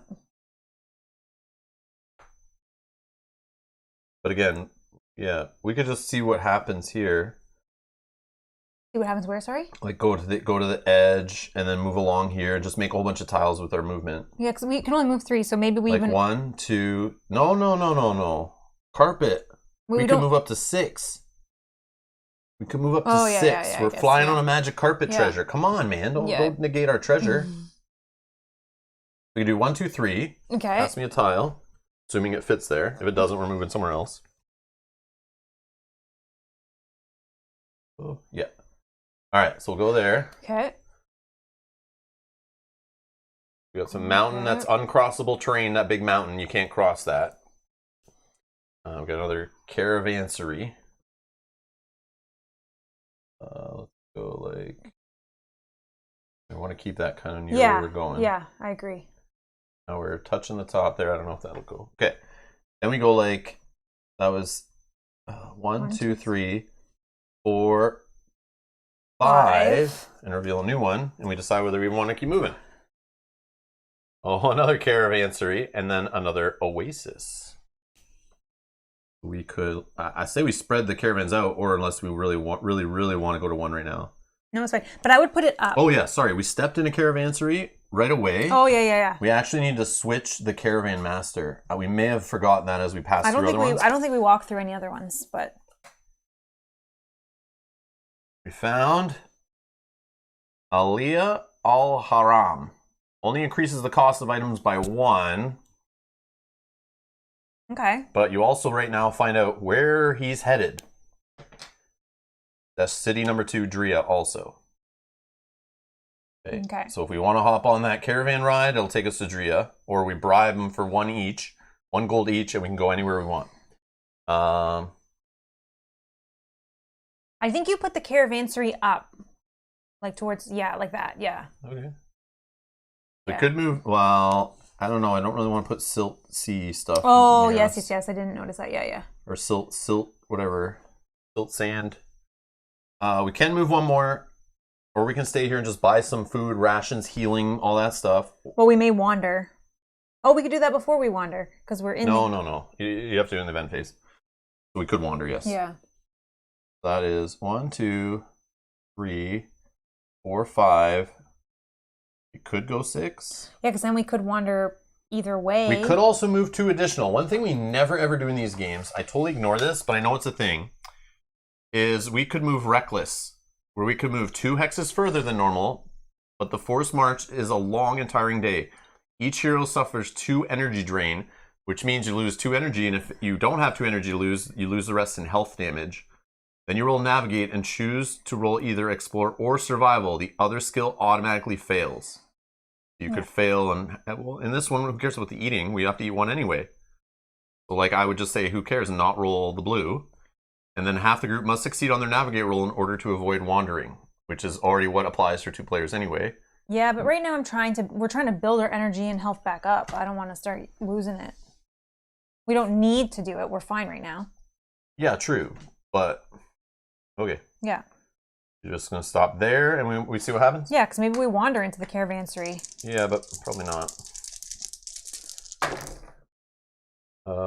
So, did you succeed on your wander? Yep. Oh, nice. Okay, so we don't wander. I succeeded on all of my stats. I got a hex on the gold. Same. You got a hex on the gold, so we could take 3 gold or each heal 1 health. I don't want to heal. I'm taking 3 gold. Maybe I'll take 3 gold because if we do go into the caravansary, I can just buy heal. I eventually hopefully can buy a dust skimmer. I hope we can buy the rope. I want to buy some 3. stuff.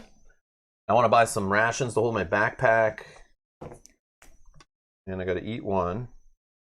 I gotta eat 1 as well. Oh no, I got to eat 2 because I failed. Do you still have food going? 1 food remaining. Okay, I still have 6. So if you need food, I can help you. We could use an oasis up and but yeah. I still need help. I still need health. You don't heal in an oasis, just your energy. That's what I mean. So I would still need health. But in a caravansary though, I can only heal 3 health. Well, that's not this turn, so we're going to roll Circumstance. I don't have the energy to spend to pick, so let's see. I have a feeling we're going to be fighting. Actually, we can fight something. That would not be bad. Give us some more money. Number 2, we're fighting some Vagabonds. Level 2 Vagabonds, humanoid. On camera, wee! There you go.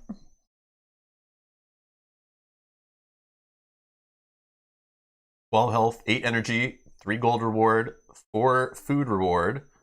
We could spend 3 gold to bribe them. I just don't know if you bribe them, you still get the reward. Well, let's just I feel like you don't. Yeah, it's fine. 12. I think we're fine. But I'm not sure. All right. Okay, let's fight them. Okay. Well, I'll use 1 energy to... What can they do to us here, Vagabonds? He can do single target health of 4. Roll a 10-sided die on a result of 4 or less. The attack is corrosive. Corrosive. I don't know. Corrosive. Oh, it might be on here, yeah, actually. Yeah. Let's see. Other side, probably. No, that's all left. Oh. Corrosive X. Heal that damage this combat round, or turn... You cannot heal the damage this combat. Oh, sorry. Cannot heal the damage this round, or turn if suffered outside of combat. Prevents rise above maximum. Alright, or you could single target health and energy of 3. Energetic. This attack deals double damage for each mutation the target has. We're not mutated, so we're good. Or you could do triple target piercing health. But there's only 2 targets, so he'll only ever target 2. Yeah. But we will take 3 piercing health damage, so it can't be blocked. And then he heals 4. That's fine. So I think we may be able to kill him in one Alright, time. so I'm going to spend an energy. Same, I spent an energy. I'm going to do my leather grip. And he's not a favorite opponent of anything. No. So I will do Fervor, which is going to do 9 damage. And I'm going to roll against my abilities to do a block, possibly. I roll a stat test of 9. I actually fail on all of it. Oh, so no block? No block at all. Wow. Okay, no block. I need to level up. That's fine. Get good, Scrub.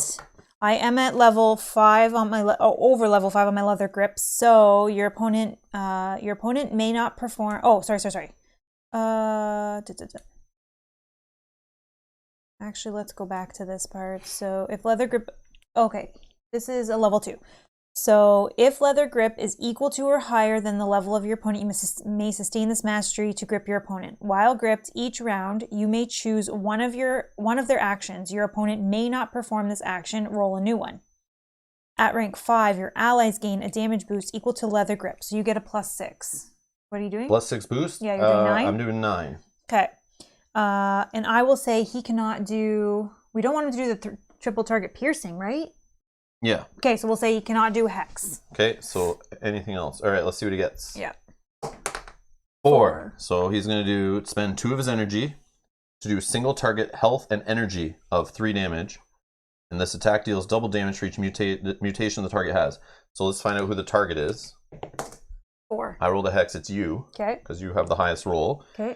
So you're taking 3 health and 3 energy damage. I can only take 3 health. So it's not energy drain, so I'm good. Okay. Doesn't kill me. And Heather, I'll answer your question. I see Heather's got a question there. I'll answer it right after this combat is done. Okay, but then we'll hit. He doesn't block anything, so we definitely kill him. All right. Boom. Boom, he's dead. So we've smoked a level 2 Vagabond, so we definitely can handle higher level than that. That's fine. Yeah, I just need some health. Oh yeah, another optional rule we forgot to discuss is when we change acts to Act 2 and then to Act 3, we're going to ratchet up the difficulty. Also, when we go through the full upgrade deck, we'll bump the difficulty up also, which is an additional rule, optional rule. So we usually forget to raise our difficulty as we play. That's how we're going to do it. We're going to trigger it when we run out of upgrade cards, we'll raise it up, and also when the acts change. And there's also another rule people use, like every 3 bosses you defeat, you move it up. But this game, you can fight the same boss multiple times, so I don't know if that's the best way to do it, but we'll see. Sorry, what did we get? 3 gold each and 4 food each. Okay.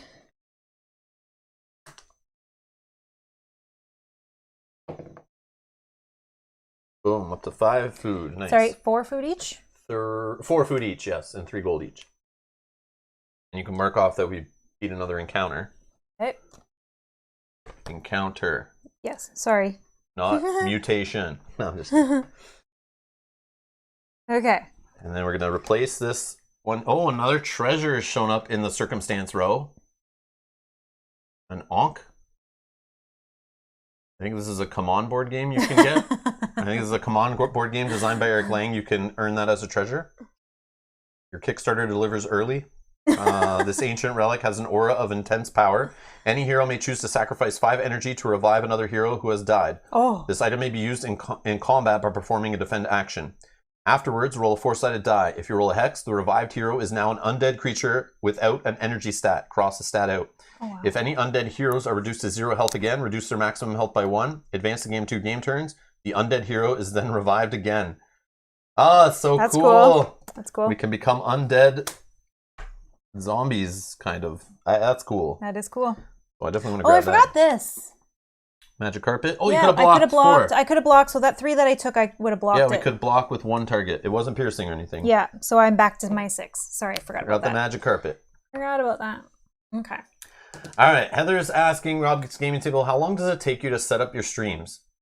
Getting the standby screen and music, etc. That's a great question. Mel witnessed it the other day, actually sat downstairs with me while I did it, and saw how long it took, and even had to leave a couple times because it just takes so long.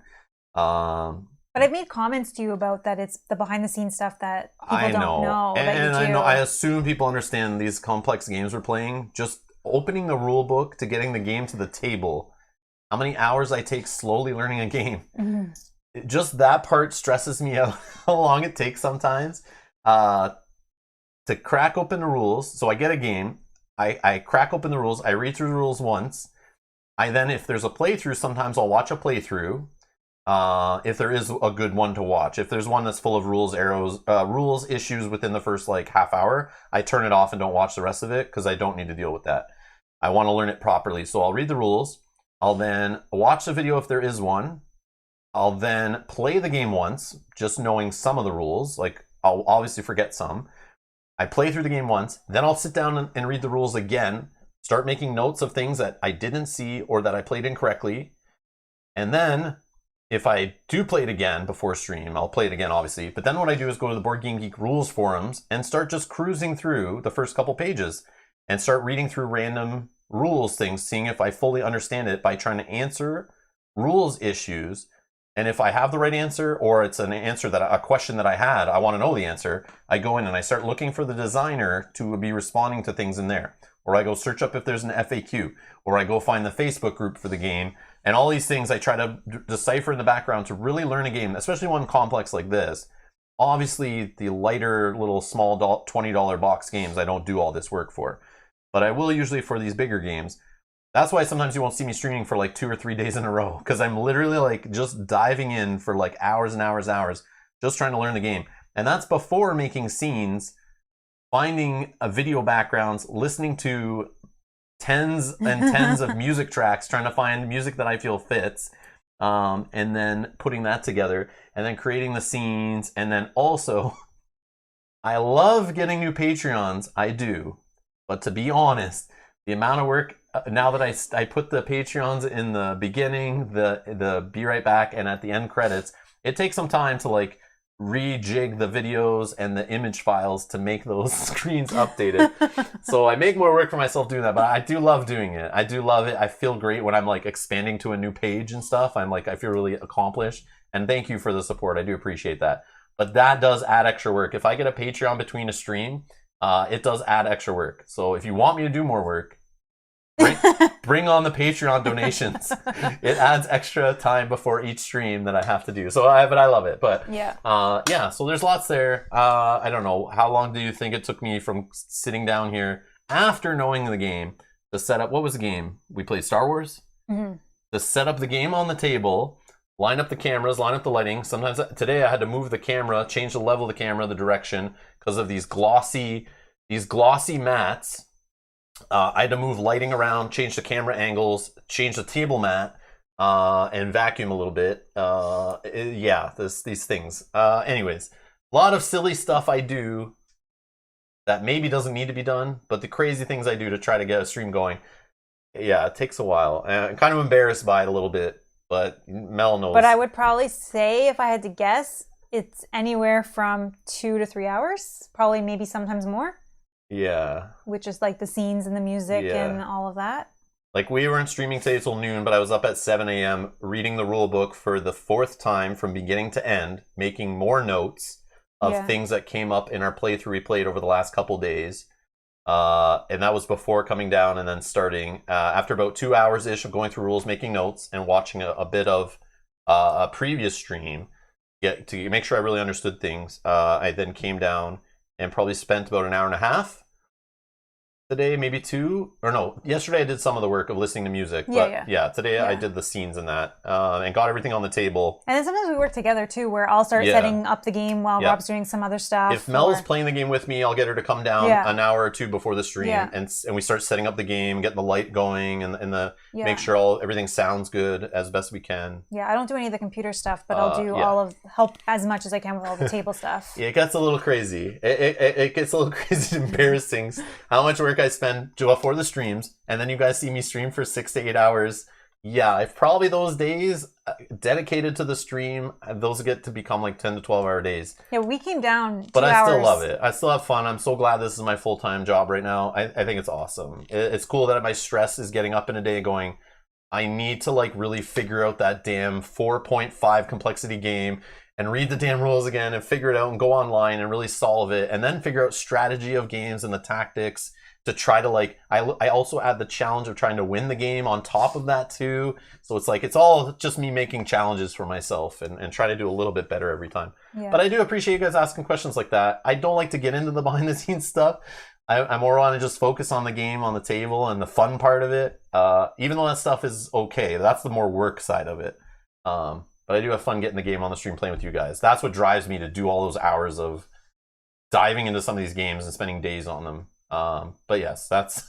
But... I should have saved this kind of stuff for a Q&A. But Heather, that's okay. I love you're always here. I don't mind answering it. That's and I know you're saying behind the scenes video would be fun if you ever get the time for it.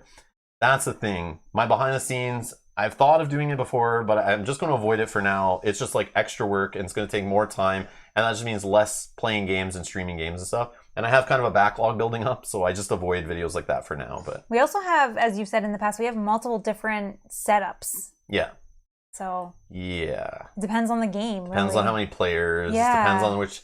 how I got to put the game on the table and even stuff like solo versus solo, Yeah, yeah. and then me and him playing together is moving chairs out of the way and things. So, But we're not complaining. no, we're not complaining. No. But it's just why we haven't done that. It's all good. Yeah, yeah. Rob's gaming table. Becoming an undead zombie kind of thing is not a lifestyle choice you want to aspire to.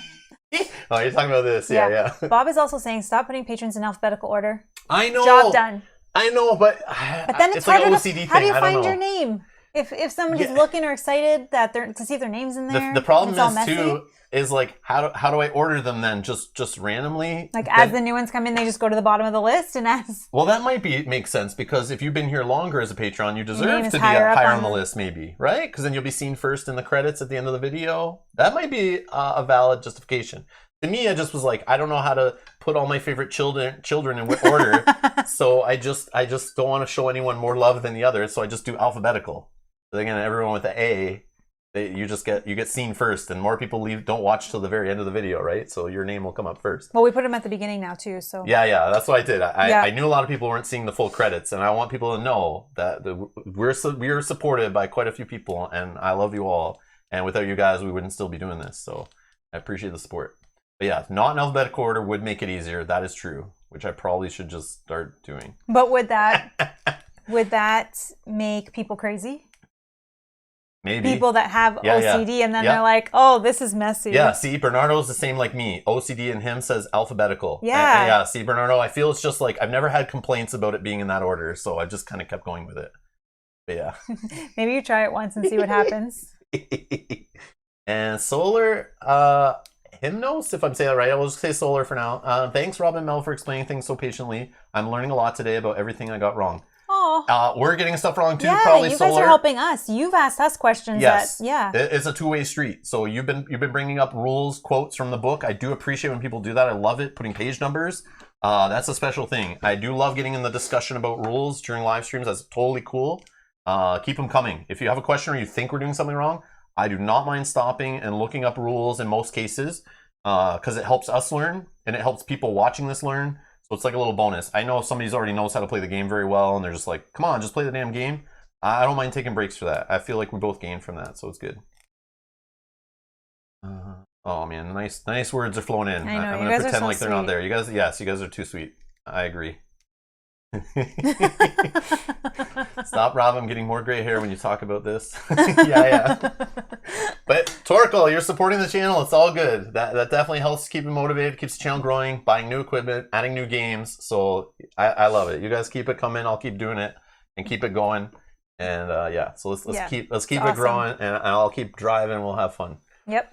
And yeah, so if I'm ever not streaming for a day and you're like, man, this guy hasn't streamed in 2 days, you just know I'm prepping for the next stream 9 days out of 10. I do 1 day a week where I totally take a slack day, most weeks, where I take at least 1 day where I literally just sit on the couch and drool, play some Call of Duty, and most of the day do nothing. I probably still watch some videos about board games. You do. Even my day relaxing, I'm like watching videos on new board games and stuff, kind of researching what I want to get on the channel next. But those days I feel like that's not really work. It's more fun. So yeah.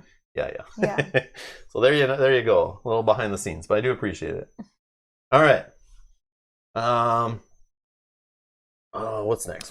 So we rolled our die. Hold on a minute. Let me think for a minute. We rolled our die. We didn't wander, right? Because you rolled the hex. Did we roll the circumstance? Yeah, we just fought a dude. We just fought the guy. We just fought a dude. Okay. And villain phase. So villain phase. So he has a token under gone him, away. so he's leaving the board and leaving a crystal behind. We just need one of those upgrade tokens. Boom, Okay. he's gone. Okay. New game turn. We could move this way, get another tile here, I think. Can you just pass me one? I just want to make sure it fits there. I feel like it does, but thumbs up. Yeah, okay. How many tiles do we have? 1, 2, 3, 4, 5, 6. I say we do 9, one 10, more 11, run down the 12, 13, coast 14. here, and then we just jump on a caravan and take off. Yeah, okay. I'm in. Like do a couple more missions maybe if we can. Go over here now, actually. That works. So let's move around the silt area. Hopefully we don't draw more silt, but we'll just move one cautiously. Okay. Nice, we didn't. So a Highlands mission hex. We do have a... Yep, excavation. I have a 3 4 yellow now. 4. Might take a while, but we can totally put that right near us. We could keep moving. Remember, we have the carpet if we want to literally move a whole bunch and kind of just like go crazy. Well, we've only moved 1 so far, right? We could move 2, 3, 4. Yep, that's what I'm saying. And we'd avoid the silt. So or go 1, around 2, that way. 3. Oh, yeah. That's better. That's what I mean. That's better. What do we get? So Another we got, caravansary. Caravansary and some silt. Sorry. We wanted something like that. I say you could just throw the... Yeah. Because we're not going to take the caravan yet. Yeah, true. Okay. Unless we want the caravan like this. Oops, sorry. Remember, we move through it, we can switch this guy too, if we care about it. All right, so that was 1, 2, 3. We can do 4, 5, and do another one. Yep. Oh, it's got another one. Another oasis. Another oasis and a caravanserai. Man, we never saw this many caravans the first time we played the game. We could do this. This is crazy. Oh, can that even fit in there? I feel like we never saw a caravan for like 5 turns. Yeah, we did. And now we're like, they're overflowing. We don't have to leave it like this. We could do this and hope we wander into one. We still can move one more. Oh. And still wander into one. If we don't wander, we stay in one. Okay, let's do that. So that will switch that out. Yep. So we get a new caravan master. Yeah, man. Wow. New caravan master. We put those also on the other end because we're like, oh, we only saw like 1 or 2 last time. Now we're seeing a ton of them. Ishtiak. Dune Runner. Item cost of +2, 6 health, 7 energy. His home is Nimsinyet, which just means if we take him to that destination, he will stay there, and then we can use him to leave that city if we want. But we're going to find out which way he's going. City 3, which 3 is Nimsinyet, isn't it? No, that's a hex. Tari. Tari? Yeah. Oh, yeah, right here. Yeah. Tari, yeah. We don't want to go to Tari. Nope. But we can bribe him for 4 gold each, and he'll go wherever we want. Yeah. But we might wander right now. But that just happens. All right, so let's roll and see what's going on. We're definitely not wandering, but I got a hex on the navigate roll. So literally I can choose us to wander 1 space in any direction if we want. Okay. So. Oh, I critically failed on these 2. Wow. So I have to eat 1. Same here. I'm eating 2. Because I passed, so I'm only eating the 1 for the being in the waste. I passed on that. I failed on my gold. That's fine. Do you want to do that? Do you want to make us wander? Because then we can draw another one and maybe use a cheaper bribe. Sorry, just reading the chat. Bob says he's going to be pissed if a new Patreon joins named AADRMANAARDVARK. Adrman Aardvark joins in the credits alphabetically. Then they just keep pushing Bob Chapman down. Is that going to push you down to the next page? No. He's still in page 1. But on the scrolling credits at the end, though, it takes longer for him to pop on the screen. The more A's that keep popping on the chat. Bob. But on Patreon, you guys can put whatever name you want. So some people have put like all small case. Some people have used usernames. Some people have used real names. Some people have put periods. Some people put all caps on their names. You guys put whatever. I throw it in the credits. Some people have asked me to change what I put in the credits, so I've done that too. Yeah. Is it alphabetical by first name or last name? Just by first. Yeah, okay. yeah. I just sort it in like an Excel sheet. Bob, what are you complaining about? You're like in the second letter. I know. Bernardo says, off topic, have you heard the new Dune game pitch from Portal Games? Any opinion? That is the story. When I saw them announce that at their little online Portal Con, right? It's like it's based on the Detective series, which we have Detective, the original game. That's one on our shelf of opportunity that Mel and I have not played, but we do own the original Detective game that we want to play on stream at some time. That could be something that's be fun playing with the chat. That was before I was like streaming spoilery games too much, but that is something we could play. And it's based off that Detective series, so it's more story based, but it's Dune in some kind of detective game. My opinion, I've never played a detective game, so I don't know what to tell you, but the one Dune game I want to play is Dune Imperium. I love worker placement, I love deck building. That's a game that's out of stock right now around us in our retailer. I should have grabbed it when it first came out. I tried to grab it around the holidays, but it sold out too fast before the deals happened, so I didn't grab it. But When it comes in stock again, I'm going to grab a copy of Dune Imperium, I think. Because too many people are recommending that. I would love it, so I want to try it. But yeah, that's the only Dune thing. But not off topic, Bernardo. There's sand everywhere here, so it's definitely on topic. All right. Okay, do you want us to wander? That will let us change this. Maybe it's a cheaper bribe. Maybe it'll go where we want him to go. Yeah, I want to go here to reveal another tile. Yeah. So if you want to grab the tile, I'm going to flip our caravan. Okay, so we got a decent tile. It's got a couple of mission options. Yeah, just put those close to us. Yeah, let's do like this. All right, we found Hannah. Anna the Wind Maiden. So like 1 gold raised. Oh, Ferrora, we want to go there. We want to go there, but hopefully we can. But she's Yeah, we want to go to Ferrora. Is her home, so she'll stick around. She's a good one, I think. But only 5 health, 9 energy, so she might die quicker.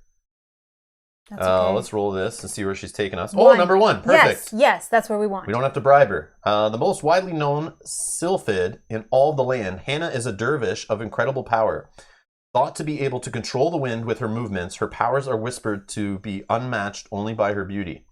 Good-natured, she often leads caravans into the wastes, avoiding her infamous sister Sif and searching for artifacts left behind by her people. Special. If you draw a Stony Barrens or Salt Flats caravan event, reduce the energy drain amount by 2. Additionally, if a sylphid is in the group and you prevent Hannah's caravan from suffering health damage, draw a power-up card. Each hero gains the card's rewards. We do not have a sylphid. No. We have a Pridekin and a Ferorin. Cool. So here's a question. We have to spend energy as we go through. Yeah, we need to fill up our energy. We need to go to the Oasis we can shop first. here before. Yeah. You can buy at a caravan before leaving, in between events, and even before it finishes and drops you off. Yeah. Unless the caravan master dies on the way. But I'm wondering, is it cheaper we leave Hannah where she is, we go to the Oasis, heal our energy, and then come back to her? Like, kind of say, like, hold up, we'll be right back. Oh, this is from.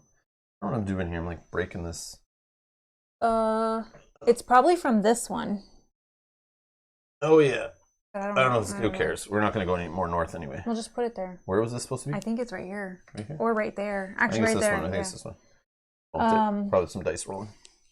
Do you know what I'm saying? Nope. I probably weren't even listening. Nope, not at all. Do you think that we go to the Oasis first? It's cheaper than going and paying. Yes. Right? And then we come back because Hannah will stay there. Yes. We'll just tell her. Unless, hold on, remember we can buy things from the bazaar. Yeah, but they're more expensive. Yeah, but like, how much energy can hold? 9? Yeah. So for 6 gold, you can have your full health and full energy done. 6 gold. I know 6 gold, that's a lot.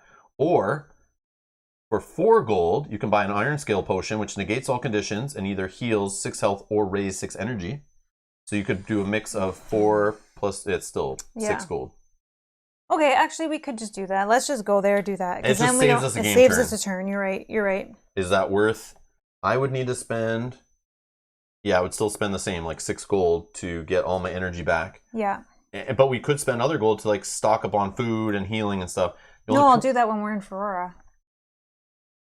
Well, remember what happens if. Oh yeah, true. Right, because I don't want to pay the extra if I don't have to. Yeah, we will if things start happening that are bad. Yeah.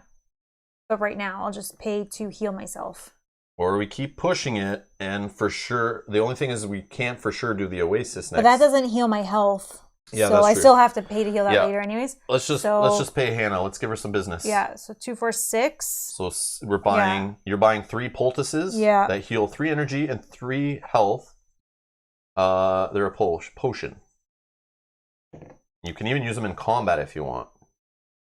Also buy some rations. I'm just spending. I'm not going to buy rations. No, yet. I still have 9. Oh, but that will cost. Yeah, okay, you have food. I have food, yeah. Usually, a caravan event is going to eat a lot of food. Usually, take a lot of food away. Do you have any food? But you can buy between each event. I have 3. Okay.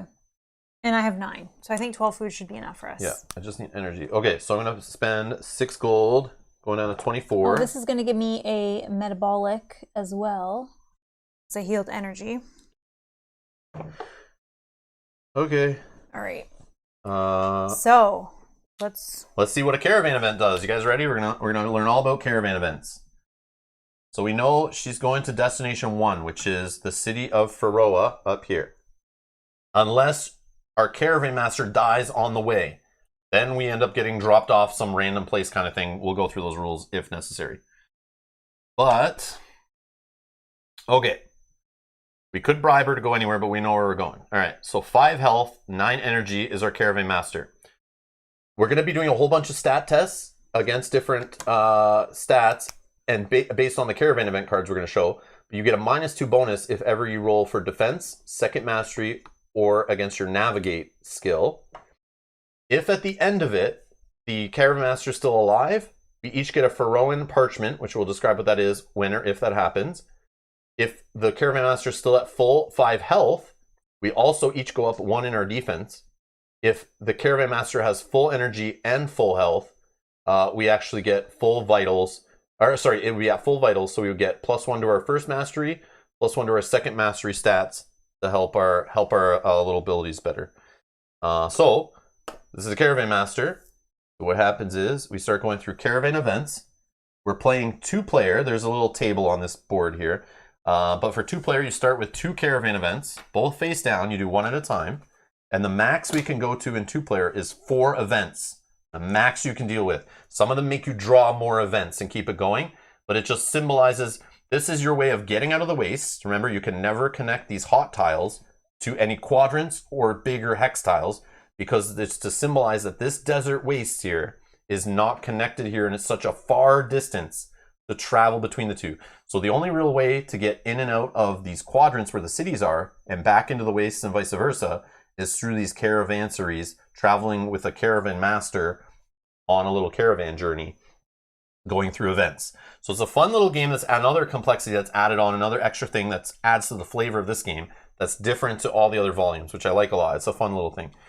But it does thematically, going to cost you food most likely. You're going to lose some energy, lots of energy damage, and you got to try to protect your caravan master. So actually, I think there's a story trigger that we can do based on our first caravansary on a quadrant. No. I think we also didn't read when we fought the pangolin. Oh, yeah. So we may have to fight him again so we can read that. No, it's okay. It's okay. Where is this? So there's stuff for circumstances, stuff for encounters. We could have read stuff for the encounters. Oh. Oh no. Right Crypt Guardian, I think we had, right? I already read the caravansary in the waste. It's just when you arrive at your first caravansary. But is there one for a caravan event? That's what I'm trying to find. I don't think so. Gotta be. Okay, never mind. Also one for an oasis if we get to an oasis. I never even do that this game. Oh, there was one for the ceaseless heat wave. Oh, whoops. Oh, the magic carpet has one. 23. Let's read. We got that. Let's read about the magic carpet. People are like, shut up about your carpet. All right. We got this cool carpet.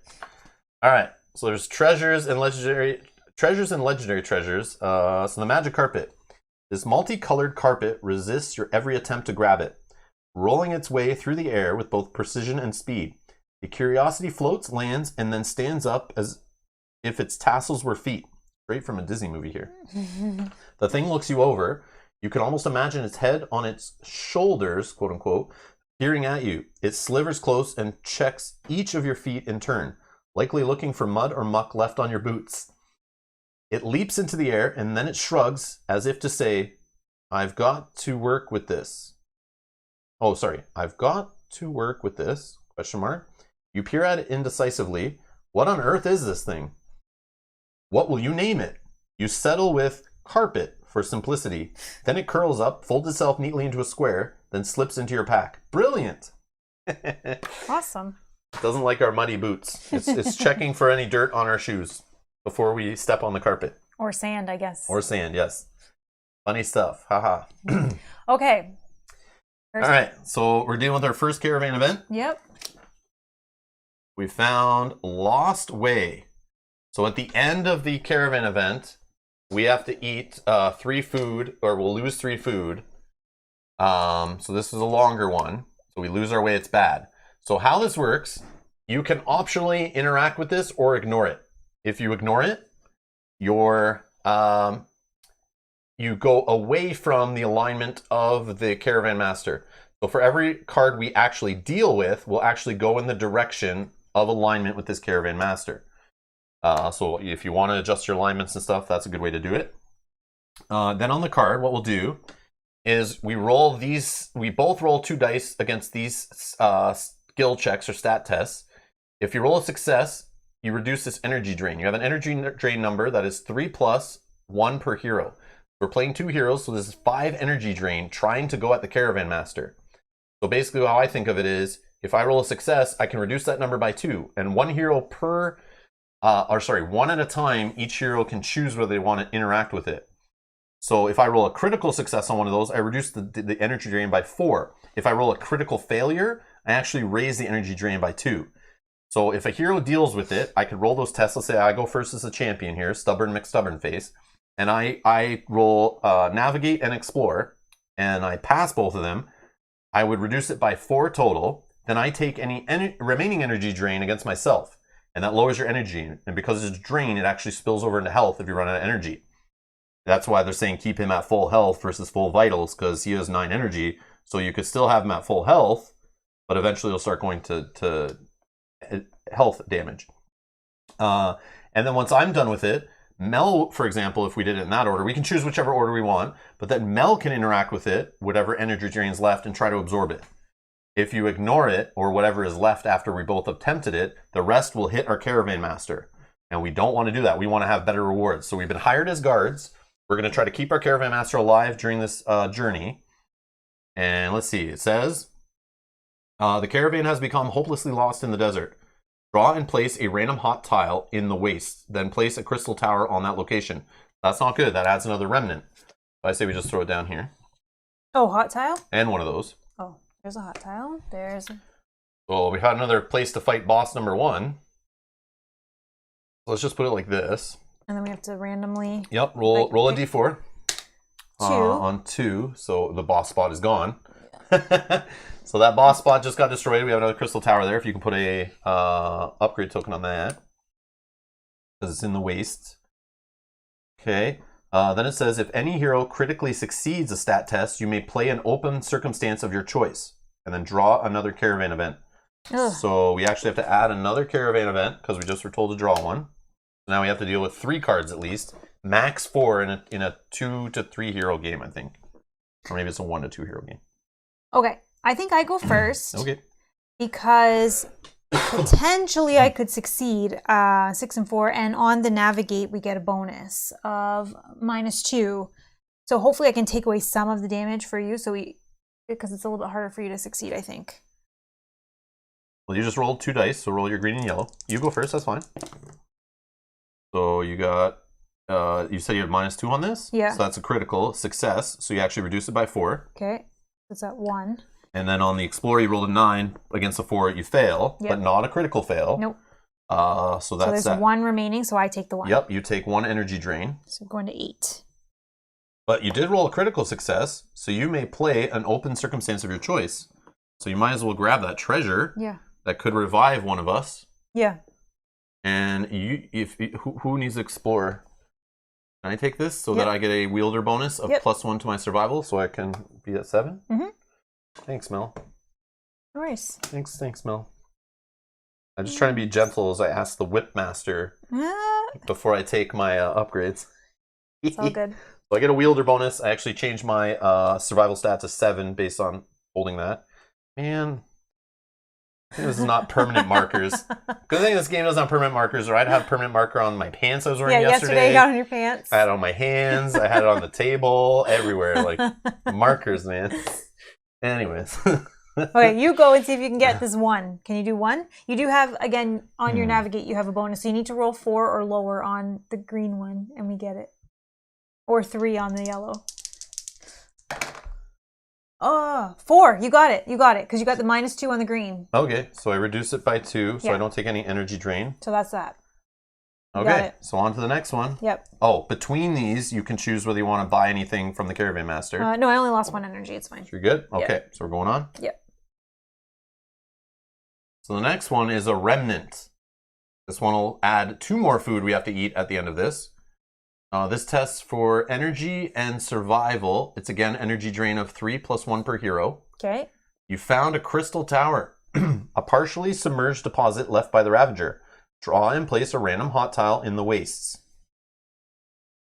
Here. I don't know. That kind of touches. Let's just put it here.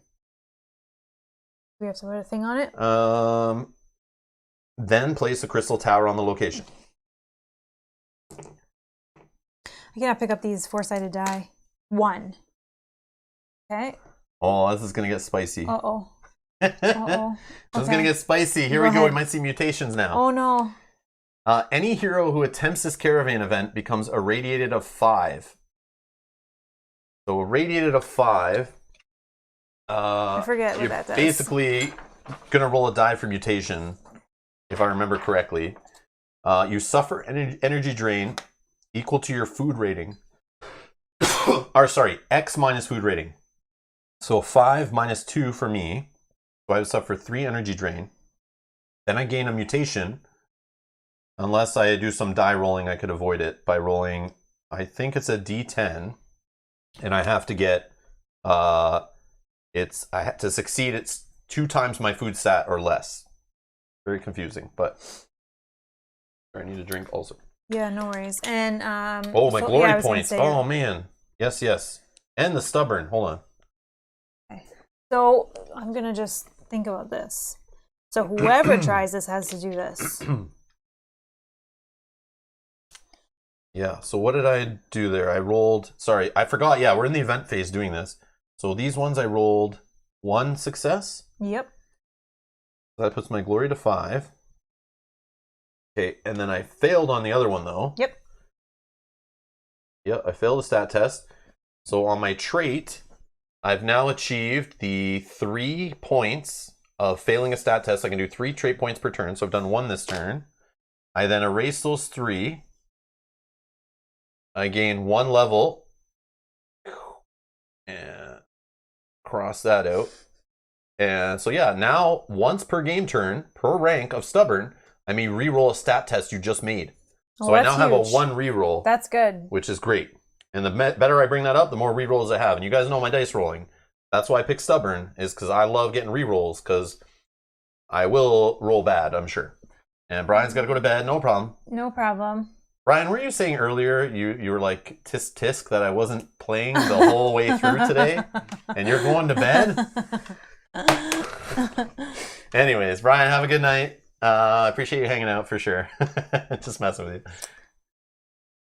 So here's the thing. If we didn't... Night, Cynthia. Wait, Cynthia, you're going to bed too? You're not staying up to play games while Brian goes to bed? Come on, you can tell us. It's all good. Thank you guys for hanging out. We appreciate it. If we didn't do this at all, 5 energy drain is going on to our... What else does it say? If the heroes attempt this caravan event, gain 3 Ravager crystals. Yeah, but if we don't... But I think I want to become mutated. I think it'd be funny. I have this here. I know. I'm just thinking we haven't seen, I don't think, any purities at all yet. I know. So they're gonna be coming in droves. And I don't want to get. But remember, mutated. we're playing with the optional rule that I can give you all the purities if I'm mutated. Okay. Sure then. I see you still gain the benefit on the card. It's just not double because of purity. I know. So I was like, okay, whatever. All right. Do you want to try? Yeah, I definitely do. Okay. Well, let's see what happens after you try. So what is it? Energy? So I'm going against my current energy, which is 8. Yep. And my survival of 7. Yep. And you get no bonuses on these die. Oh, I see.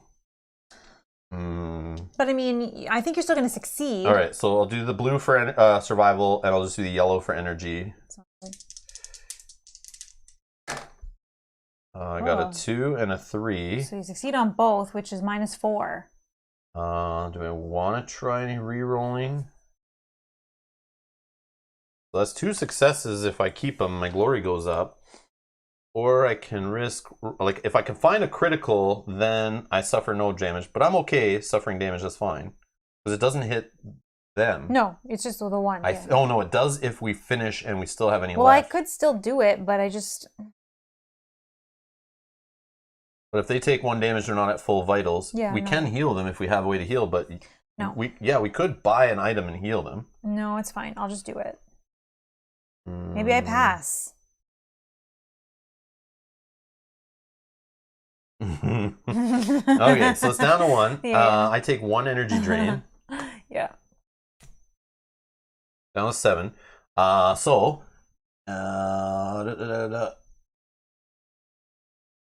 I become irradiated 5 minus food rating of 3. So that's what I say, 2. energy drain of 3 more. Yeah. Okay, that kind of sucks.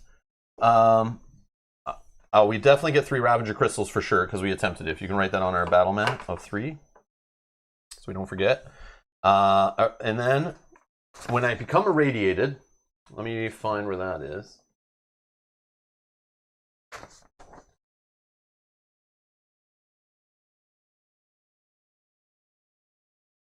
Weird. I feel like it's not on this. Is it?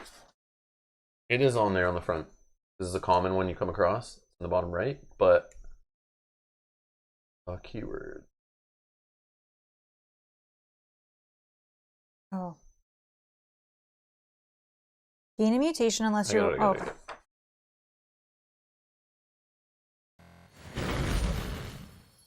All right, irradiated X. So I'm irradiated 5. Targets who gain this condition suffer energy drain equal to the number in parenthesis minus their food rating. I just did that.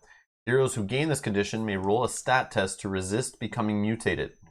If you do not roll, or if the result is greater than twice your food rating, immediately draw a mutation card.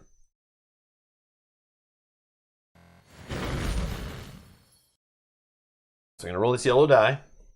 I mean, I kind of want to become mutated, but if I can avoid it, I'll avoid it for now. So I need to roll a 4 or lower. Oh, I got a 4. Got it. I got a 4. Yeah. Oh. Boom. Where's that like bam, bam, bam noise? All right. So I got a 4. Okay. So I'm not mutated. I can choose if I wanted to not roll the die and purposely fail and all that and become But I mutated. think you wait and get some purities first. Yeah, I think it'll happen eventually. Yeah. All right. Okay, so I guess I'll try. Mel might become mutated right here. Well, I have something that can potentially help me. But okay. again, 6 is your what you're testing against. Yeah. Plus I have this, which I can then make it 8. Oh, and that was a stat test. So I succeeded at another stat test. Oh, I didn't raise it again, did I? I think I should be at 8 now. Okay. I think. I don't know. Maybe I did. I raised it from this and from this now. Yeah, I think I'm at 8 glory. I might be cheating and might have done it too many more times, but I feel like I missed some too. So I think we're good. Okay, I'll attempt it. So blue is my survival, and then the yellow is my current energy, which my current energy is 8. So both of the die need to be 8. 4 and 6. So I pass on both. So that's good. Yep, so no I'm not energy going to take drain. any energy drain. So I need to roll a stat die. So first, Or I need to- irradiated, you're going to lose 2. 2 energy drain. Okay, going to That happens no matter what. 6. And then now roll a d10, and as long as it's 6 or lower, you're good. 7. But no. Once per game turn, when you would gain a condition from failing a skill roll, you may immediately reroll with a -2 bonus. So now 8 or less. Oh, okay.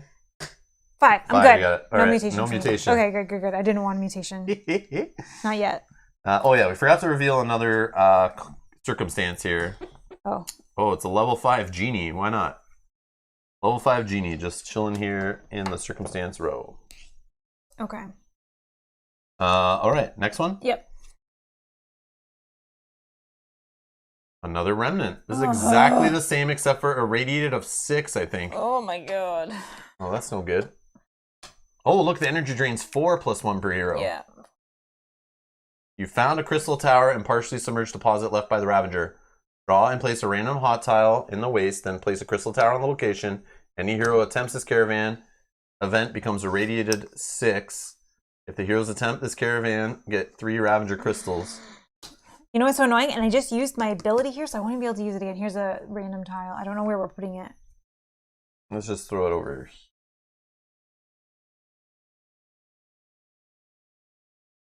Okay. 3. 3. So Okay. how many do we have? 1, 2, 3, 4, 5, 6. But I feel like we have a ton. We had 14, Out of I 1, thought. 2, 3, 4, 5, 6, 7, 8, 9, 10, 11, 12, 13, 14, 15, 16, 17, 18, 19 hot tiles. So until we get to 10 remnants, Okay, and we're at 6. we're at 6. So once the 10th remnant hits, that's at least half of the hot tiles. Yeah, we still have 3 hot tiles that we could place technically. Yeah, but I don't know if think they fit for sure. No, I think we could adjust. I think but we're going off the island or the desert now, yeah, anyways. let's just get out of here. Okay, this is annoying. I agree. I'll start it off. Okay, go ahead. Oh, this one we don't have any bonus either. Ooh. Yeah, it's the same. Okay. I'm going to attempt it so you can give us 3 more Ravager crystals while we're here. All right, so I'll do the same thing. So I'm actually only testing against 4 now on my energy. Oh, and I'm 7. testing against 6. Ooh. Maybe I'll get a crit. So I fail and I succeed on the energy. So that's So -2, but not a critical fail. So that leaves the energy drain of 6. So 4 left. So I take that. I'll go down to 0 energy. And then irradiated of 6. So minus food rating. It's energy drain, I said, right? Yes. So I have 0 energy to take away. So it's actually the 6 is -2 food rating is 4. So I actually lose 4 health now. So I'm down to 6 health. And then there's still 4 left if you want to. Oh, yeah. And then I roll a d10 against my 4 less here. Hex, critical success. Oh, yeah. So I get 2 more glory. Ow. And I get 1 more stubborn for sure. Actually, yeah, 1 more stubborn. All right. Oh, what did I just do? Where's that? It wasn't 8. I just got 2 more and I wrote a 2. I should have wrote 10. All right, so we're going to end the stream soon because I'm losing my mind and writing wrong numbers that I'm saying. Man. Okay. No reroll on that bad blue one? Oh, you could have. I have 1 reroll for the whole turn, Edgar. I'm not sure if I already rerolled. No, you didn't. I haven't done that for sure? I thought I did. That's why I didn't do it. No. Okay, I'll try. A 6, which is a pass. Oh, that's a pass. So now he's at 2. So I'll undo 2 of the damage. Yeah. And then I'll undo the fail over on the stubborn. And I'll take another glory. Thank you, Edgar. Thank you. Yeah, I thought I used idea. that reroll already. That's why I didn't bother. But yeah, thank you for bringing that up. That's a good catch. Okay, so I'll try so that potentially we can keep her at full health. So yellow is for my my energy, blue is for my... Oh, okay, I pass on both. So, and it critically, so she... Yep, so that's good. That's -6 energy drain. It's more than enough. Okay, so that's done. Then so irradiated, you're going to be irradiated of 3 energy drain. Okay, so going to 3. Then you're going to roll a d10 where you need a 6 or less or you become mutated. Roll this one because someone's better. 10! Oh, I critically fail. Is that bad? No, it's just you're still going to become mutated. So our first mutation for our Underfoot Pridekin Metabolic Whipmaster named Mel is she just grew a tail. Woohoo. So you're going to lose 1 energy in the top. So becoming mutated takes some energy out of you. Your maximum energy is reduced by 1. You grow a powerful tail. You may counterattack after an opponent targets you, dealing health damage equal to half your attack rank. Each copy you possess boosts the counterattack damage by 3. So you can get multiple tails, or like your tail gets stronger basically. Okay. But you do add +1 to your defensive stat. So put that wherever you want. Okay, so I have to lose 1 to my energy. Yep, so you go down to a maximum of 8 energy, but your defense goes from 5 to 6. And my defense goes to 6. So remember that. Anytime you're targeted, even if it doesn't do damage to you, anytime they target you with any kind of ability or anything, right now you whip them back for 2 damage. But if we get that attack level up, you could be hitting back for more. Okay. So that's good, I guess. Whip master with a whip and tail. Yeah, exactly. Seems thematic, I guess. She basically just spinning in a circle, holding out her whip and her tail, just like smacking enemies all around.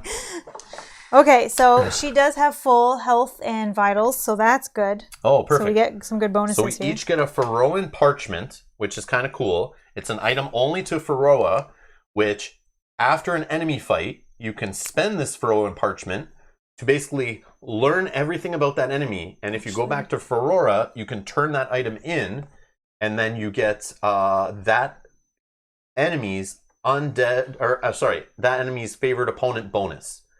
So I'm only favorite opponent against undead, but if I fought a monstrous creature or whatever, monstrous humanoid, I could then use one of those Ferora parchments to record down everything I learned about that monstrous humanoid, go to Ferora, report it in, and because I've learned so much about that enemy type, I now get another favorite opponent that I roll extra damage every round against.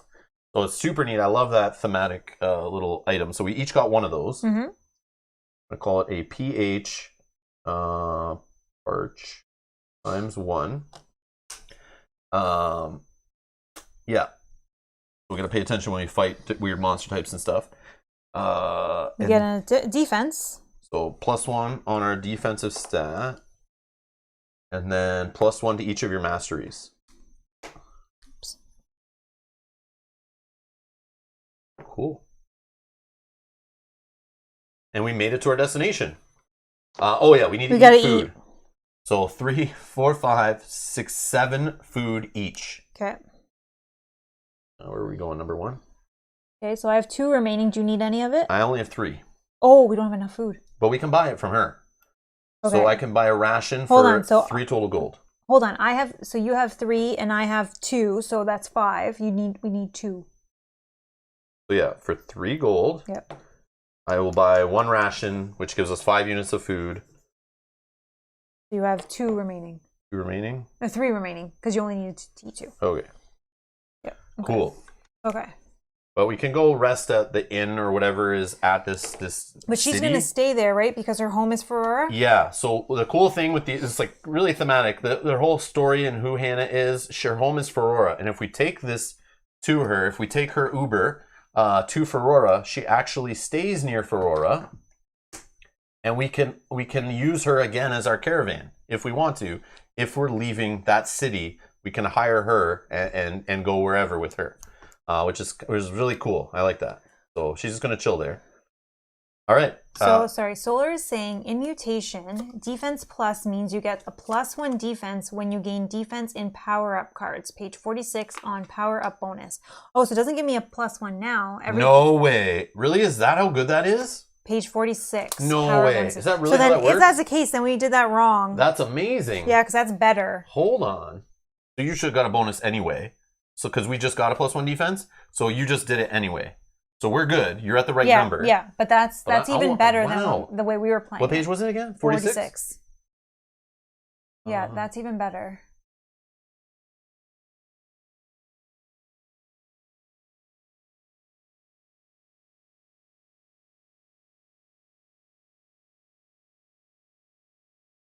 Yeah, that's a good catch if that's the case. Each time a hero gains the irradiated condition, the hero may choose to roll a stat test against their food rating. Blah, blah, blah, blah, blah. Okay, where is it? Power up bonus. So I misunderstood how this worked then. Each mutation grants a power up bonus. Each time your hero gains a power up that grants a stat increase of this type, increase the bonus by 1. Ooh. That explains why it's the plus symbol. I was staring at that plus symbol and I was like, it looks different than putting a number there, but like I just assumed it was +1. Yeah, so we definitely played this wrong in our practice game, but that's fine. But your power-up bonuses do not stack. So if her tail increases in strength, it's still only +1 bonus to that defense. Okay. Solar, you're amazing. Thank you for that We were playing that wrong. So we were playing it harder because we played it as we only got the +1 bonus when we originally got the card. We did it in hard mode last time. So this is easy. This is better. Yep. This is good.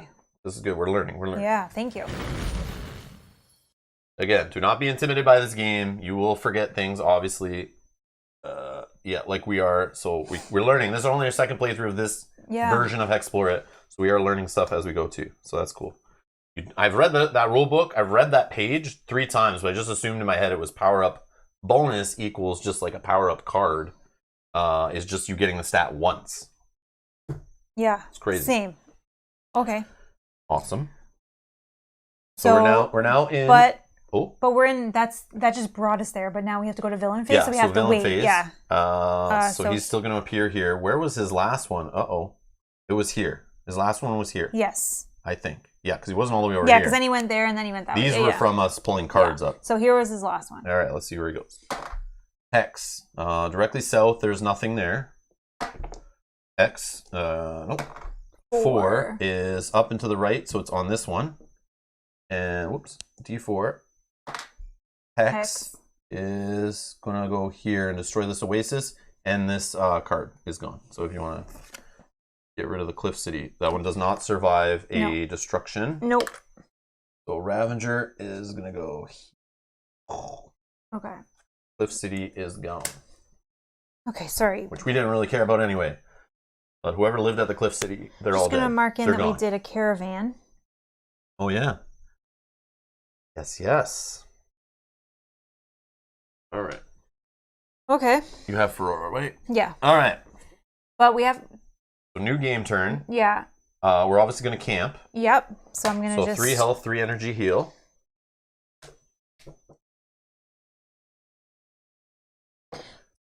That is going to give me a second metabolic, which is going to fill that. So I will get a 3, which now means I do not have to eat anything if I fail. And then this gives me, I assume that gives me a health. I never got that far before. Yep, +1 to your health. Yep. I like it. Yep, same symbol. Okay, so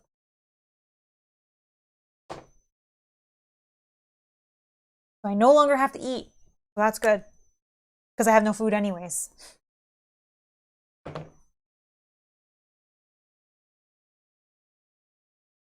Number 10. All right, so we've entered Ferrara. So we're going to find the page for Ferrara here, this one, and read some story stuff. Let's set the tone of Ferrara here. The city-state that's located in the, I guess, northeast quadrant up here. Ferrara. Gleaming minarets shine gold in the sun. A cool breeze moves constant through the street, causing the palm trees to gently sway in its wake. People are kind or quiet or both, and every so often you can hear the roar of a fantastic beast. Aurora's great menagerie must be close. You take a moment for yourself, stopping to listen to the wind and the ordered commotion. It is so very refreshing just walking the streets here. When you open your eyes, you're surprised to find a youth of no more than 6 years holding out a warm loaf of bread. Smiling, you assure her you couldn't possibly take the gift. But then you see an elder, smiling from the bread shop window not far, watching the exchange. The girl quickly hands you the bread, then rushes off down the street. You can see her pack is full of small loaves, just like the one she gave you. What a place this is. Heaven. No, I'm just joking. All right. So just out of curiosity, there is Ferrara. That's the amazing art of the place we are at, setting the stage there. A beautiful city. Beautiful city. All right, special action available here. So this is going to tell us about, think about the knowledge. I don't know. So in this city of Ferrara, we can do that knowledge thing. Come in, basically trade up things you're doing to level up. There's some danger in justice. Says, check the group's reputation at the end of each event phase spent in Ferrara. If it's either cruel or corrupt, face the Neuroran guards of level 4. Instead of fighting them, you may let them escort you out of Ferrara. If you do, roam twice outside the city and begin the next game turn in that location. They kick you out. I just also remembered something. We did not adjust our reputation based on our events that we did for the caravan. Oh, so Hannah wants us to go up and to the right. So just move us 3 times, right? Yeah, but that'll max out at the top there. So we're right here. Okay, sorry. Yeah. Just making sure we're in the right. Yeah. We helped out Hannah, so we went towards her alignment for all 3 cards we dealt with. So we moved 3 that way. But we could only move 2. That's fine. So because we are the right alignment in Ferrara, we're up in the top right here. So we are up in the righteous. Okay, and Ferrara is all good if you're in the top half here. We get -1 gold if we're buying upgrades at schooling and sparring. -1 gold to item costs. And +2 gold if we go on missions for Ferrara. Oh, we forgot about that. Oh, yeah, we did forget about that. Yeah, if we do missions for Fera, we get +2 gold when we're in their spot here. And then if we employ here, which we could be hired as an orderly for a turn, heroes can earn gold by helping Agra's clerics heal the sick and tend to the poor. Once per game turn, if any heroes become employed here, you may choose to move your reputation towards Fera. And if you're an assist, which Mel is, or me, a healer, you get 6 extra gold +2 for working as an orderly. And you're only allowed to choose like one thing to do. You can always buy items each game turn. And this sharing does not cost an action. No. So if you go to the school and sparring, we are limited to upgrading only these stats here. So every city, if we look at Drea, for example, you can only do school and sparring for specific stats. So that could have directed us where we go. Like if we really wanted our attack stat to go up, we probably wouldn't want to go here, but we're okay. Yeah, we wanted the power-up cards. Really. I just like these skills. I like getting these skills up as fast as you can in a game of HEXplore It. So you'll wander less, you'll find more gold, and you won't have to eat as much. And you pass tests and boss fights and stuff too. So yeah. So you could do schooling and sparring here. You can employ, you can go to the arena or play scarabs.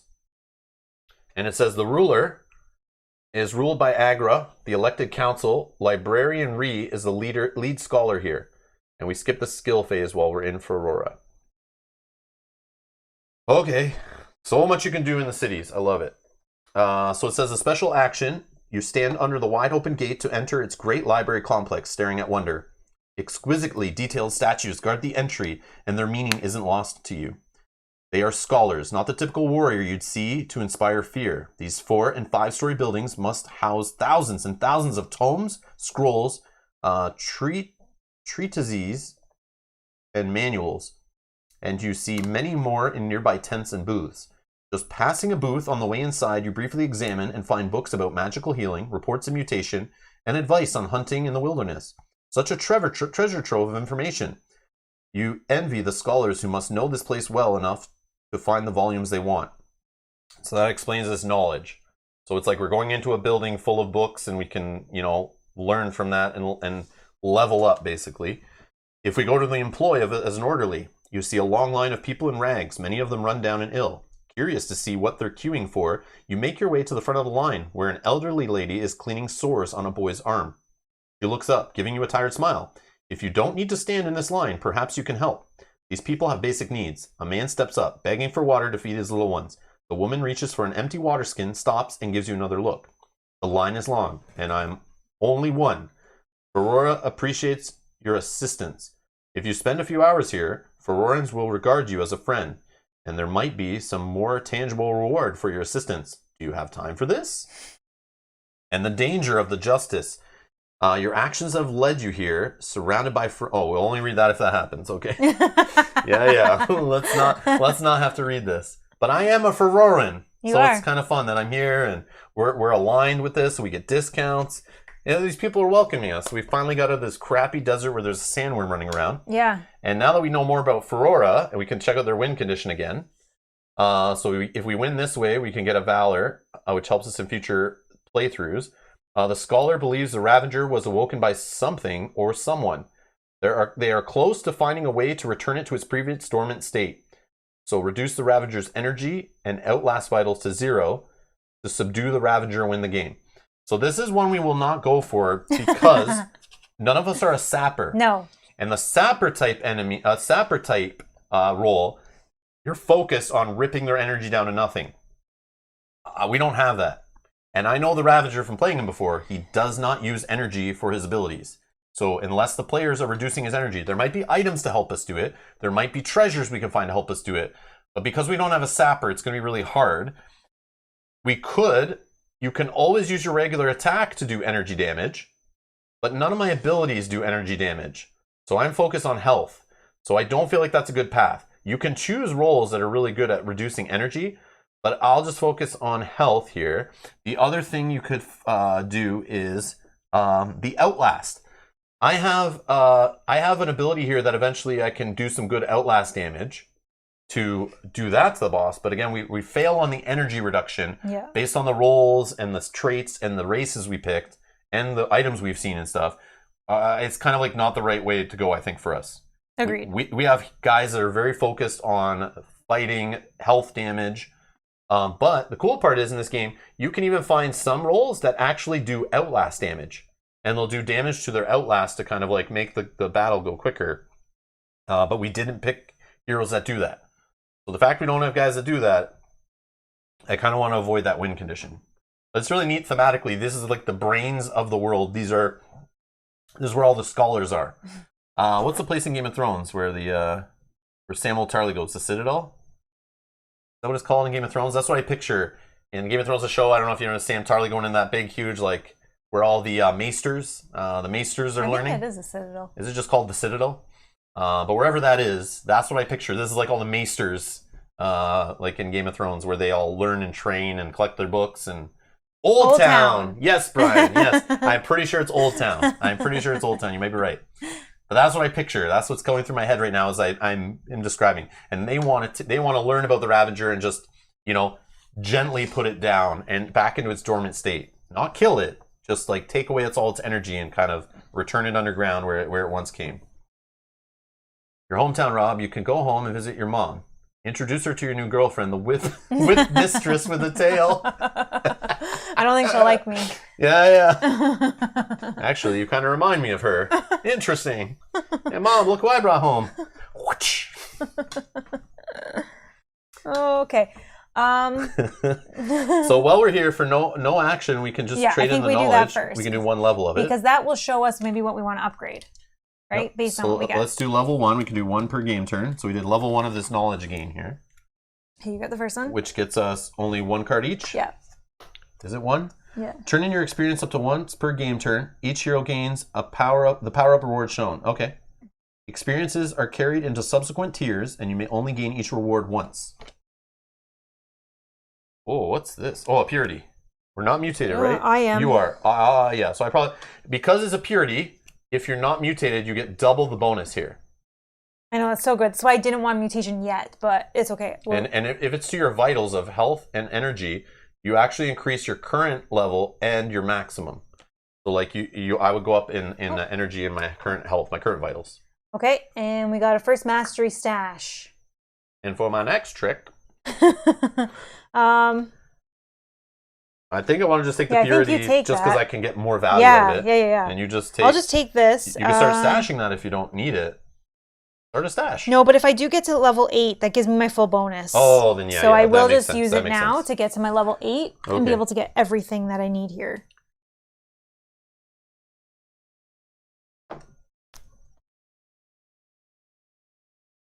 So now I can sustain the leather grip for free, so I don't need to spend I need to do it the first time. Then I, for free, just sustain it, which is good. So this is done, and then this will go to 13. Okay. And now we can either do shopping or skills.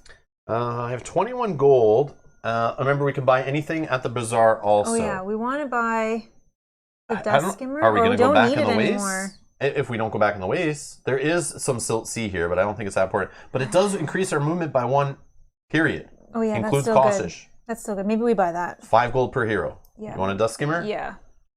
So just spend 10. Okay, so I'm at 9. We can, we share gold, so. Okay, so I'm at 9, and sorry, let me just mark that on here. Dust skimmer, mark it on our battle mat that we have as a group, the dust skimmer. So now our movement is 5 and 2. So the dust skimmer increases the group's movement speed by 1 hex per turn, includes moving cautiously. Additionally, treat Silt Sea hexes as normal terrain, and the group is immune to the dangers of quicksand. The group may only carry 1, and it stacks with similar effects. So now we're out of the waste, so we can move up to 5 on these, plus Reckless if we want, plus Magic Carpet. Yeah. We literally can go crazy movement. Awesome. There's a survival kit. I know, I like I know you love that one. I just like to be able to heal, and especially it will help my metabolic get up faster. So survival kit. I'll buy one for myself. It's per hero, I think. Yeah. Survival kit. Heal 1 health and 1 energy before the movement phase each game turn and reduce the food requirement for each caravan event by 1. Oh, that's great. Yeah, I'm going to buy This one. item only affects 1 hero, may be purchased once per hero, and stacks with similar effects. Okay. So I'm buying one for, so I have 3 left. All right. I'll do it too. Yeah, yeah.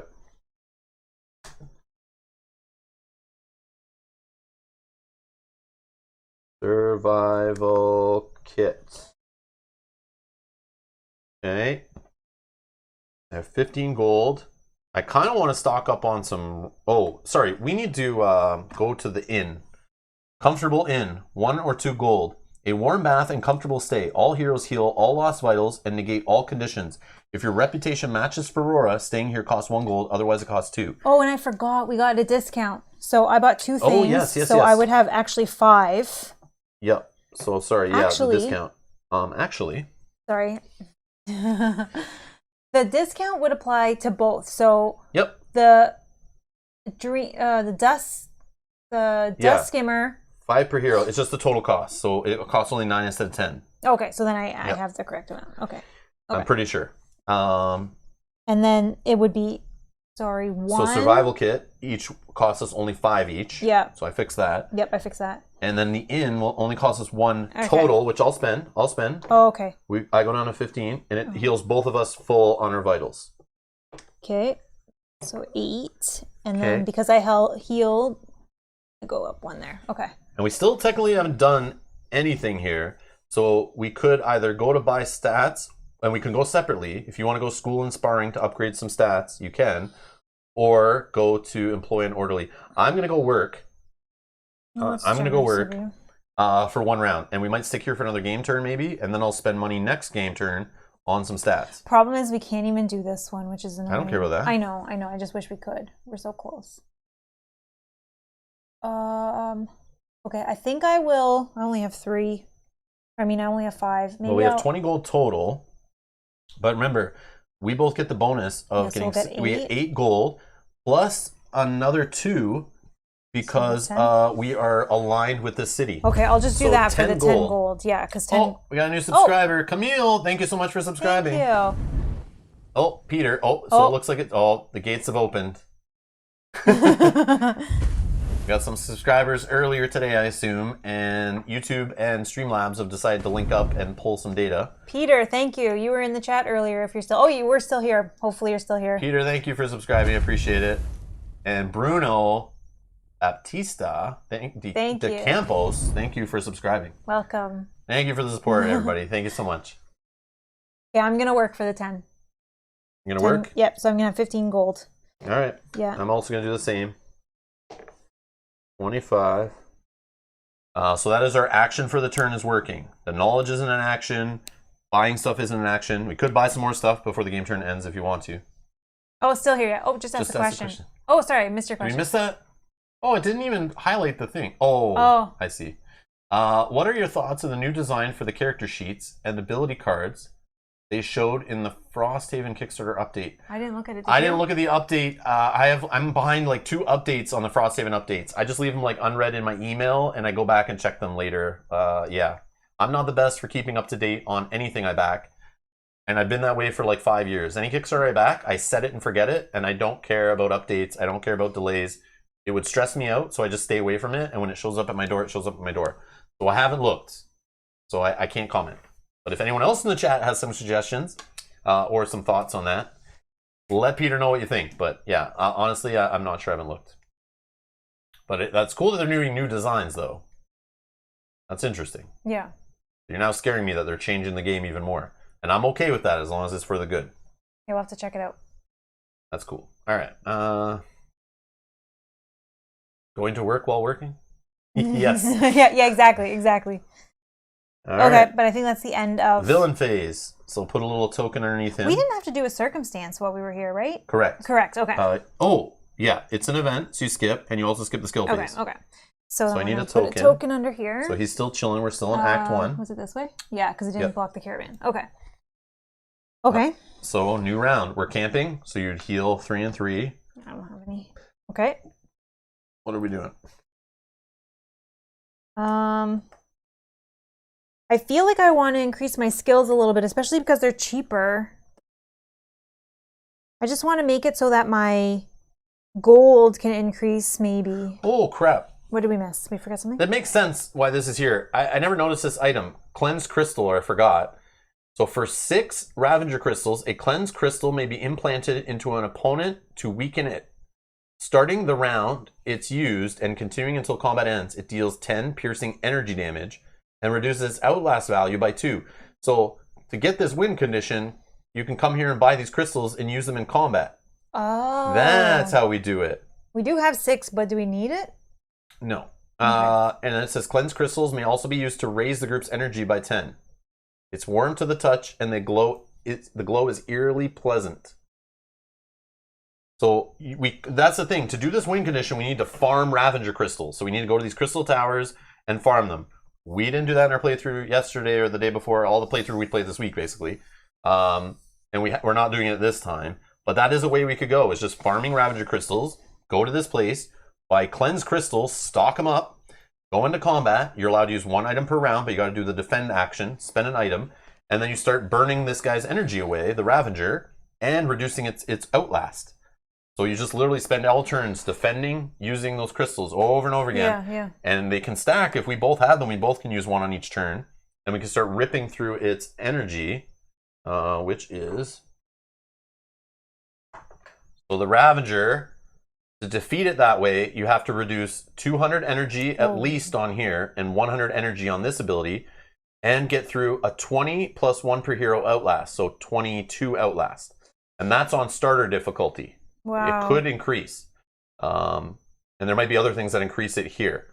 So 300 energy damage to win the fight and survive for like 10-ish rounds probably. But you obviously, the more Ravager crystals you can sell and buy cleanse crystals, the more quickly you can reduce the rounds of that battle. So that's like a look into one of the game end conditions. But again, we don't have a sapper, and a sapper would rip through the energy faster. Yeah. I do have a way to reduce Outlast. Yeah, but still, it's going to take us forever to get through the energy. Yeah, well, we could fight. We could just do regular damage, but it might block that too. And Yeah. like our masteries don't really do that kind of stuff. Yeah. But yeah, it's just crazy to think like we could totally play the game another time, pick 2 different heroes, and totally focus on the game, harvesting these crystals, which lead to more mutations, which lead to us taking those crystals to Fera, hoping Fera doesn't get destroyed, and buying as many crystals as we can. Yeah. That's super cool. Which is crazy. So that's a totally different game. But we're not doing I feel like that. that would be more difficult, but I don't know. It'd be more difficult. It's just different. It's just a different way to play the game. I think it's neat. Very neat. Okay. I'm going to increase my skills. Yeah, I think I'm going to do the same. Especially because it costs 1 less. So I want to take advantage of that. So I'm going to spend 5, increase 2 levels of my gold, going to 6. Or my explore skill. I'm going to spit. Remember, you get your discount. I counted it. Okay. I'm going to buy some rations, which I should have done for Oh, yeah. 1 I gold. need to eat something later. I don't need to eat right now, but... I'm going to take 5, up to 8. Like, we don't lose, because we're not in the waste. We don't automatically lose the food. Yeah, all for 1. Get some hearty rations in case we need to go on a caravan journey or something. Yeah, same. So I'm So going to I buy have another 5. one. 9. I'm going to buy a potion, too, actually. I'm going to get a...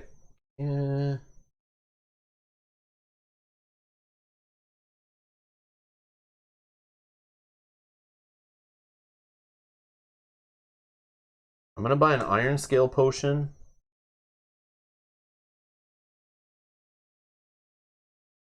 Times 1. And I'm going to buy a poultice. Whoops. I think that's right. Poultice. I'm going to actually buy, these are only 1. I'm going to buy like 3 of them. So I think I'm at 20, maybe 19. I forget. I'm losing track here. But I'll just put 19. I think that's right. I may be wrong off my gold spend there, but Okay.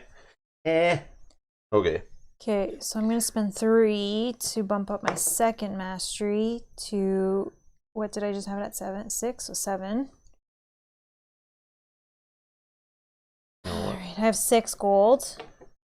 I'm gonna spend 2 to up my explore to 4.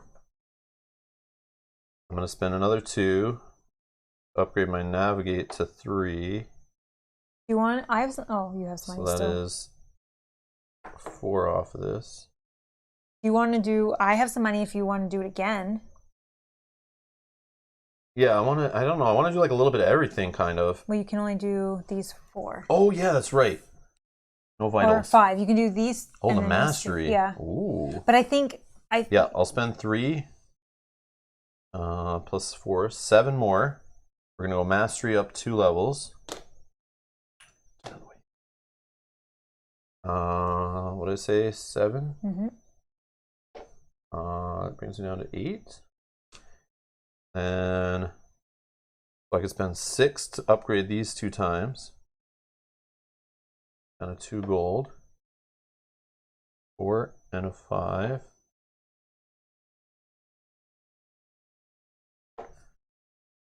We're going to school and sparring. All right. I still have 6 if you wanted to do. So 8 gold total? Yeah, if you want. So I could do 2 of these 5s or something. Yeah, we do these 2 again. Yeah, let's do those 2 again. 4 more gold and 4 more gold. We're down to nothing. Yep. To go to 5. But I think that's good. And 4. Or no, 5 and 6. 5 and 6. Yeah, 5 and those stats look better, especially for having to roll. Definitely better. I mean, we're going stats. to see upgrades, hopefully, that they haven't really come too often, but... I know, I feel like my attack has not come I up know. at all. So we're going to see a ton of those come up all clumped together, I'm sure. Yeah. But that's fine. We're prepared for it. Or maybe they're all at the bottom of the deck and we don't see them. Ah! Maybe, but we can still do something else. Oh no, we can't because we did this, so we can't. Okay. So that's that's our Aurora. We don't have to do. Oh, that was our event. We don't have to do any of that. Villain phase. He just goes away. Add one of these. How many of these do we have? 1, 2, 3, 4, 5, 6, 7. So we can go up to 10 before it fires But off. we added more, did we not? 1, 2, 3, 4, 5, 10, 11, 12, 13, 14, 17, 18, 19. Oh, yeah, we didn't. Still the same. So 10. Once we hit the 10th remnant on the board, we hit Act 2. We'll bump ourselves up a difficulty. And yeah. Okay. All right. We probably need to go somewhere and do some. Actually, yeah, I'm gonna work one more turn. Like, what else are we doing there? We just bought. Oh, we upgraded. That was we upgraded. Yeah. Yeah, never mind. Sorry, we upgraded. Did. That was our action. Sorry. Villain phase. You just did that. Yep. Okay. But I think we need to do something that's going to give us power cards. Yes. So fighting a boss, doing a quest. We have. Oh, what? We're in number. The only quest 1? I see here is Highlands. Yeah. And desert. We have a desert here. This duel now. Oh, maybe we got Fera. We could do these to get extra gold off them too. Yeah, let's do that. Explore 2 successes required. But hold on, we have to. What? We have to go there. So let's. Yeah, I know. I'm just saying. Yeah, let's go there and about do what that. to do. Yeah. Sorry, I thought we were just doing it right now. I was confused. All right. 1, 2, 3. We're at the edge of the board. But the way I've put it, we can't really fit a tile in there, I don't think. Here, give me one. I just want to see. Yeah. Oh, yeah. Okay. So we'll just take the top one. What do we want? Tile H, or tile G? Boss number 1 with a bunch of silt and desert missions. Oh. Or looks like desert, highland, and boss 1. This one, because we don't have any silt right now. We have more desert. Okay. Yeah, I think we take that one. But there is a desert tile on here already. I would actually like the option though of having silt actually. Sure. Just in case we flip into a new mission. Yeah, you're right. So let's just put it like so. Boom. Love it. How different this board looks from when we. Yeah, I know. That's what's cool about this game, the expanding board, and then every volume kind of has that to it, where you can set up the board however you want, or follow specific recommendations, and then it expands as much as you want it to. Yeah. You go to the edge of the board, you choose to do that. You choose to draw a tile randomly. You choose how it's placed. I just love how the board, every time you play, it's like a whole different journey. Like you go different directions, you see different things. It's so neat. All right. So we're gonna see if we wander let's though. roll our skills. We're gonna see if we wander. I wander. Ooh, hopefully. What do you wander about? I wonder if we're gonna wander. Whoa. Yeah. Oh, we're wandering, all right. Unless you can re-roll. No, this is in. Well, hold on. Once per game turn per rank, you may re-roll a stat test you just made.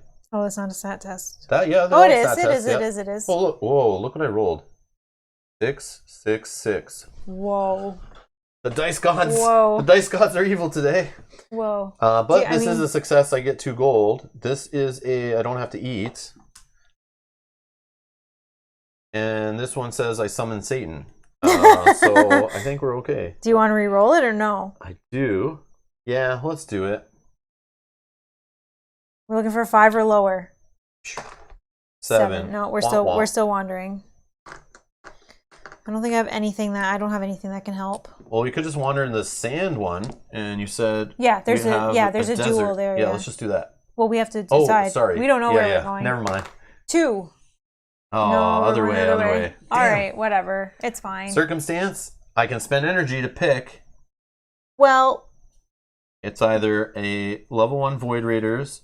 I actually want the Genie. I want the Genie too. He's got a power card and 5 platinum. So I guess if you want to spend the energy, or we just... The only thing that would kind of suck is... I know, I don't want the Locusts. And I'm worried about random. This one would be okay too, because that would give us some golden food, which is fine. But yeah, the Genie's the best case scenario. Or I can... Oh no, I only get to pick a discovery or a treasure. There is none. That's fine, fine. I can't. Okay. You sure it wasn't... No, it's definitely not 999, because look. It has a line under it. Yeah. No misinterpretation there. No. Hex. Random. Okay. Please be a nice discovery or a treasure. Someone with a power card also. Whoa, it's some fire swarm. Aww. Oh, creature swarm. Okay, well, you have a creature. You have... Oh, but this is... Oh, yeah, which is good for Outlast. So we're going to see an Outlast one here.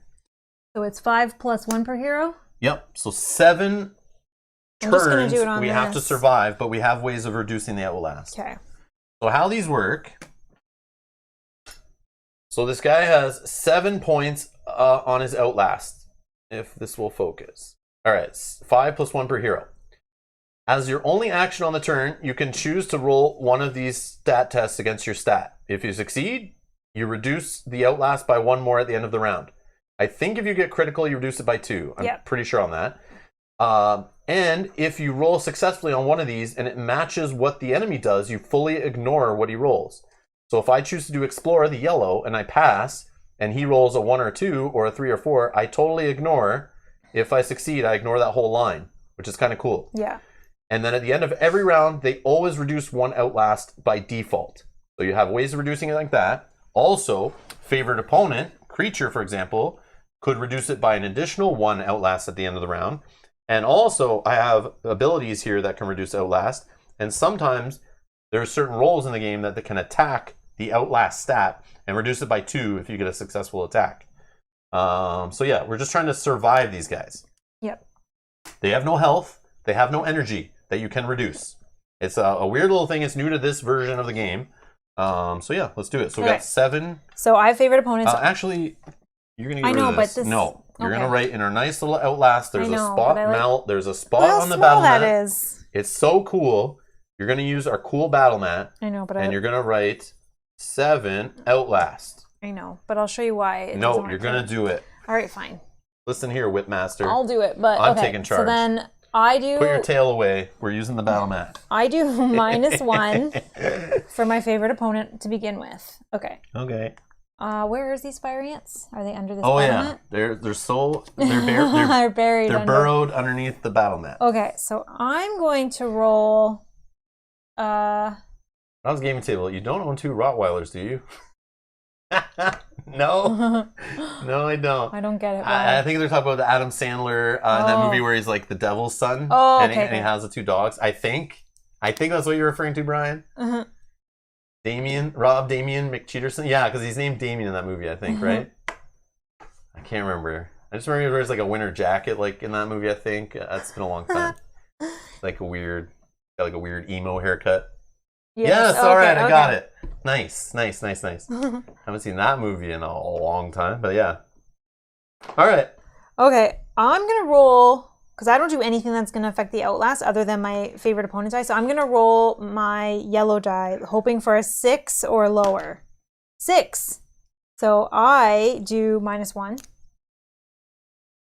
And then at the end of the turn, it'll be -1. What are you doing?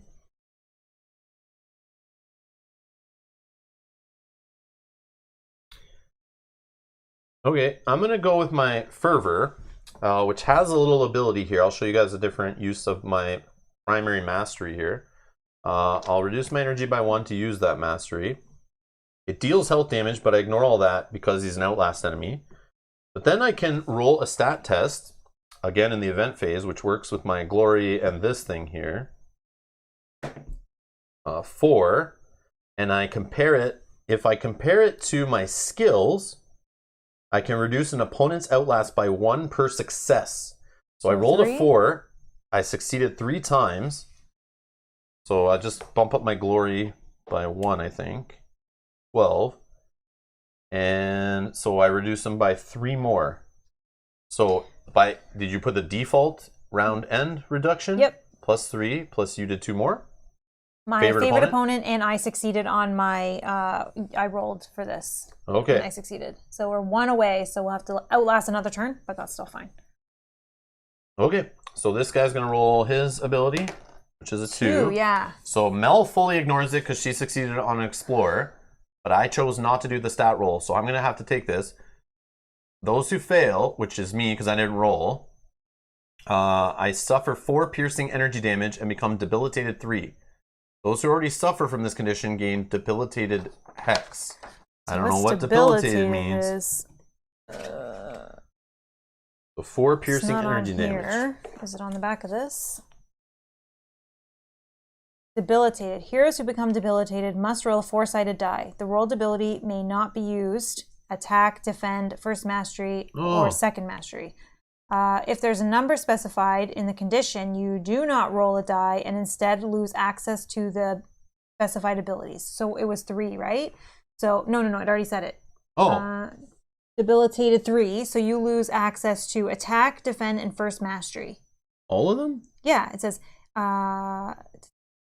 if there's a number specified in the condition, you do not roll the die and instead lose access to the specified ability. Just 1 ability. Oh, just 1. 3. So first mastery I can't only. do my first mastery while I'm debilitated? Heroes may only be affected by up to 3 instances of this condition at one given time. Yeah, so you can't use that. Debilitated. Okay, and this is... this is just for... Where's the symbols I'm looking for? It stacks. But it doesn't persist not outside of battle. Okay, yeah. So you're just during the battle, I'm not allowed to do what I just did to him anymore, which is totally fine. That's fine because I think at this point we'll just try to survive. Okay, so then that's good. So then 3, 4, 5, 6 out of 7. Yep. So 1, he's got to Outlast now. So new combat round. I'll do what I should have probably done the first time, is just roll the yellow. I'm rolling an Explore test. I got a 9. I fail it. That's okay.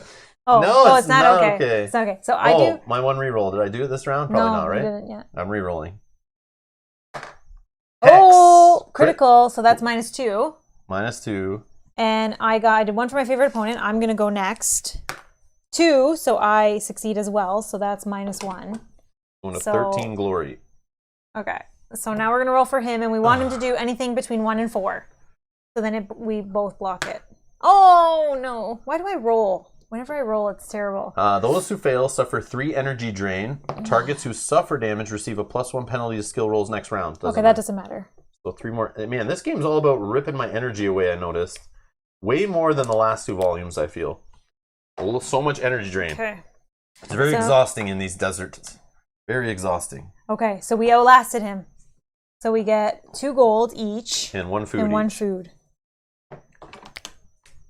2 gold and 1 food. Okay. Whoa. Devion? I'm probably not saying that right. Just rolled in here. Looks like I missed a good chunk. Care to give me a debriefing on this game? Looks pretty dang interesting. You can scrub back. You can scrub back. I feel like I've stopped and explained a bunch about the game throughout, but yeah. There is a link down below if you're interested in HEXplore It, period. There is a link down in the video description on a few videos from the official publisher on how the game works to give you a better taste than I can probably explain in a couple minutes. But I recommend going and watching that. You'll understand how HEXplore It works, and then come on back. But yeah, it's this. I literally, we didn't even start this game for about an hour and a half to 2 hours, just explaining all the cool things that are different about this volume of HEXplore It compared to regular HEXplore It. Not even teaching how HEXplore It works, really. It's just that crazy. So yeah, we have down in the playlist of the video description, there is links to our other playlists of the earlier volumes. But I would check out just the HEXplore It link to see how the game works. There's like a how to play HEXplore It I put down below. It's like a little playlist. You can figure it out pretty easily from watching that, I think. And Garrett's here saying, hey guys, just coming in and super interested in this. Maybe someone can help me out. If I want to get it all, do I need all 3 core boxes and 3 expansion boxes too? Yes, if you want it all. If you want it all, yes. Like I said before, I recommend, if you're not sure about this series, just go buy Valley of the Dead King core box. It's for sale at retail. It's been out for like 2 or 3 years. And I would start with Volume 1, the base game, and no expansions, and just try that and see how you like it. If you already know, if you really think you're going to love this game, yeah, go nuts. Buy, one of the games with an expansion, or buy all 3 core sets, or buy all 6 boxes, your choice. But you don't need that expansion stuff right away. You only want to add that in after you played a couple times and you feel like you want to beef the game up and add more challenge. I wouldn't really recommend getting the expansions unless you for sure know you're going to play one of those games, 3-4 times and then want to shuffle in all the extra stuff. And Nico's saying you don't need to or have to, but it raises the variability and ups the complexity and ups the difficulty a little bit too. And keep in mind, there are also 3 small box living card expansions, which you don't need either. All that stuff's available online for free. You don't need it. It does add some extra gameplay stuff, but they're cool, but they're not necessarily needed.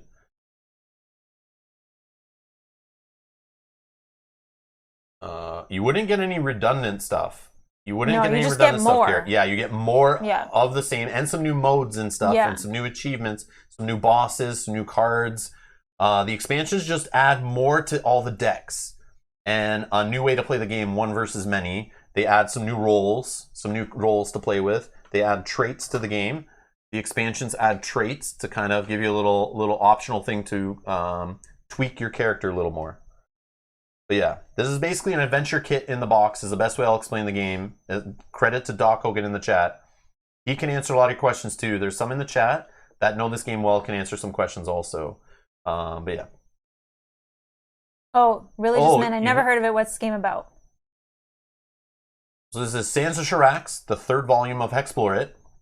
The theme is there is a Ravager monster that has plagued the land. He's coming up, destroying sections on the map. This is an adventure game. You're basically playing for 2, 3, 4, 9 hours. It's sandbox. You can play it however you want. There's multiple win conditions. There's story. It's more like a role-playing game, kind of like an adventure kit in the box, where it's modular.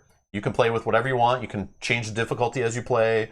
You're just roaming around as a party, doing missions, trying to get win conditions, fighting monsters, dealing with encounters, weather, going on caravan trips, visiting the cities, and learning story and reading story, the nice little storybook and art book as you play. It's really like a role-playing game. You're just going through and like adventuring and creating your own story. Building up your stats as you go. It is not a heavily play-tested, refined, closed system of a board game like 99% of board games usually are. This is more of just a sandbox of craziness that you can make as complex as you want or as simple as you want. It's your choice. Take things out, add things in. Yeah. And you customize the crap out of it and house rule it and ignore rules. And it's very modular, very open. Yeah, it's its own beast. Like, I don't own anything like this, I don't think. It is its own beast. I love these HEXplore It games. They're so different than anything I played. I don't play role-playing games, though, so this is probably as close as I've ever gotten, I think. Would you say this is an entry into role-playing games for some? I don't know. Like, you could try this, see if you even like that style of game? Some board gamers, if you're just a heavy board gamer like I am, you might jump into this game and be like, this is not for me. At first, I was very frustrated by having to change the difficulty level myself. There's no real direction of where to go and what to do. It's all just up to you. It's just open. Do whatever you want. Yeah. Do whatever you want. So you have to like that. You have to be open to just playing and having a story and laying back and having an adventure. You can make it more difficult. You can make it more challenging. You can make it easier. You can make it quicker. You can make it longer. There's tons of modes. It's just nuts. It's nuts. But yes, I don't mind explaining that. That totally makes sense. But I thought you wanted to know, like, how is this HEXplore It different from the other? Yeah, that makes sense. Okay. Yeah, we can always tell you what it's like. Yes. Yeah, that's fine. I'm curious how this game is described, like, marketing-wise. I don't think I've read it. Or maybe when I first... See if we can... So, and keep in mind, this version is very complex. Very, very complex. 4.13 out of 5 complexity. This is the most complex version. The volume 1 is only a 3.17. So, like, literally way less complex. Like, pretty good. Still very heavy. Very complex. But definitely not as complex as the third volume. So this, if you're interested in this kind of game, just look for Valley of the Dead King, this box. Look for this at your local retailer. This is where you want to start. I would recommend. But you know your own tolerances and your own gaming tastes and stuff. So like maybe you want to go all in, buy a whole bunch of stuff. That's up to you. But if you want to just try the game, I'd recommend starting with Valley of the Dead King. It has less going on. It's the core of the system, and still a lot of it transfers to each volume. But every volume has its own twists, its own additional layers of complexity added on, which is very neat. The first game's still great. Like 2087 out of all board games that exist, and it's a very not talked about kind of underground-ish. Yeah, under the radar. Under the radar is how I would describe this game big time. Definitely. It doesn't get in front of enough people, and every time somebody watches these videos and comments, there was like, how did I not know about this? What the heck is this game? How did you find this game? I don't even know how I found it, but I don't even remember. Somebody recommended it, I think. Somebody recommended it to us, I think. And I reached out to the company and said, hey, I see this cool game. Like, where do I start? And they're like, we're going to send you the box. And Jonathan over there, the main designer of the game, sent us all of it. And even put me down for a Kickstarter on this. So keep that in mind. I've been sent these games. I didn't buy any of them. But I'm being as honest as I can. But just keep that in mind. Full disclosure. We didn't buy this game, but heck, I don't need to play these games on the channel more than I do. And if you've seen, we've streamed probably like 50 plus hours of this game on the channel. Yeah. Of these series. And I didn't need to do that. I'm not being paid to play this game, just so you know, FYI.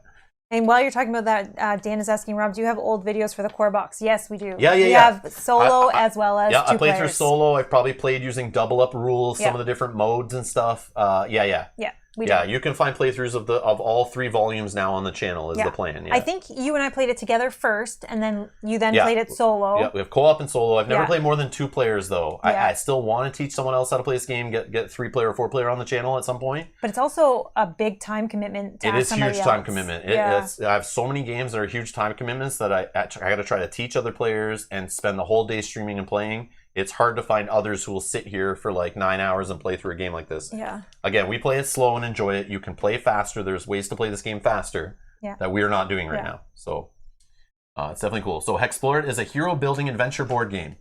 Enter a realm teeming with fantasy creatures, heroes, and villains. Select your hero by combining 2 character options, your role and race. Your role is your profession. Your race is your heritage and species. This combination drives your hero's strengths, weaknesses, and defines their special abilities. You'll use a dry erase marker to keep track of your hero's strength, travel across the map, earning power-ups by completing quests, and battling opponents of several different types. Moving carefully to avoid multiple dangers and travel from city to city, visiting shrines and ruins along the way. This is the first volume.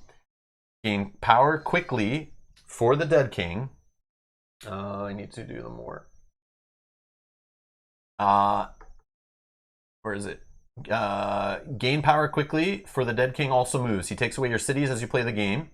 For each city he destroys, he gains more power. That's the final boss in the first volume. He's running around the board like destroying the cities. There's more cities in that game than this game, but he's literally destroying them, and eventually he'll come and get you, and you have to fight him at the end, and you win or lose on that final battle. The objective of HEXplore It is to power up your heroes as quickly as possible to eventually defeat the Dead King himself. The game is won if you confront and defeat him, bringing light back to the valley. And the second volume is like a forest theme. It's not much more complex. No. And it's cool. It's got some cool twists to it. I love them both equally. They're both okay to start with, but I still recommend the base one because it's still more straightforward. There's still some weird things in the second one that it's good to have a good base before playing it, before you get into the weird, like, rolling dice to try to find gear. It's a little harder start in that one, I feel. So it's better if you have a little bit of experience before you play this one. But again, if you love the system, like, there's so much content, and there's still 3 more games coming. It's nuts. Every year they do a Kickstarter and come out with another game. Or every 2 years. Maybe it's every 2. Anyways. But yeah, curious just of the Sands of Shurax. So feel free to go to Board Game Geek and just read the descriptions of each volume, and maybe a theme appeals to you. But again, if you're worried about the complexity level, this one is the hardest to kind of get into and figure out. You'll go through a couple playthroughs and a couple reads of the rules before you feel like you got a grasp on it. Just FYI. The first one, maybe a play, and you kind of get how it works. It's easier to get into for sure. All right. Okay. These guys are gone? Yep, so I got to mark off that we did another encounter. So we've done 3 encounters. We don't have 3 of anything. Or this is our first one where we have 3. So we find another treasure or another discovery, we're good? Yeah. Yeah, we only have 2. Yeah. We could fight another boss. We could do another mission. Did we do a mission? No. No, we didn't do that mission yet. We tried, but we keep wandering. Yeah, we keep wandering. Okay. We keep losing our way. If we do a mission, we can also do that and then go back and get some more power-up cards. So that will Doc's describing the game very well too. Another one, Runebound 2nd Edition on crack is a good way to describe it. Yeah, this is definitely way more advanced than Runebound. A lot more going on here. A lot longer of a game, I feel. You're not debilitated. Oh yeah, no longer debilitated. Okay, I'm just going to get that. Okay. And did we do the villain phase? We did not. We did not. So where was he last? Here? Yep. All right, let's roll and see where he goes. He's tunneling in the desert. A hex means he comes to this tile. And we'll roll a d4. Go ahead. Oh. A hex. So he's busting up this one here. Okay. So boom, this boss. Oh no, this. Nope. Oh yeah, you didn't miss the boss. You missed the boss. Okay, that's good. Okay. I think we move cautiously now to that mission. Yep, done. So we can roll, but remember we ignore our green if we want. Or well, I don't get any gold. I don't have to eat. 6. Okay, so I pass. We don't wander anyways. I pass on the food and I do not get any gold. So circumstance 2 is the genie. Oh, well, we want the genie, Genie so let's just fight. fight the genie. Genie fight. We're gonna reveal this one. Oh, it's an affliction. Man, we're getting all the bad ones. We're all the discoveries and the treasures. All right. So it's a genie. He's 18 health, 30 energy. Standard fight. Level 5 he is. Ooh. Ooh, are we ready for a level 5? We'll find out here. Well, he's a spirit. We don't have favorite opponent against the spirit. No. We'll at least get an upgrade card off Do I have everything correct here? Yeah, I want to make sure all my stats are good before I start. Oh yeah, let me write my updated numbers in. This is 8, 21, and this is 9, 13, 21. Wait, how does that? That doesn't add up. What am I doing? That's 22. What are you adding? Man, 18 plus 13 is 21, right? Or 8 plus 13. 8 plus 13. Yes, it's 21. And 9 plus 13 is 22 then. Yes. I was like 18. Okay. So yeah, playing this game in like 2-hour to 3-hour sessions and taking breaks, highly recommended. Leave it on a table set up, come back to it each day or every weekend and just continue your story. You do not need to play this all in one sitting, and we're not going to today either. No, we'll eventually continue tomorrow. Wow. Okay, I'm definitely spending 1 energy. Going to 4 energy. Yeah, to do my leather grip first mastery, which will do 13 damage, and it will give Rob a bonus of 8 to any damage he does from your attack.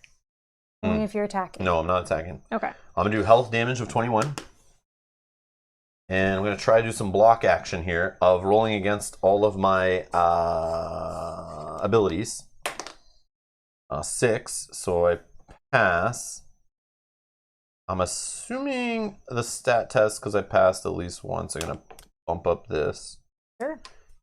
I don't know exactly when and how many times, because it's like a stat test, either pass or fail, but it's like amount of successes. I feel like I didn't fully fail it. I got some successes. Yeah, you got some successes. So I just counted as one success.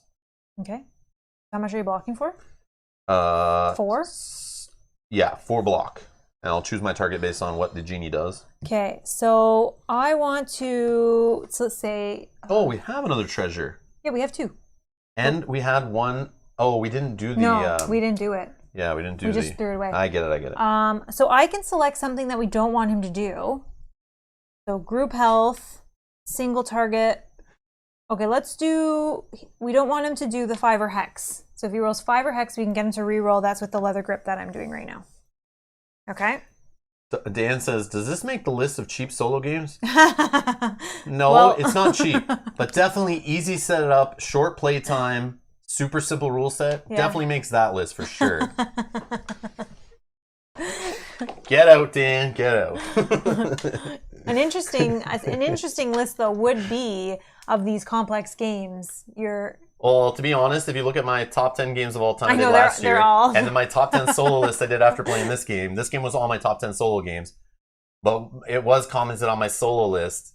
Literally every single game is like a multi-hour, 3.5 plus 50 plus page rule book, 3.5 plus complexity, except for Hostage Negotiator. I think it was the only one on my top 10 solo list that's like a simple, cheap game. But I've been playing more simple, cheap solo games. I have another one coming up next week, Under Fallen Skies. I also have another one I just added to the collection. I'm going to play a few of those, Dan, actually. I know you guys were asking about cheap solo games. Yep. For me to make a list of them. I remembered a few others that I've played and have in my collection even. So I probably can put together a list of 8 to 10 that I can like pick my top 5 or top 3 from maybe. But it's hard to like, the cheap is like, I got to determine what that is. Mm-hmm. But I think if you determine what that is and state that at the beginning, yeah. I just gotta figure that out. Will know. And then I gotta look through everything and be like, okay, if I'm choosing $30 US or $30 Canadian or something, and looking through my collection of what I've played solo, and then or what is soloable, but I would have said I'd have to at least play it solo once to even consider it. Yep. And then I'll just make a list and then choose from that and kind of rank them. But yeah, that eliminates a lot of my top solo games saying cheap. Because a lot of the cheap solo games I played are like, okay, that's cool, I get it. Next. And I just want to play something bigger that's like, yeah. But yes, this is more of an epic table hog brain burner solo player. Yes, for sure. Cheap. 40 or less?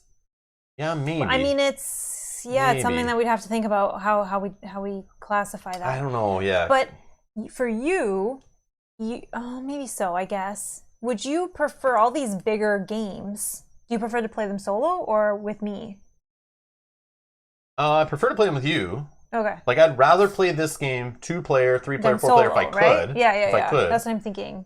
But there are certain games that's like, I don't mind either way. This is one of those, I don't mind either way. But there's so much going on, it's nice to have a second brain to help keep track of everything and keep each other on track. Yeah, exactly. If I was playing this solo, you guys have watched me play this solo. I'm like drooling by the end. I'm messing up things all over the place. If I'm trying to push the playthrough all in one day, that's why I like splitting this up into multiple streams, just so we can keep it going. Yeah. Also, just for these big epic games to play them together, right? I also feel like this board is like... I know, it keeps like shifting. Yeah, it keeps moving. It's a weird one. It's not like set up that great. Yeah, all right, whatever. But yeah. Okay, so I've said with my ability that he cannot roll 5 or hex. So I'm selecting this line. Nice. Okay, so let's You gripped him? Yeah, I gripped him. How do you grip a genie? Well, he's a spirit. How'd you do that? Let's not ask questions. We don't know the answer to. I don't know how that works. 3. So whatever 3 is, he's going to do. 3 to 4. Single target energy. Single target energy. Okay, so single target. That's a star. Hold on. 4. 8. So it's you right now.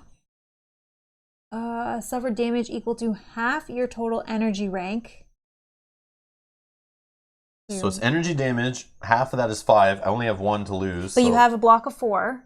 Whatever. I still lose the 1. It's fine. It's fine. The genie heals health equal to the amount suffered. Oh, I will take the block. Yeah. So it was only 1 suffered because half is 5. Yeah. So only 1. Yeah. So he'll heal 1 simultaneously. So he will drop and then go back up 1. Okay. but I think we definitely have it. Are you sure? Yeah. 21 plus 13. Yeah, is 34. Minus 1 from the heal. Yeah. Are you sure that gets 18? We're good. He's dead. One shot kill. Oh, that marker's not coming. I know, it's annoying, but okay, you just gotta... Don't forget our cool HEXplore It microfiber cloths we know. have now. Come on now. I do like those for the bigger mats, but I don't like the big cloths when you have to get in the little tiny areas. But that's better for the bigger ones. Yeah, definitely very cool. Like, put this as a pocket square. Yep. Okay, so we are gonna get... Let me move this. Totally a beer and pretzels game. Yeah, right. Exactly. No. Imagine. Oh, this is an encounter. I'm gonna just mark this down quick before I forget. Oh, you guys are talking about a different game. I see. I was like, what? Oh, I thought they were making fun of this one. Bob says, "How do you?" I answers the question. How do you grip a genie? Carefully. Carefully, yeah, sure. Oh my god! All right. So our reward is what? 5 platinum to the group. Oh, so 5 put that on the battle platinum. map. So we're up to 6 platinum, right, and then we each get a power up card. Okay. And you can put that. We did another encounter. I did that already. Okay, so we have 6 platinum and 6 Ravager crystals. Come on, give me some attack. Oh yeah. There you go. I got some defense. You got some attack. Yeah. The purity though. I think you take it because you give. Well, I'm using this mainly as the way I attack. So if you're... This will help me do my... So as you can see here, your ability has the red attack symbol, so that helps your first masteries. I only have it on my secondary mastery, which I barely ever use, which is a defensive block, counterattack kind of thing. I don't really care. Yeah. The thing that sucks about this, though, is because it has the purity, if I was not mutated, I would get double the bonus. I would get +4 on my attack. But because I have a mutation, which I also forgot about my mutation, but it was fine. He didn't attack me anyways. He attacked you. But anytime you're targeted, automatic counterattack of half of this. So beef that up. Yeah, I will, but... And you'll be hitting back for more. Okay, so for my attack, I just get +2, so I'm at 7. And I'll go +3 on my defense to 8. But this is why I didn't want the mutation yet. I know. I wonder if there's ways to get rid of the mutations in the game. Does anyone in the chat know? If there's like a city you can go to and they'll chop your tail off? Chop your tail off? Yeah, I know, right? Chop your tail off? I don't know. Give you some anti-mutation biotics? Sandor, hello. Nice to have you here again. Hello. Yes. Hello, hello. Okay. Oh, what did I put that there for? So we did an encounter, if you can put that on there. Or what did we do? A mission. Oh, did I mark the mission? Nope. Did I mark the mission? What mission did we do? No, that was just our circumstance. We haven't even done the mission yet. Oh, we haven't even done the mission yet. So what mission are we on? Where's the one that's, it's Highlands? You have it. Oh, excavation. Yep. We're losing like track of where we're at here. So we're going to do an excavation. Let's read it. The tale of the soaring city was a child's story since the gypsies arrived many centuries ago. It is said that Kismet leads only the fortunate to steal a glance of this advanced civilization in the sky. It remained a story until only 3 months ago, when the news came that a traveler spotted it, hidden among the clouds. If you have already found the soaring city, you may complete this mission immediately. If you have not, locate the soaring city discovery and play it when you complete this mission. And then if we have the Scion roll, there'd be some other stuff that happens here. Okay. So let's, we're doing an excavation. So we're going to dig. So we need 2 successes. So we each roll explore. I'm looking for a 6 or lower. Same. 4. 8. Ah. But I can re-roll once. Try, because then we don't have to camp here. 8. Okay, we got 1. So this is the event phase, right? So I failed 1 during the event phase. Okay. I was going to say then we don't need to put that thing under there because technically we haven't done it yet. I know, this shouldn't Sorry, be here. So that was my bad. I thought that's what we were doing. Okay. Yeah, we should leave it. Because I think, are we So we have 1 success? Yeah.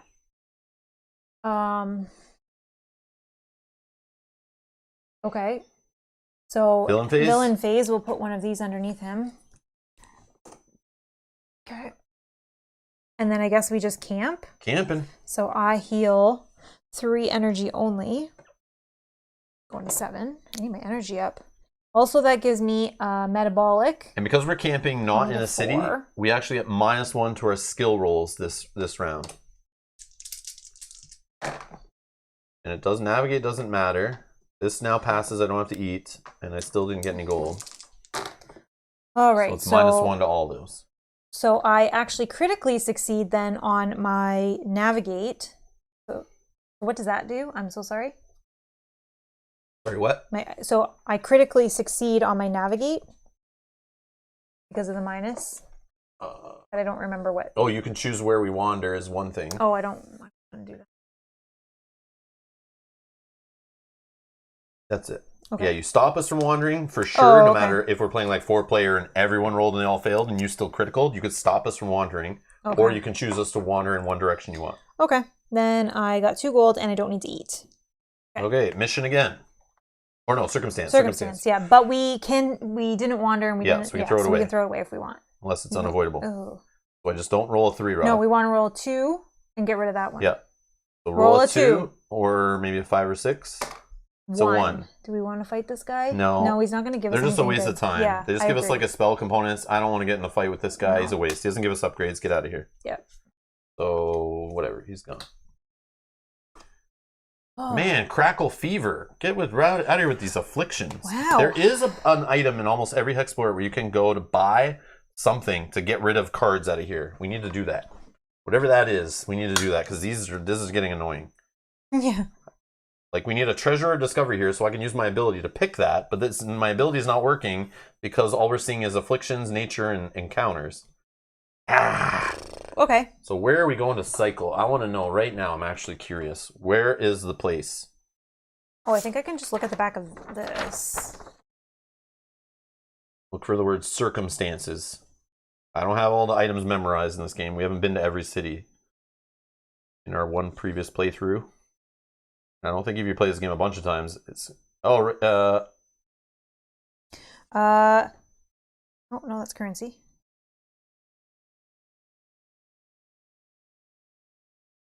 During your here. So the hypersense tonic, which is in the bazaar, during your movement. During your movement to. Oh, that's any. We could have bought that like at a caniversary.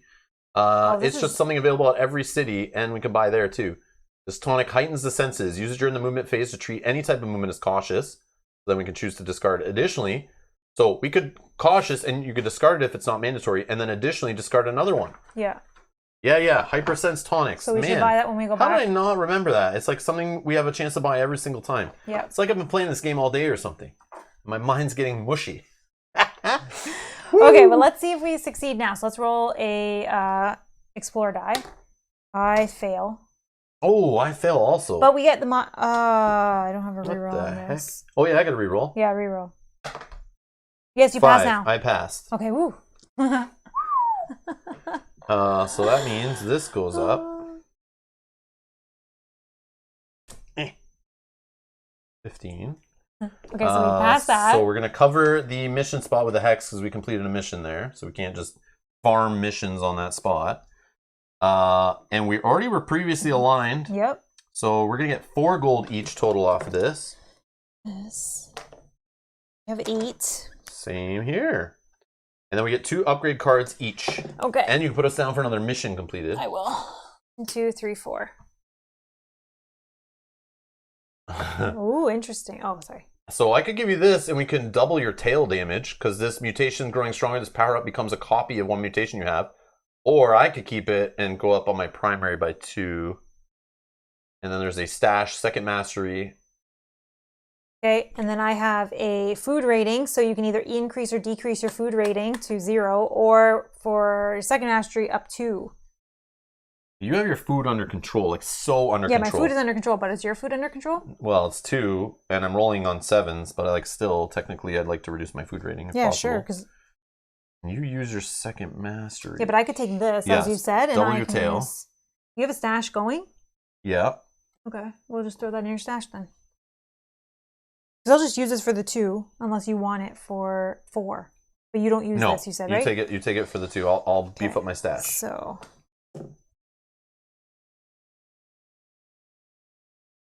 And the food rating. So I go down to a food rating of 1. And then this. So I guess I just leave this with this. Yep, you just put it underneath as a duplicate. Copy. Yeah, I just keep it underneath, and that's way we'll remember you have So now, double strength tail. Okay, so each copy boosts the counterattack damage by 3. So right now you're hitting for 3, half of that plus 3, so 6. Perfect. And then this one's gone. This one's also gone.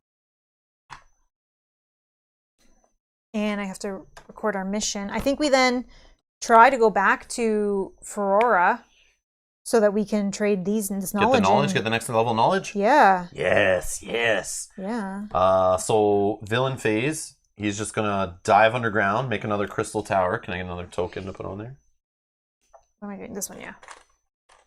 How many of those are we at? 1, 2, 3, 4, 5, 6, 7, 8. So 2 more. 2 more, and we start Act 2, where this guy gets faster, and he'll start coming over here, and he could destroy Fera if we're not careful.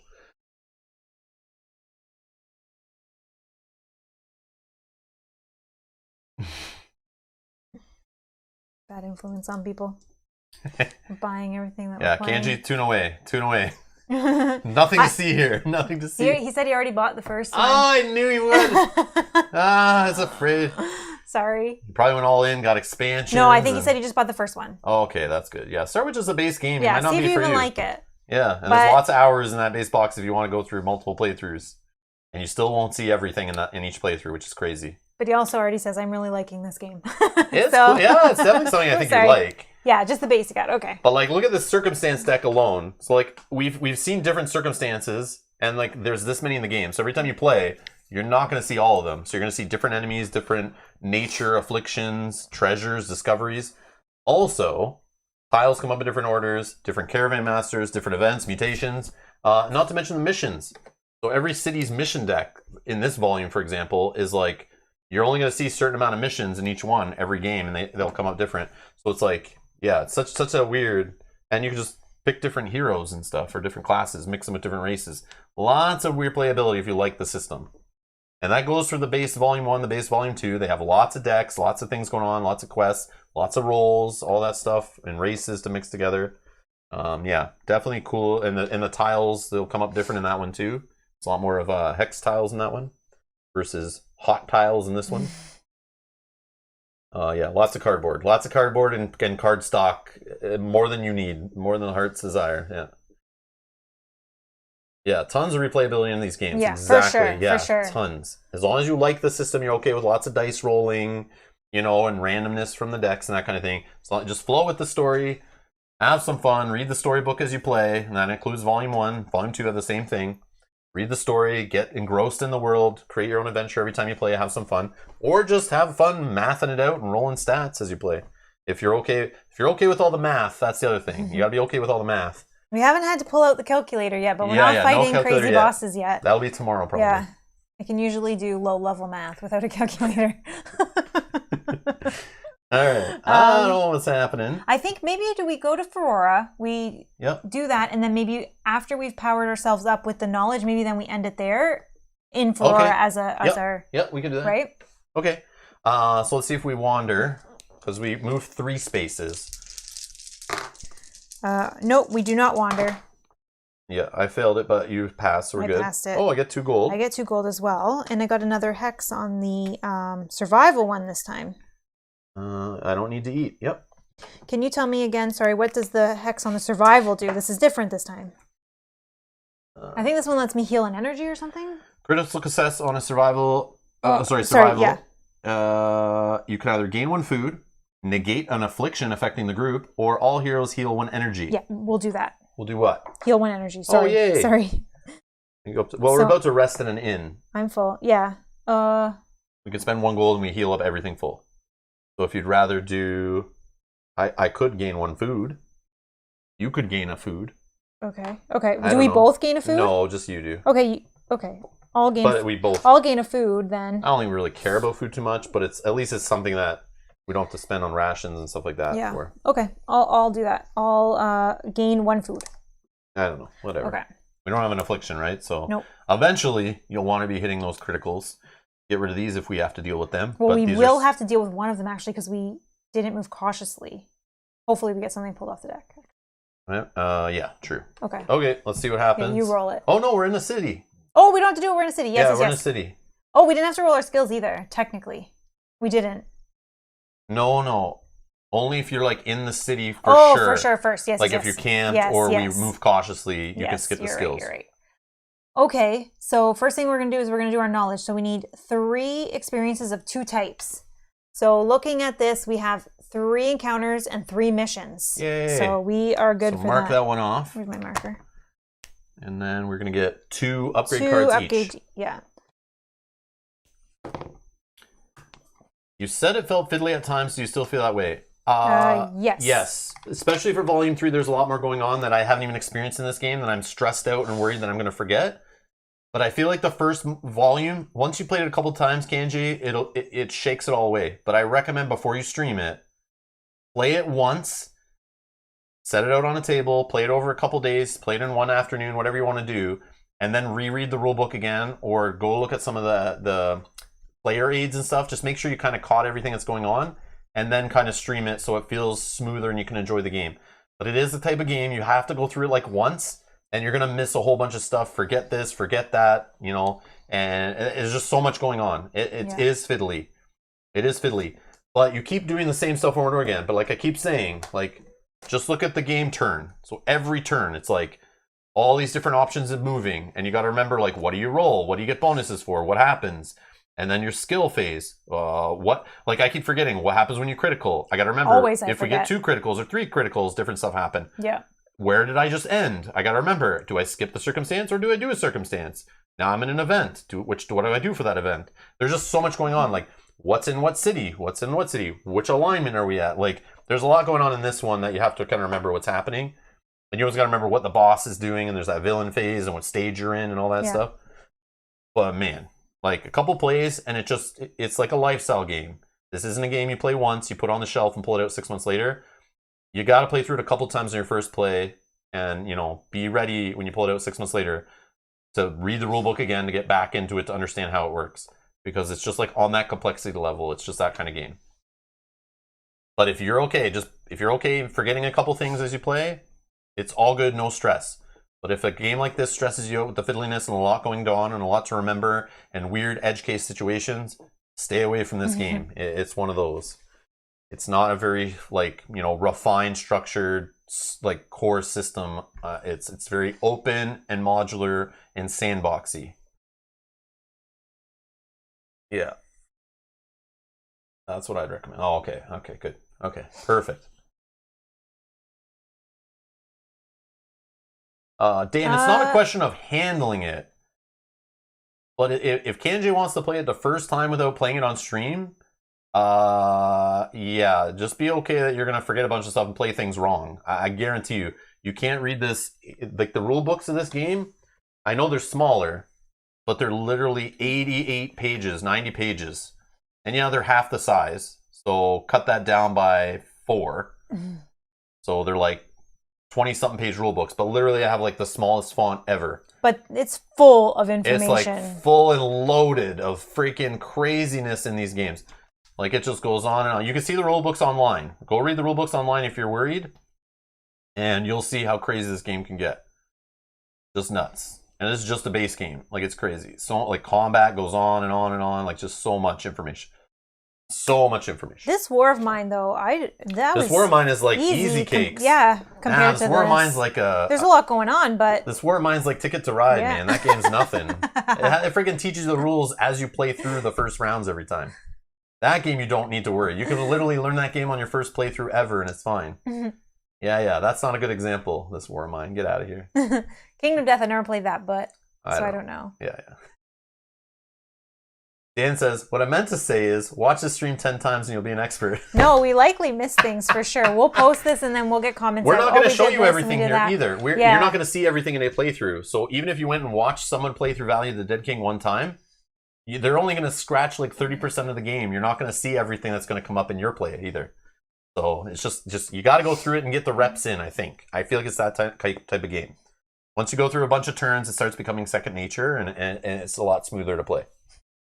But yeah, it's a complex beast. Bob says you need a Mel to keep you on track. Keep you right on stream. Exactly. You need a Mel, an assistant. Yeah. Kenji, get one of your kids to just sit there with you with a calculator, a dry erase marker, and a microfiber cloth to be your assistant. You'll be fine. They may have to remember a few rules for you too, but it helps them with their school too. It's like homeschooling, right? They're gonna do all the math and we're gonna fight this boss and we're gonna do all the math. Yeah, they'll roll your dice for you too. I would recommend. I found another stash for a second mastery. What's all the second mastery stuff I don't want? I also got a stash for attack, and I got some survival skills as well. So I think you take this and then roll you beef up your masteries. Yeah, and you roll your stats. But what about this one actually? You want that? I guess we're pretty even on that, so it doesn't really matter. Yeah, you take that one. So I'll take those, and then I would roll your stash. Yeah. Let's show how the stash works here. So I'm throwing these in a stash. So now my stash exists of 5 things in my stash. So I'm actually gonna pull out my stash now and try to achieve these. So what you do is for every stash item, you're gonna roll an orange die. Only 2 come with the game, so we're gonna roll 5 times. As long as I hit at least 1 hex, I double the bonus on every single card. It's like a push your luck. Like I decided not to take these upgrades and delay them, but hopefully they aged like a fine wine and they're gonna beef me up even more in a big burst here. They're not like all the greatest, but even so. Nope. Nope. You got one more. Well, that other one I didn't really roll, but okay. I'll just roll 2 more. One I just dropped. It didn't even get to shake it, but nope. No double for you, but that's still fine. No, I don't think. Damn. So I didn't double. That's crazy. I've never failed that ever, even rolling on 3. I have. Oh, you did? Oh, I okay. Have, yeah. So I just get I missed that. So I just get one of everything. Stats, yeah, right? that sucks. That really sucks. All right, so I could choose a new type or subtype of opponent to be a favorite opponent. I'm going to choose creature since I know the final boss is like a creature. So I have favorite opponent against undead and creature now. And I still have this +1 die for favorite opponent damage when I roll it. I would have been able to double all my damage. If I got the stash bonus on this, I would have doubled all favorite opponent damage. That's crazy. Which would have been awesome. Roll 2 dice, they could have explode, and then I would have doubled the damage. But unfortunately, I did not. So throw that one away. And I get second mastery up by 2. Oh, Kenji says, I've tried to get my significant other to play. She refuses to be recorded. Oh. I get that. They don't have to be in the video. They just be their hands. They just be their hands. I understand that, though. No, it's all good. I totally get it. It was awkward at first, for sure. I mean, even on your playthrough, you're learning the game. Oh, they can be your assistant. Yeah. Just kidding. I'm only kidding. You guys are saying to have a Mel beside, but just need an assistant to roll dice, wipe eraser boards, keep your markers stocked and ready. Are you done with these? I did every. Oh no, did I do that one? Yeah, I think so. you did. I think so. All right, I think we're 5. good. I think we're good. Okay, and then do we want to do anything else while we're here? We can purchase. We can also purchase from the bazaar. What was that item that you said you wanted? The Hypersense tonic? Yeah. I'm gonna buy. Wait, where are we? We get a discount, so they only cost 1. Yep. So I'm gonna buy like 3 of them. Yeah. Okay. I will buy. I don't know yet how many. Hype tonic times 3. So that is we can say we move cautiously, even on one of those turns where we move like 7 movement or something crazy. We can say we move cautiously. If we get one of these, we can throw them away, and we can discard another one. Yeah. Okay, I'm also going to buy 3. So 7. Anything else? Oh, did you want to use the comfort in? Yeah, I need energy. Okay. So I'll just spend 1. Okay. Put on a 6. And we get to heal up everything? Yep. All our vitals are full. Okay. And then what can we upgrade with stats 8. here? And we can't do that though. Oh yeah, we can. Yeah, we can. Sorry. Or we can work. We can upgrade our masteries and our along the bottom of skills.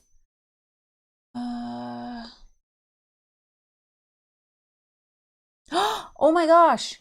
There's a transmutation that you can get for 8. which says choose one mutation you have and all copies and either give it to another hero or remove the card from play. I knew there had to be some We way of didn't read that. getting rid of your tail. Do you want to? I don't even have enough. Well, it costs 8 gold. We can combine our gold. I mean, I can hold it. I could buy one. I mean, I would take it. And then, because I can just use it once. So I can just use it later. I don't have to use it right now. True. Or I could give it to you if you want it. I would get +3 energy. Oh. Come on, Mel. The tail is cute. I know. I know. Okay, I'm going to buy a transmutation. I'm going to put it in my backpack, though. Oh, I got room, I guess. I still got room. So I'm going to spend 7. Can you spend 1? Oh, the other thing, that spirit we fought, the Genie. Yeah. I'm totally going to use that parchment so I can gain the undead or the spirit favored opponent. I have a parchment too. You can do that if you want. Okay. Yeah, I forgot to do that. I want to use it in Fera while we're here. So you could add spirit, or you can say you did it to the fire ants if there's something. Oh, what are they? So you could do it to either swarm or creature. We already have creature. Maybe... You can add swarm. Okay, I'll add swarm.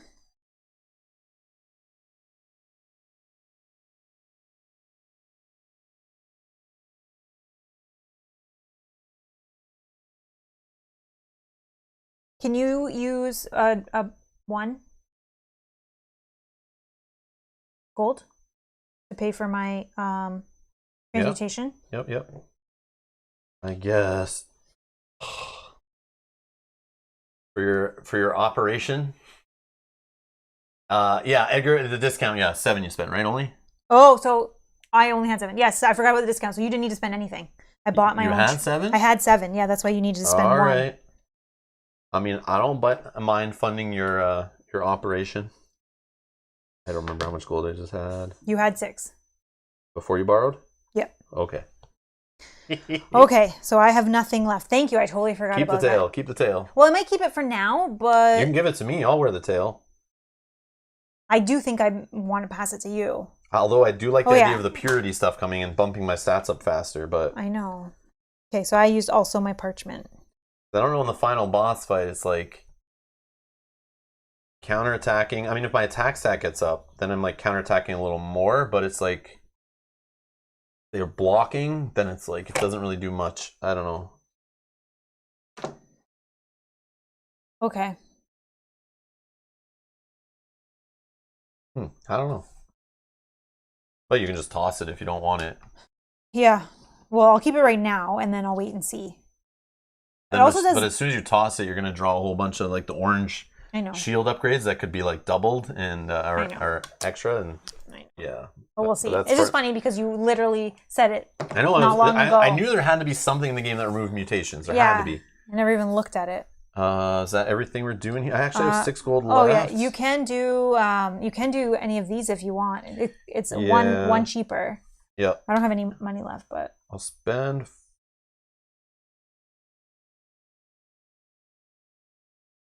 Yeah, I'm gonna spend 5 and upgrade my HEXplore. While you're doing that, Dan says, I've been smelling a magic marker for 15 minutes to immerse myself in the feel of this game. Getting a bit woozy. I hope it's a smelly marker. Like one of the... Some good HEXplore It action. Woo! The board just changed colors.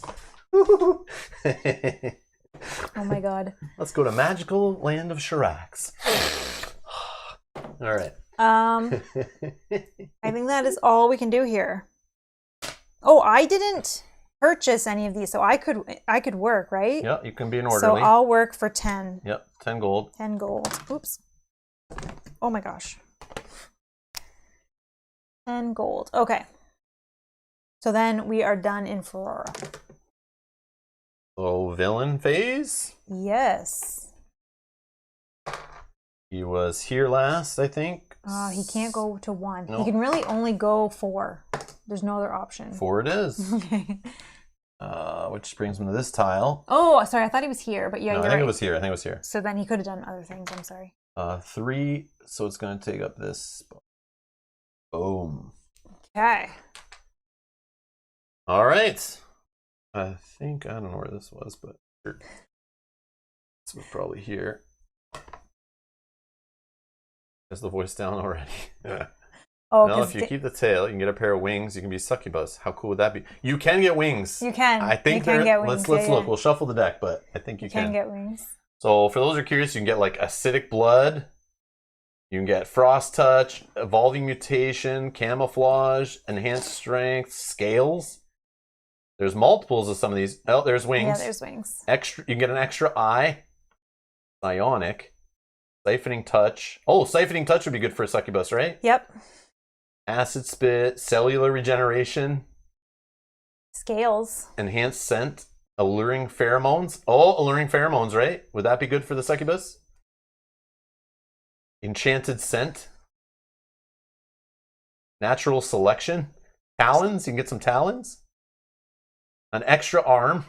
Eye of mind. Monstrous size. Conductive flesh. Oh, more tail, talons, wings. Yep. Extra. Yeah, okay. And there's more in the expansion that we're not even playing with. There's so many. That's crazy. Yeah, and Edgar said he was at the southeast one. He was here, right? He was in this one, was he not? I don't know. Was he? Yeah, I'm 99% All right, sure he was. It's here. Oh, no. That's where that was. Oh, yeah, sorry. Nope. So he is like that. Yeah. Here. Yeah. Gotcha. Okay. Yeah, I can never remember. Like, that's the problem. It's, but it's like, I don't know if it matters that much. But I know. Yeah. Yeah, you'd have to like put a token to remember where he was last, I think, if you're taking a long time like we are between turns. Yeah. But it will get faster, and we'll see. He will in Act 2, he's actually going to come to the tile we're on, whichever tile that is. So he's going to leave the wastes. Yeah. But we're still in Act 1, so he stays in the wastes, causing trouble. Alrighty. Alright, we're going to call it there for today's stream, but we are back tomorrow, 12 Eastern, same time as today. We're going to leave this on the table, continue right where we're at, and jump right back into it tomorrow. But yeah, thanks everyone for hanging out with us today. We appreciate it. Those who, sat here watching us roam around Sands of Shurax, we appreciate you spending time with us, keeping us sane as we play with dry erase board markers, calculators, microfiber cloths, cool miniatures, and awesome tiles, and read lots of story. But yeah, we'll be back tomorrow reading more story, seeing what happens. Where's our adventure going to take us? Where should we go next? If you have recommendations and you know this game, drop it in the comments below. If you think we should be now headed somewhere else, we know we're not going to do the win condition from Fera. We're not reducing his energy and his Outlast to beat this guy. We can either defeat his health damage, we could go work with Tari, but we're not really aligned with them. But we could go to Tari, which is not far from here, and try to figure out how to destroy the other 3 cities as a win condition. I feel like we're not really on the platinum route. No, but I do feel like maybe we need to fight a few bosses and I feel like we just start need to go build find up bosses. ourselves that way. Maybe we have, I think, the damage to do it. We could go back to the wastes, try to fight some of those bosses out there. There's boss 4, boss 7, boss 3 out in the waste, boss 2. So 2 and 3 are out there, yeah. Maybe we go to the waste. Maybe we just do that. If you have any other recommendations, drop it in the comments below if you're watching this before we stream the next day. But yeah, I think we're going to go to the waste, try to fight boss number 2, 3, and 4, maybe, or one of those or something. See what happens. Yeah, build up a little bit more. Yeah, we just need to build up. We need to get some more upgrades. I don't feel we're ready to fight the boss. I feel like we're going to try to fight him to get him down to 0 health is probably going to be our win condition. Yeah. Because destroying the cities and the platinum. I mean, we're still I don't know. far away from both of those. Yeah, we're not kind of headed down that path. I feel like we'd have to be farming Ravager crystals to then trade in for platinum somehow to then really jack up our platinum. But we definitely, the platinum victory is with the Taris, and we haven't even really done much with them. We did a lot of their events, but we chose to go the opposing alliance. Yeah. So we should probably do a few more missions as well. Also, just winning by 100 platinum and not fighting the boss and just using that to escape the game is kind of like the most boring end game. Yeah, like I feel for streaming. Yeah. I love to see a final boss fight in my games that I play for like 8 hours long. I want to have that final showdown. But I mean, you play it how you want to play it, which is kind of cool. But anyways. Torgal says, it's the 7th for me now. You could continue. Oh, okay. Oh, it's already after midnight there? Are you in New Zealand or Australia, Torgal? Is that where you are? That makes sense. But yeah. Sorry, we'll be back tomorrow. But now you can go for a little sleep when you wake up. we'll play again. But But money, yes. I don't know. It's not as rewarding to just get the money and be like, okay, we won. But each platinum is worth 100 gold. So some of this platinum we're gaining is not useless. We can use it to buy specific items that need platinum, or we could possibly trade it in for 100 gold. And there's certain things that we can give it to for certain encounters and stuff. So the platinum we have is useful. It's definitely useful. But to go that heavy platinum win, I want to do it one day, but I don't think it's this playthrough. No. But I do want to do the destroy the other 3 cities one. I think that sounds super fun. I think people It's definitely the evil route, and we haven't been going the evil route so far. Our alliance is not that way. But I'm sure after doing a few evil missions, we can definitely pull it the other way, or maybe go with an evil caravan master who is more on the what is it? The cruel and corrupt side. True. We could go that route. I was also going to say that I think that the people watching want to see an epic boss fight. Yeah, for sure. For sure. That means we're going after the health. We're going to try to destroy this guy. Yeah, so we need to beef up our own health. We need to beef up our attack stats, those kind of things. And we have to do it before... we have to do it before the boss is on us in Act 3, and we're forced to fight him. We need to upgrade as much as we can before that happens. Yeah. Doc says, good night from the ICU. Oh, no. Oh man, all those hexes. He's drive loaded. Safe. Drive safe. Yes, drive safe for real, Doc. Thank you everyone for hanging out with us, and we'll catch you tomorrow. Bye-bye. Bye.